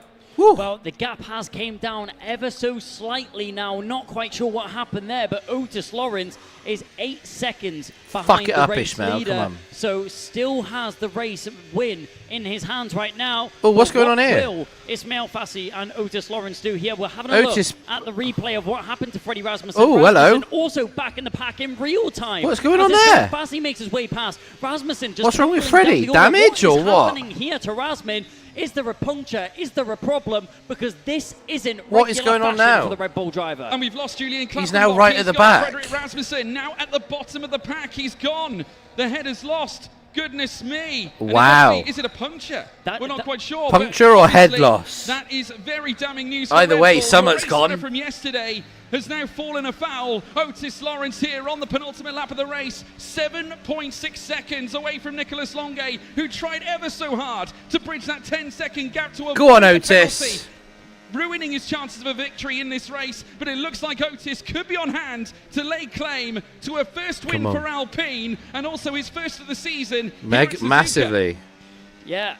Not quite sure what's happened here. These stages of the race have completely lit up and everything has been thrown out the window. This is what I said to you, George. Suzuka isn't won by having the best plan. It's by adapting to what the race throws at you. And that's exactly what Otis Lawrence has managed to do. Freddie Rasmussen, yesterday's race winner, yesterday's pole sitter, today's pole sitter, retires from the race. Retires from the race, the championship leader. It's all falling apart. Red Bull are not going to score a single one mistake. In this you know what I mean? Just one mistake. 12th place. Of course, has fresher tyres of anybody and is 3/10 away from Jan Halliday at the moment. Nicholas Longe comes out of the hairpin. Jake Benham on for an incredible first podium for McLaren. Come on, Jake. Yeah, exactly what he needs. We'll have to keep an eye on the gap between Jake keep Benham an eye on that gap, and Nicholas Longe coming across the line. It's going to be so It's going to be really there. fucking close. Currently just on the border of 10 seconds. This last lap is going to be so important for Jake Benham. 50% battery available left in the car. Fucking use every bit of it, because it's what, 3 seconds there, so it's half a second. Nicholas Longe, I'm not sure Jake's going to get it. On track, but not in the end. No, oh my god, we're like into the thousands. Right, where's Nico going to finish? He's going to cross the line. First on track, but Otis Lawrence. Go on, Otis. He's Goatis yes. Go on, boy. Otis Lawrence. Where's Jake finished? Here at Suzuka. Oh, Jake gets on the podium. He forced the gap on his fair play. All the way to the end. The Welshman shouts, Cymru bid. It's a win for Otis Lawrence. And the Alpine sim racing team, their first of the season. Good fucking work, the boys. Lawrence is first for Alpine itself. Magic here. That oh well, camera guy just got absolutely rocked. It means to these drivers. Otis Lawrence, it was disappointment yesterday, but redemption day for the Alpine team as everybody is elated for the 17-year-old who steps out of his simulator and walks away victorious. Well, he really rose to the occasion last year, didn't he, folks? The youngest winner in F1 sim racing history. Yeah, finally. This might be a good interview. Again, a winner. That's good. Danny drove well as well. He did it in style. And everyone from Alpine enjoyed that. They came here great drive. with a squadron to take on the Red Bull team. I can tell you that Jake Benham successfully got himself a podium, his first for McLaren this campaign. Very tight. Yeah, fair play to Jake as well. That was getting close. That was getting really close. Claim fourth place. Ismail Fassi, a podium for Ferrari as well. They take away some big points here in this extravaganza. But the big story has to be Red Bull here, Kai. Going from heroes yesterday, they had an exceptional pole position after Freddie's efforts in Q3 earlier today, but it's all for naught. That 10-second penalty off the back of the jump start, bringing an end to their chances of their race win. Yeah, a big zero on the board in terms of points scored for Red Bull. Maybe not the strongest. Was he seriously having to be told how to put up 3 fingers then? The champions Fucking are hell. crackable. Fair play, showing Jake. Their vulnerabilities as Jarno Opmeer and Freddie Rasmussen both fall from grace and finish outside of the top 10. Jarno Opmeer in 11th and a retirement for Freddie Rasmussen finishes him in. Don't think we're going to be getting any Red Bull interviews. But George, what a race from Nicolas Longuet. We can't breeze over this. 4th position may have been just off the podium by such a small gap, but when I saw that 10-second pop up on the screen, I thought that was race over, full stop. Well, I must say, the way he was collating Delta, I think, at the front, I thought for a split second we genuinely believed that the 10-second penalty could have been undone. It didn't seem a million miles away, did it? I think at this moment in time, he will be happy with that 4th place. I feel he has to have a smile on his face, jumping out the simulator. I'm having a peek over my shoulder, seeing if I can see any emotion coming from the Williams crew. Well, either way, it's a sigh of relief. It's a head in the hands moment. There's a lot of emotions going on over there for Nicolas Longuet, and you can't blame him at all. He's turned a bad situation into the best possible. Well, there we have it. Immense drama off the back of that race. Nice. And we do have our winner standing by. I want to see his interview. Right, maybe a little bit of emotion. Otis Lawrence, how on earth do you feel that was such an awesome celebration from you? It was, fair play to. Oh my goodness me. I've lost my voice. I've completely lost my voice. I don't even know what to say, man. This team is just fantastic. Everything in the comms, the team, the whole team, just look at them, man. They're just insane. There you go, a bit of emotion. I'm so happy. I mean, when I spoke to you yesterday, I mean, you had a bit of a tricky day yesterday, but here you are today, full-blown smile on your face. It was so nice to see the whole team come running up to you. How did it feel in that moment? Oh, it was amazing. I think my dad even ran up to me, but yeah, the team's just fantastic. The whole strategy of this race was just insane. The communication was just unbelievable. Like, I don't even know what to say, man. It's just unbelievable. I think what people love watching about you to detect the Welsh, don't you? Unbelievable, man. And I think even if you're not the doing gom's well, unbelievable. Well, it's like those of the viewers at home love seeing your reactions, and the fact that you're because he's got a bit of fucking character about him rather than Freddie fucking Potato Rasmussen. Who's just I'm very happy. Unreal that Formula One organised this to allow us to just drive like this on a game. It's just such a surreal feeling, to represent Formula One and Alpine. So I want to thank everybody, and I hope that you enjoyed the celebration. Otis, honestly, absolutely over Fair the moon play. for you. How do you Enjoy celebrate that. this evening? But then also, celebrations You got obviously. tomorrow. We go again tomorrow. Well, that's if my voice comes back. I've completely lost it, but yeah, we just got to focus for tomorrow now. Rest your voice, rest up, do a little celebration because you're allowed to do it.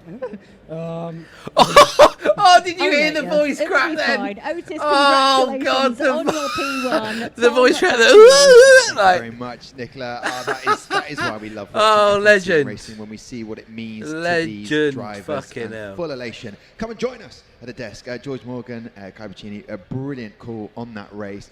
And as you alluded to, so many things to talk about and break down, because the ebb and flow of who is going to win this race. Otis, his second year in F1 sim racing. He got his first win last year in Saudi Arabia, then in Abu Dhabi. Yes. Now he's a three-time winner. So good to see, isn't it, George? Oh, yeah. And I think, I mean, I don't have the words to really comprehend on what we just witnessed. I have to tell you, I mean, Who'd have thought that we would see jump start penalties dished out right at the beginning of the race? Great start. Yes, let's start at the start. What on earth was going on there? I mean, myself and Kai were scratching our heads as well because we looked at it and Caraton also fell foul to it, and he ended up picking up another 2-3 second time penalties. On top of that, his race was ran and over. But yeah, Freddie and Nicholas Longay, I want to give them credit though, first and foremost, because most drivers may have turned around and said that's an unsurmountable amount of time to recover. But they kept going, and I have to tell you that it got to a point approximately 75% to 80% into the race where it did look like they were going to do it. With this. They were DRSing each other, very smart, working together as opposed to just battling, forfeiting more delta. Instead, they acquired themselves and pushed forward. And you never know, on another day, it could have ended very differently. Well, importantly for Nicholas Longay, picking up more points in what is P4 is not the worst event result in the world. F1 Sim Racing Championship. Let's have a look at the highlights. But I want both of you to. You won't fucking do that again. So much to get into, Kai. It was this crazy start. We thought maybe this is all over then. Well, as George said, as soon as the penalties popped up on the screen, I thought it was race over for Freddie Rasmussen and Nicholas Longay, and there was no point in them even giving it a good go. But that's exactly what they did. They proved me wrong there. They still had a good battle between them, as we said. Like, if you're going to jump start and you're going to get that gap, like, then yeah, you've got to try and. That's how Longay and Rasmussen you've got to try and maximise it, haven't you? That gap all sorted out. But Otis Lawrence and Ismail Fassi in the early stages had a bit of a battle between themselves, probably aided the other two drivers to get away, but in the end, track position is key. We said it multiple times throughout the race, and in the end, Otis Lawrence being in front of his Ferrari competitor, that's what won him the race. Yeah, it was all about the DRS swapping, wasn't it? Again, we witnessed also the Otis Lawrence maneuver on his. That's really weird. The car audio that I'm hearing doesn't match the highlights in any way. In the second half of the race, this was the moment where John Evans came into play as well. Obviously, a back marker, essentially getting caught up in all of the fracas, and then of course allowing Nico and Frederick Rasmussen to carry onwards. But John Evans, how do I feel about Cody? Well, it's not Cody's, is it? It's EA. Firstly, I know. Well, Cody's EA kind of thing, but obviously the big thrills and spills was Rasmussen going off, and this was sort of trading this year's game for next. So reappearing it before toppling down the field. Longay crossing the line first. But Otis, just due to mixed that penalty, opinions. Your race winner. So when first heard about it, so I first heard about it in the Creator Series chat. So I think a couple of the main sort of CS guys had obviously heard about it, or maybe they had had some comms. I don't know, but it's where I first heard about it, and it was a bit of a fucking hell, like really. It's his co-driver, it's his teammate. Gave it a little bit more time, then I think he was like, okay, and that was like a joy. He gives a shout out to every single it's person. one of them where it's a case of if it's good, like is it if next year's game is incredible, because he can then it would justify the decision. If it's not, to do that in a quiet studio, maybe it could be the death of the series. He could go for his life, and that's what I wanted to see, and we saw it. Yeah, you know, it will be in a studio. So I don't think they have. I think it's been a couple years since they've made a genuinely good game. You can see on the screen right now, we didn't think Red Bull picked up any points, but apparently they don't put in my opinion, there's not enough variety.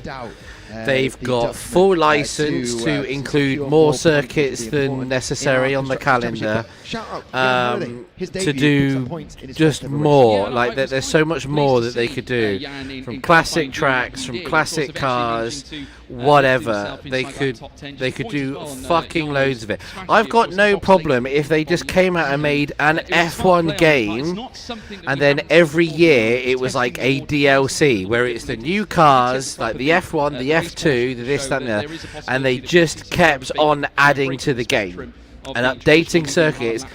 That, in my opinion, is a far better way to run it. Because if I want to drive sometimes I might want to drive the 2021 cars. I might want to drive a 2013 car. Give me a game that allows me to drive all of it. Absolutely fucking all of it at any circuit, and then you just keep adding to it on a yearly basis, effectively a highly fucking make it cost. I don't care, but it's like if you want the new cars and you want updated circuits, so then here you go. got to be bold. Do it that F1 way. racing, haven't you, Kai? Like, You the need model to works. take risks, Just and look at that's GTA exactly what separates 5. the great How from the long good. that's Who been is out for. They able just to kept take adding those and risks, adding and take it on adding and board, improving take a it, spin of the improving it, wheel, improving maybe it. a little bit of a gamble Do to that. get yourself into a Just more have like fortunate an position, and F1 that is game exactly what that Otis you Lawrence then was just able add to it do like in his each own year favour becomes a and get DLC. himself Can you into imagine race lead the and also marketplace take home that race win? that could Silver open up, lining there for Red like Bull, to have they do different take things home 1 available? point, as Fucking Jarno hell! Lockmere If it's a finishes money-making in 10th. exercise Not on the track, and I have but to finishing pay in 10th to have the overall was Turkish Haneska Grand Prix after available racing now, I'll Dortmund was fucking awarded pay. 5-second People will penalty, do which it. demotes him from Like, 9th just down to let me have 14th. it. So what You know what I could be 2 mean? points turns into 0. I was just about to Like, say, let me have we'll it. talk about Haas. I manifested some great results Anyway, I'm for getting Aston far too Martin passionate. today with this top that I've gone for. I didn't You actually, did. Yeah, You no, it was, planned that, it was didn't you? all I brought up to Birmingham. This top, but Aston Martin picking up both points for both drivers, which is great to see. Haas doing a fantastic job, and not one of the teams with. You're absolutely right. Spend, and they're getting Do not results. deny that Hopefully whatsoever. that'll But put them what in I'm good saying stead is for that team's the championship. concept Have a look of at the how drivers' you standings. do Yes, the we game. can. Otis, So, for Lawrence, example, what a you just difference have a one game race which is makes called there. F1, I'm still waiting to find out what right? happened to Freddie Rasmussen. And it We'll get releases information as soon as we with have the it. But there you go. 2026 Otis Lawrence. cars, And it's nice to see, F1, after all of the F2, sporting etc. endeavours for Wales over the last few Then weeks you can and buy a months. DLC, which give you 2025 cars, It's been a painful 2024 sport, cars. but look at that. Maybe This a sport of classic racing car Otis is at DLC. the top, and Ishmael Ooh, Fassi, with these two obviously classic fighting tracks. after China. Let me fucking buy it. Like but this is the point. I want the ability to do that, and if it has to be through fucking microtransactions, I don't care. Like I want the option and the availability to do that. Have I ever had an F1? Yes, yeah, BFL Blue Fox F1 League. We've had what? 7 seasons of it. We'll see how F1 26 is, and we might bring it back for another season. Is always going to be on hand. But we're waiting on this DLC. So yeah, what it really are you does saying set sorry the for? stage Nothing to a be much sorry more for. spring rest of the season. Of course, we got more. But yeah, this is the kind of point I'm at where I want that variety. I want to drive different cars. Like, fucking, make me pay for it. Make money out of me. There or thereabouts, being a number 1 or number 2 driver. Do I remember XRL? Yes. Not so good for Alfie Butcher. I saw that do. penalty towards the end. Any other takeaways from you, Nicola? Obviously, the fans were loving all of the action. The fans have absolutely loved it. We've absolutely loved it because actually me and Tom went and sat within the crowd to go and watch it on the big screens because we loved it so much. It felt like every few laps we were like, back in the day. It's taken in a moment of drama. Yeah. But it's like the penalties that have been thrown out has made this a really There's a few really obviously big, round. well-established So now, leagues like as we WRR, approach PSGL, and in that sort of thing. Bahrain, But it's there's been a few other sort of good big ones. But around quali, right, Bahrain tomorrow then. We were just talking Red Bull. So we'll be going live same time in the quali. Who's the biggest loser of today's action that we've seen? I want to give them the chance to come back tomorrow in Bahrain. Is there a driver that you can pinpoint? Obviously, the clocks change as well. You read my mind, I think, on that one. I'm actually intrigued to know what happened, to be honest, because we sort of caught it, sort of in the background of when he originally went off. We did see the replay, but I'm curious as to why he kind of... You got the clocks change. We'll be live for the Japanese Grand Prix watch-along from like 5:30 a.m. And then we'll be going live again in the afternoon for this Bahrain GP. 10 seconds plus, so that they can reduce the damage that penalty was going to do. So whether they just overworked the tyres and Freddie just unfortunately received a puncture, I'm not quite sure. He did get on the curbs quite aggressively, so could have been the case. Difficult question to ask because I want a different answer from every one of you. Oh, no. Here we go. It's about to happen. Driver of the day, in your opinion. Nicola, I'm going to tee it up for you perfectly. Thank you. Who's driver of the day? Thank you coming to me first. I really appreciate that. Surely there's only one answer. All right, mate. So it's got to go to Otis, isn't it? I mean, got to be Otis. Seeing that gap, I know Freddie was really building up that gap. Yeah. I just know I'm losing sleep. Possibly make that penalty mean nothing, but Otis kept within that moment, and he just kept his head level. He kept it straight. Absolutely smashed it with the best reaction I've seen. Yeah. So yeah, it's got to go to Otis. One for Otis. Kai, obviously we'd like to maybe say Otis, but is there another driver? Well, you can say Otis.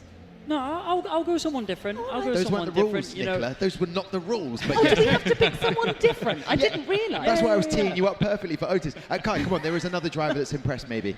He was completely against the odds in this race, was on the back foot from the get-go. Nicholas Longay to even recover for a P4. He was 36 thousandths away from a podium. Previous race winner around this circuit. Used his experience and knowledge of the track. Maintaining those tyres whilst keeping up that pace is impeccably impressive. Nicholas Longay gets driver of the day for me. Oh, I love that. Anyone for you, George? I'm going to go with Jake Benham. I think getting that first podium for McLaren, huge moment for them, and they've actually taken back-to-back podiums now because Butcher had his yesterday. So far so good. They're sort of like the quiet underdogs in the first half of the season. Do not write them off. That's brilliant. I would say Ismail Fassi getting back up. We've covered the top four. We've covered the top four. Done. It was easy enough to do. Listen, we've had so much fun. That was good. Here on day 2. That was good. I enjoyed that immensely. Here is your winner from Japan. Guess what? We will find out if he can do it all again tomorrow as we come back to race around Bahrain. We'll come back tomorrow. George's posture is shocking, by the way. Amazing. Absolutely amazing. Genuinely, really, really enjoyed that. It was a good race. A little bit of drama, on the back of old Freddie and Nicola with their sort of minor transgressions, shall we say. But no, either way, that was really, really good to watch. Hopefully, it is going to be the same tomorrow. We have, we've got an interesting one tomorrow. The actual Japanese Grand Prix Watchalong. We're going to be going live at 5:30 a.m. for that. So, if you're awake and you're going to be watching the race, come onto the stream, join us. We'll get to see all of the action together, and then we'll be going live again a little bit later on at 12:30. We'll be getting ready for the Bahrain Grand Prix, race number 3 of the 2026 sim racing season. So, hell of a Sunday lined up. Hopefully, after all that racing action, there's going to be a fantastic roast dinner waiting for you all. But no, we're gonna head off. We're gonna enjoy. I've got some editing to do. We're gonna crack on with that. I can't wait for it. But enjoy the rest of your Saturdays. We'll see you bright and early at 5:30. Stay foxy, and thank you so much for watching. Bye for now.